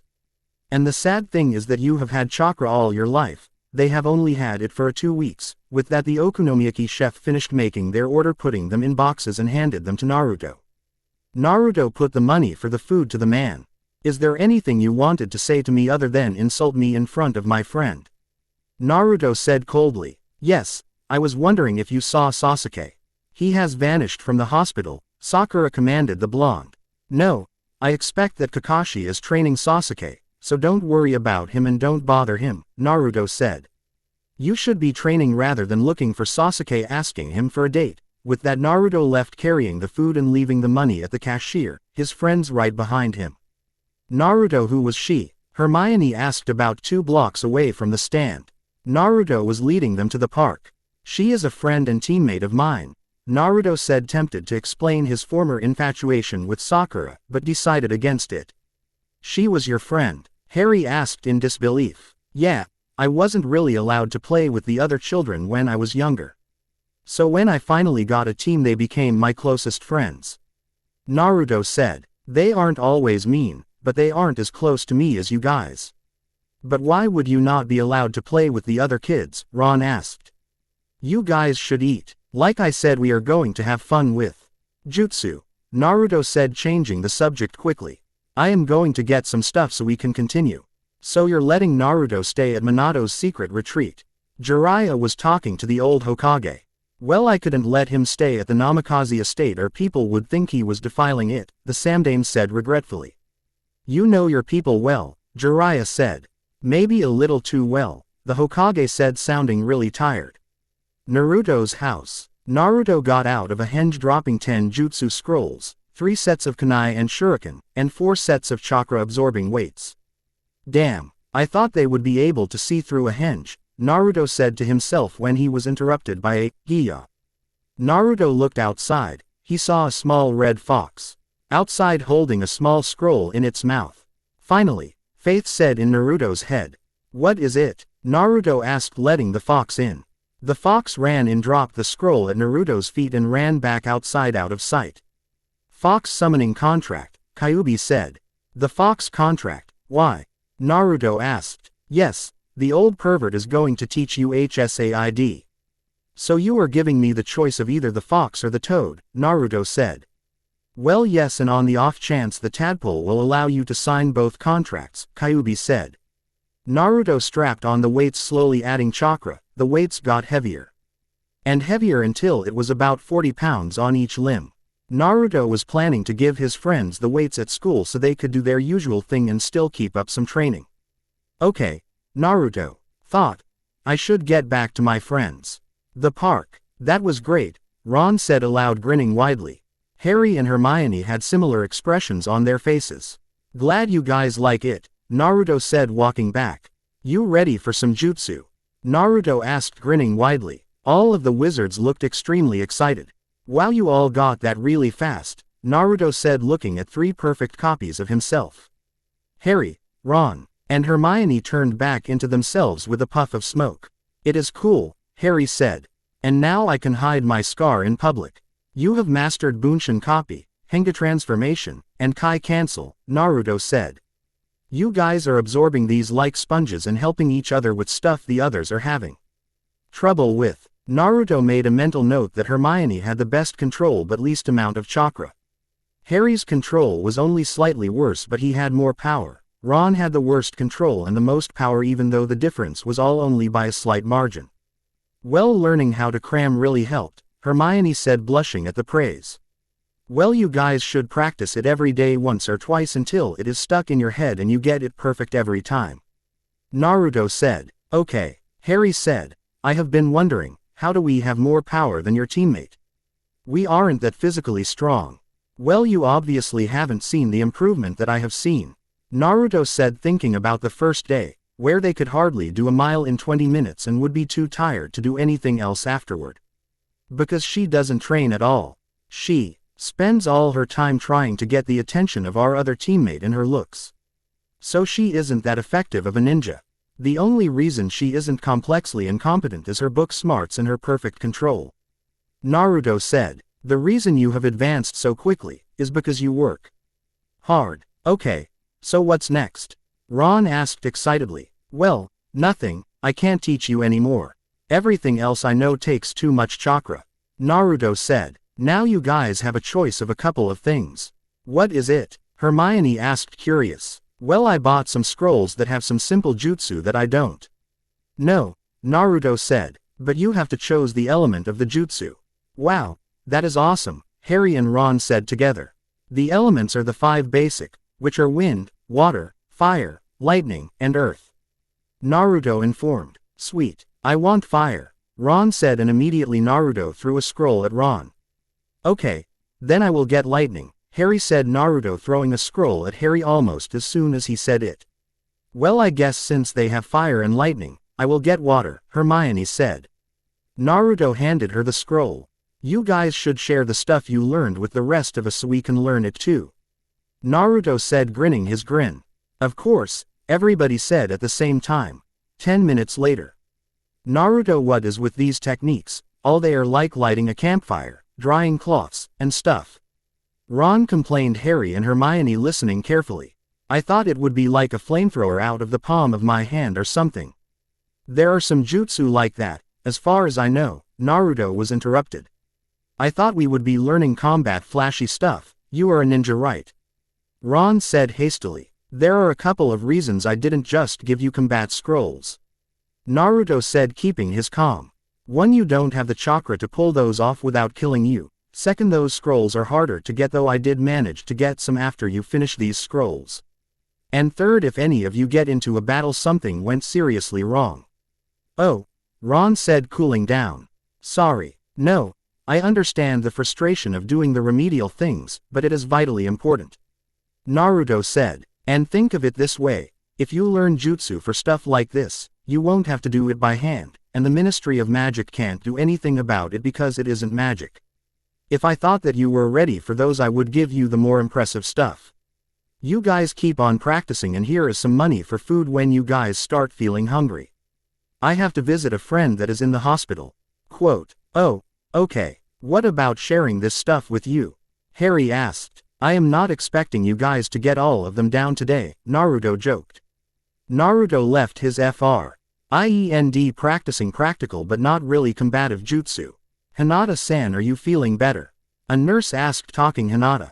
I am fine, but I feel a little bit weak. I should be back to normal tomorrow, Hinata said. Well, you have a visitor, but he is very interesting, the nurse said. Uzumaki Naruto, the nurse said with disgust. But as she said it, Hinata's heart fluttered. Please, let him in, Hinata asked the nurse. Okay. The nurse left the room, and following about 10 seconds after Naruto came in. Hinata, how are you feeling? Naruto said, holding a single lily. Oh, I'm fine, Hinata said, stuttering horribly. Are you sure? You sound like you're kind of nervous, Naruto said. And you're turning awfully red. This was true. Hinata was blushing so hard, Naruto coming to visit her holding a flower. No, I am fine. How is your training, Naruto-kun? Oh, it is okay, but I think I could be going a little faster, but that can't be helped. Naruto said. I will be ready to beat Neji to a pulp for you. Naruto-kun. Why are you so determined to hurt my cousin? Hinata asked, still nervous, but that was being overcome by her curiosity. He hurt you just because your standing was higher than his. It wasn't like you wanted him to be in that part of your family, Naruto said, matter of fact. He called you weak, even though you try your best all the time. I just think that is wrong. Oh, thank you, Hinata said. But could you please do something for me? Sure. Naruto was surprised she got through her sentence without stuttering. They were interrupted by a crashing noise. Damn. Hinata, I will come back after I check what that was. Naruto rushed to see what all the noise was. 3 rooms down, Naruto saw the door was ajar. Naruto rushed in, wand rays in front of his face. What's going on here? Nothing. A demonic voice came from Gaara. There was sand wrapping around Lee, obviously under Gaara's command. Don't touch him. He is hurt, Naruto yelled. I must kill him, Gaara said, sending a wave of killing intent. Naruto matched the killing intent by infusing some of his magic with his chakra. Let him go, Naruto said, darkly pointing his wand at Gaara. Gaara felt the energy, and then he saw Naruto's wand. You are interesting, Sei's mother, Gaara said. I won't kill him, but in the finals you and me will fight, and this fight will be to the death. Gaara retracted his sand and disappeared. Is there something wrong here? Guy said, running into his pupil's room. No, nothing, Naruto said, separating his magic from his chakra. I would keep a close eye on Lee, Guy-sensei. Sabuku no Gaara was just in here to visit. With that, Naruto left and went back to Hinata. So, Hinata-chan, you wanted to ask me something? Naruto said, buoyant again. Naruto was wiped. He had had so many clones practicing with the new jutsu all night, most of his muscles were aching. But on the plus side, he had memorized all of the wind, water, and fire scrolls. Naruto seemed to be having no luck with lightning. So Naruto just decided to give up on those. So now Naruto could do a lot of mundane tasks with chakra, which included a fire jutsu for lighting campfires, water collection jutsu, cloths drying jutsu, and many others that had a lot of practical uses for combat unless you were very creative. Oh, I have to get to Jiraiya's meeting, Naruto said to himself. He left a note for his other friends that weren't up yet. It was 9:00 a.m., which was really late for them. They usually woke up at about 7:30 a.m. Must have been working hard. Just get to the old pervert so you can get your training, Faith said testily. Okay, don't bite my head off, Naruto thought jokingly. If only I could, Faith said sarcastically. Naruto chuckled lightly as he sped off to their designated meeting spot. Jiraiya was watching some girls sunbathing nearby. Ero Sanin, Naruto said in Jiraiya's ear, making him jump into the air. Vadfastdf. God damn it, Naruto, can't you see I am doing research now? Jiraiya said, giggling. Wow, you are hopeless, can't you tell this is a genjutsu? Naruto said, surprised. Huh? Jiraiya said, confused. Naruto raised his hand in the tiger seal. ND pumped a decent amount of chakra into the jutsu. Kai cancel. Immediately all the girls were gone, replaced by an irate female Chunin about to punch Jiraiya in the face. Naruto had a clone behind H. To explain what was happening and apologizing for Jiraiya's behavior before the blow could land. The Chunin quickly left. Thanks, kid, and weren't you not supposed to call me those words after I helped you make your friends ninja? Jiraiya said, slightly mad that his research was all a genjutsu. Yeah, like you did all that much helping them, Naruto said sarcastically. Well, you said there was going to be something interesting today, Jiraiya-sensei. Yes, I am going to teach you how to unlock that special chakra you have in you, Jiraiya said, smiling. Is that it? Naruto said. I know how to do that. All I have to do is focus and there we go. Naruto demonstrated this for about 2 minutes, red magic-infused chakra swirling around a 3-yard radius. Naruto didn't tell Jiraiya that it was magic that caused this because it would have been too troublesome. Oh, wow, that is very impressive, and you don't feel like evil or anything? Jiraiya asked. No, well, my nails and canine teeth get really large, but apart from that, no. Naruto said. Is there anything else? Yes, but I wouldn't be surprised if you beat me to the punch. First you have to sign your name in blood on this scroll, Jiraiya said, taking the large scroll from his back. Before I sign, could you summon the boss toad, so I can talk to him before I do anything binding? Naruto asked tentatively. Jiraiya was clearly shocked. That Naruto knew it was a summoning contract. Sure. Jiraiya did Kuchiyos and an enormous toad the size of a small mountain appeared. Jiraiya, what did you summon me here for? The boss toad asked. Gamabunta-san. I have a new pupil who I was going to have summon the contract, Jiraiya said loudly. Can't possibly be nearly as promising as Minato, Gamabunta said loudly.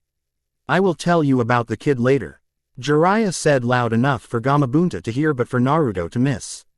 He would like to speak with you. Gamabunta-san. Naruto yelled, slightly scared of the large toad. Gamabunta looked down and was completely surprised. He looks just like Gamabunta, as shushed by Jiraiya. What do you want, brat? Gamabunta recovered. I would like your permission to sign the toad contract, Naruto said. Gamabunta scoffed. You didn't need to ask my permission for that. Jiraiya is allowed to have a person sign it, that is why we gave it to him. I am not done, Naruto said irritably. I will. Like your permission to sign the toad contract and the fox contract? Naruto asked. What? The toad boss yelled. Sign 2 contracts? That is absolutely absurd, Gamabunta said. I have permission from the fox boss, or so I am told. Naruto said. I just wanted to ask your permission, I haven't signed it yet. Well, if the damn furballs are allowing it, Gamabunta was thinking. How about a small gamble? Depends what it is, Naruto said, cautious of a trap. Naruto looked at the sun, checking the time. It was about 10 o'clock, his friend would be up and hopefully found the money he left. I will flip a coin. It lands heads up, you can sign both. If it lands tails up, then you can only sign one, Gamabunta said, taking out an enormous coin. I agree, Naruto said. Please flip the coin. Gamabunta flipped the coin and spun slowly from heads to tails to heads again in a blink of the eye. The large coin landed and nearly crushed Jiraiya. Heads. So fate wants you to have 2 contracts, Gamabunta said. I will allow it. Just focus on the toad contract when you do Kuchiyos when you want to summon a toad. Gamabunta disappeared in an explosion of smoke. Well, that is interesting. I never thought Gama would let you. And where did you get the fox contract? Jiraiya said. I have an extraordinary amount of luck, Naruto said, grinning, taking out the fox scroll, signing his name. Then he took Toad contract and signed it right next to Namikaze Minato. Naruto had a new routine going since he learned Kuchiyos from Jiraiya. Jiraiya left Naruto alone, seeming to think that it was enough for him to be taught Kuchiyos. Naruto every day would increase his weights by 10 pounds in the morning as he got used to the change. Then he would go get something for breakfast for his friends. Naruto was surprised at the sheer amount of money he had, since he hasn't gone back to the basement since the first day. Then they would train a pretty consistent workout running 5 miles, 100 push-ups and sit-ups. Some basic taijutsu stuff from Naruto. Then they would go out to lunch at some place, once or twice Ichiraku's ramen. After lunch they would do a lot of jutsu stuff. The wizard gang finished all of the useful jutsu low-rank jutsu. So now they were doing some low-level combat jutsu. Harry seemed to have trouble with wind-earth, Ron had trouble with wind, and Hermione had trouble with fire jutsu. This continued for 10 days. Then Naruto called a stop to all the training, since he had to not overstress himself right before his exam. "Hey guys, wake up," Naruto said, yelling down the hall, and he heard 3 thuds as his friends fell out of their beds. "It is the day of the exam finals," Naruto said, excited. "Finals begin. Chunin exam finals read and review." Naruto was in a dilemma, he was completely out of usable shinobi cloths. This was the Chunin finals, he had to be flashy, but also serious. This took any costumes out, but it also took out all of his current shinobi wear because they were all really worn. Most of them were falling apart at the seams from so much jutsu practice with his friends, so not impressive enough. He considered buying some more clothes, but he didn't have enough time to deal with the villagers. Naruto was sadly thinking about using his school uniform, which is meant for studying, not fighting. Naruto opened his trunk, taking one set of cloths out. Naruto not iced under the cloths a package, he couldn't remember what exactly it was. Naruto opened it to find a smaller replica of the Yondaime's cloths. Naruto grinned happily, this was perfect. Man, this is going to be awesome. We are going to see real ninja battle it out, Harry said, exited to himself. Just seeing what Naruto can do gives me shivers. Harry was thinking of all the stuff that he had learned from Naruto and from the scrolls, and he grinned happily to himself. Dudley will never be able to bully me again. Ron was currently unconscious on his bed, getting as much sleep as absolutely possible. There we go, Hermione said, finishing what looked like her 5th essay. That is all of my school homework done. Yo guys, let's get going or I am going to be late, Naruto yelled in the hallway for his friends. I will wait for you guys out front. Harry, Ron, and Hermione were waiting at the front of Naruto's house, waiting for Naruto. Wasn't he the one that told us to hurry up? Ron said, rubbing the sleep from his eyes. I did, but you guys took so long that I decided to get us some breakfast, Naruto said, holding a small bag for each of them.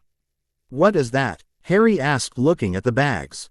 Cinnamon buns, Naruto said, throwing a bag. Tea should be good. Wow, these smell great, Ron said, opening the bag to dig in. Nice cloths, Naruto, you look really sharp.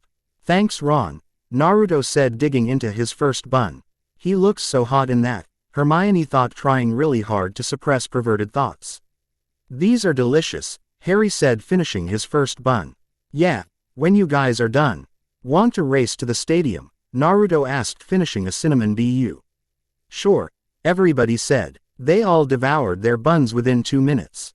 Done, Naruto asked. Yeah, what is the prize for whoever wins? Hermione asked. How about to whoever wins, I finish your Hogwarts homework for you, Naruto said, smiling, knowing Harry's and Ron's reaction.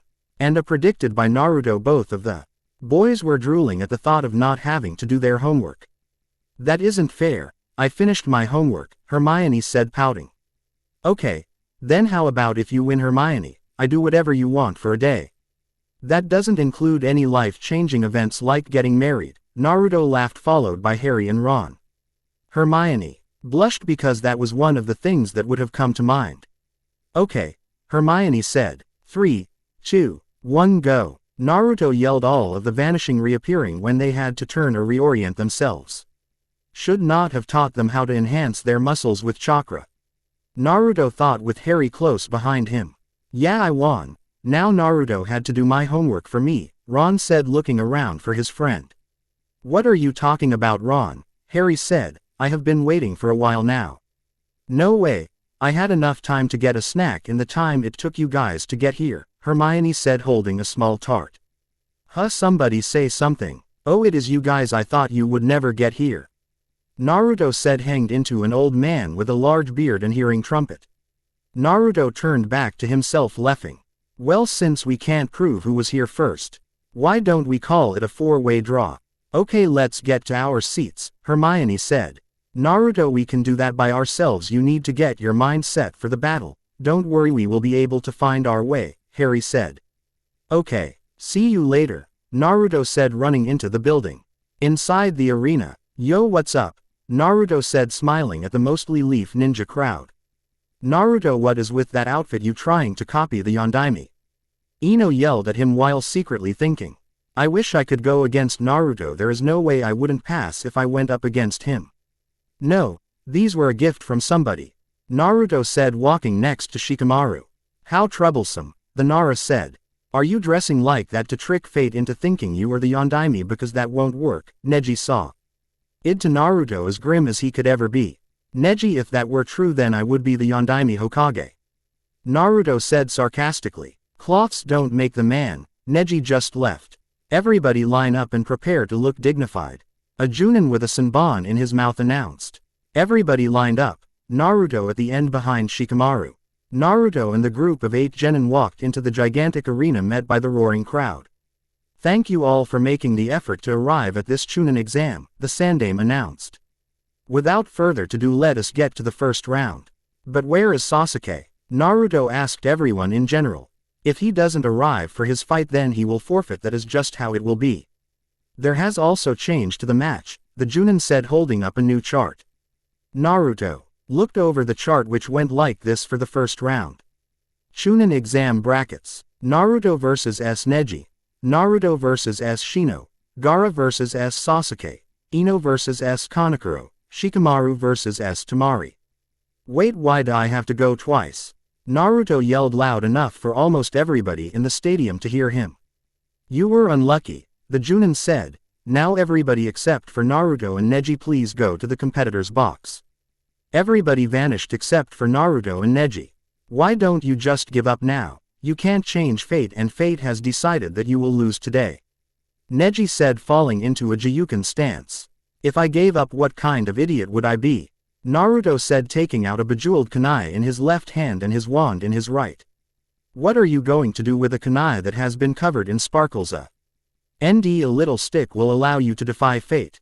Neji asked scornfully. No, but I know your style, and your style is extremely close-range combat, since in your battle with Hinata during the preliminary, Su and Hinata didn't stray 2 yards from each other, Naruto said, remembering Neji's style.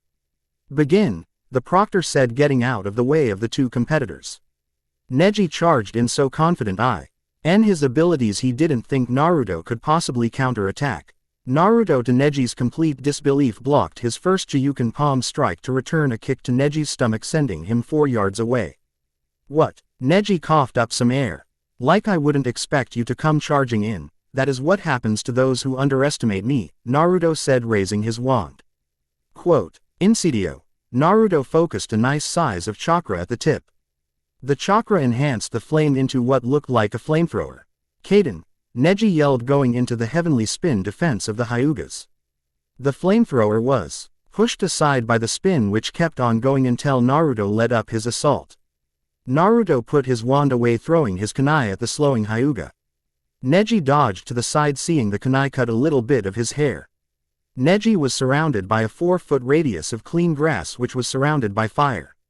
Kaden jutsu, Neji panted after his spin. No. Magic, Naruto said, putting his wand back in its case. This is a jutsu. Naruto flashed through several hand seals that was missed by the mostly civilian crowd. Naruto is planning something. That is the wind jutsu that he taught us, Ron said, squinting at Naruto. What? But that jutsu was for keeping flames alive, Harry said, looking at his friend in disbelief. Just telling you what I saw, Ron said, looking perplexed.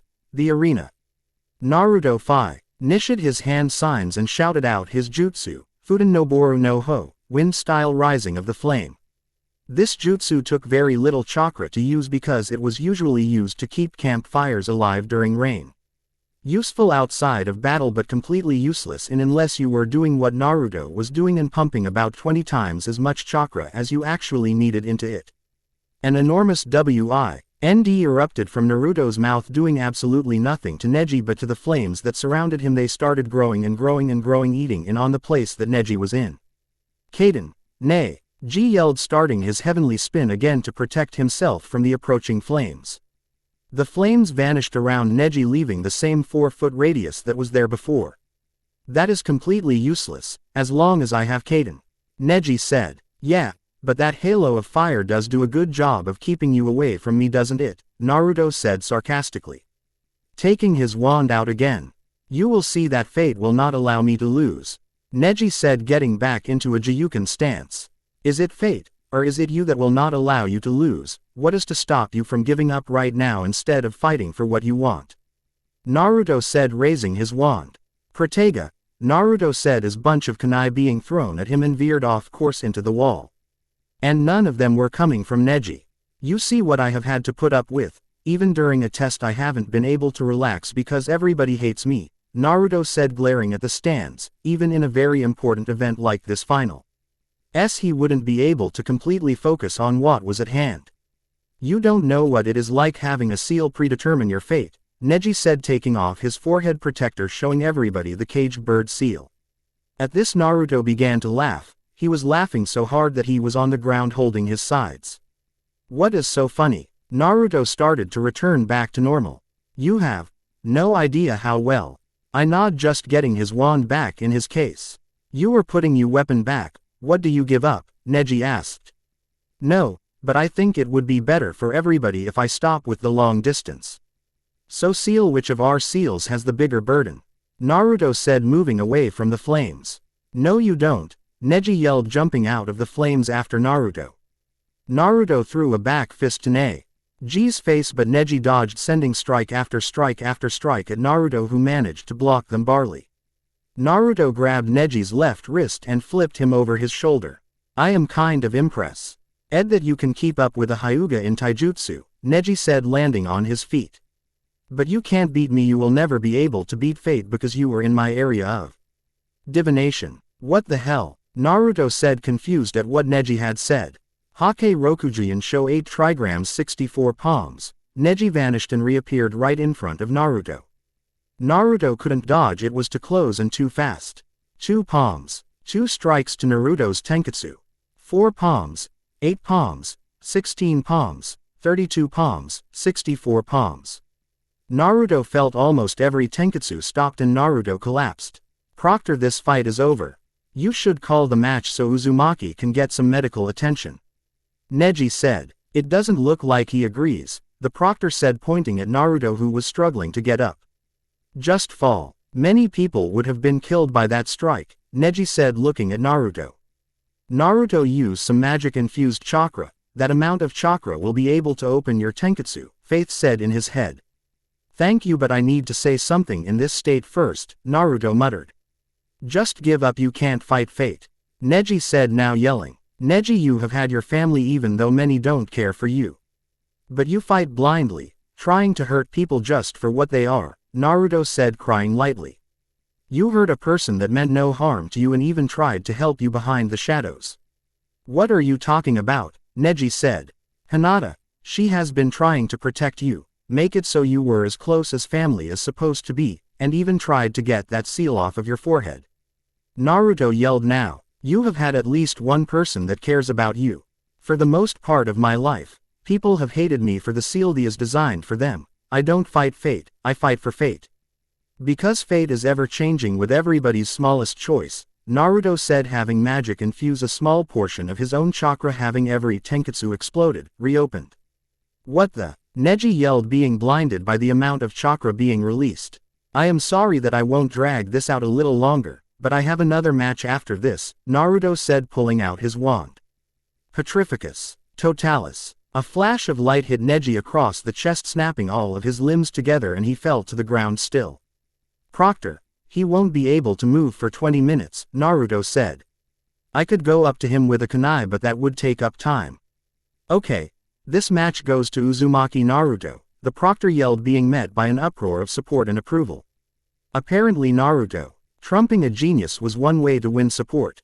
Okay, with that out of the way, I will bring Neji back to full mobility, Naruto said, moving closer to Neji. Finite incantatum, a flash of blue light and Neji was able to move. That is great Naruto 1, the three wizards were saying things along those lines. Naruto-kun good job, Hinata said quiet enough that nobody heard it. Go, Naruto, Sakura. A yelled even though she thought Sasuke would do even better. Naruto ate a single pill that he had though he would need even with his insane amount of stamina. Naruto's system was flooded with chakra almost instantly. Next match, Naruto Uzumaki vs Shino Abarame, the proctor announced to the general dissent from the crowd. It appears that people don't like the idea of you fighting twice in a row. Shino said just loud enough for Naruto to hear. Yeah, but I will deal with it, Naruto said taking his wand out. I am sorry but I won't be able to play with you like I played with Neji. Do you really think that you can beat me? After you have already been in combat? Shino asked quietly. Yes, Naruto said. I know your style of fighting, using your Kekai bugs to drain the chakra out of your opponent also impeding your enemy. You have taken in more than I thought you would, Shino said eyebrow raising. I have changed since I left, Naruto said twirling his wand in his fingers. Begin. The proctor interrupted. Shino charged sending out a cloud of bugs from his sleeves. Naruto wasn't even bothering to move. I am sorry, Naruto said under his breath. Naruto raised his wand calling out, Ventus. A bust of wind blew the bugs away giving Naruto some time to plan. Naruto raised his arm again waving it whispering, Incendio. Naruto only let a regular Incendio out only creating a flame that should be used for campfires. Naruto felt as if his strength was leaving him slightly like he was constantly using tree climbing but he ignored it. Shino, you know that spell could have been infinitely stronger. I have nothing against your companions or I would have completely annihilated all of the ones outside of your body. Naruto said raising his wand again whispering, Lumos. Leaving an ominous light coming from the tip of it. Shino was clearly shocked. He had attached the 20 starving Kekai bugs which were having a feast on Naruto's body but they didn't even seem to have an effect on the boy. And what he was feeling that they were gorging themselves on chakra. Naruto's consideration for his bugs also confused him. Before this strange change Naruto would have destroyed any number of Kekai just because. Proctor I have no will to have my colonies destroyed senselessly, Shino said. I forfeit.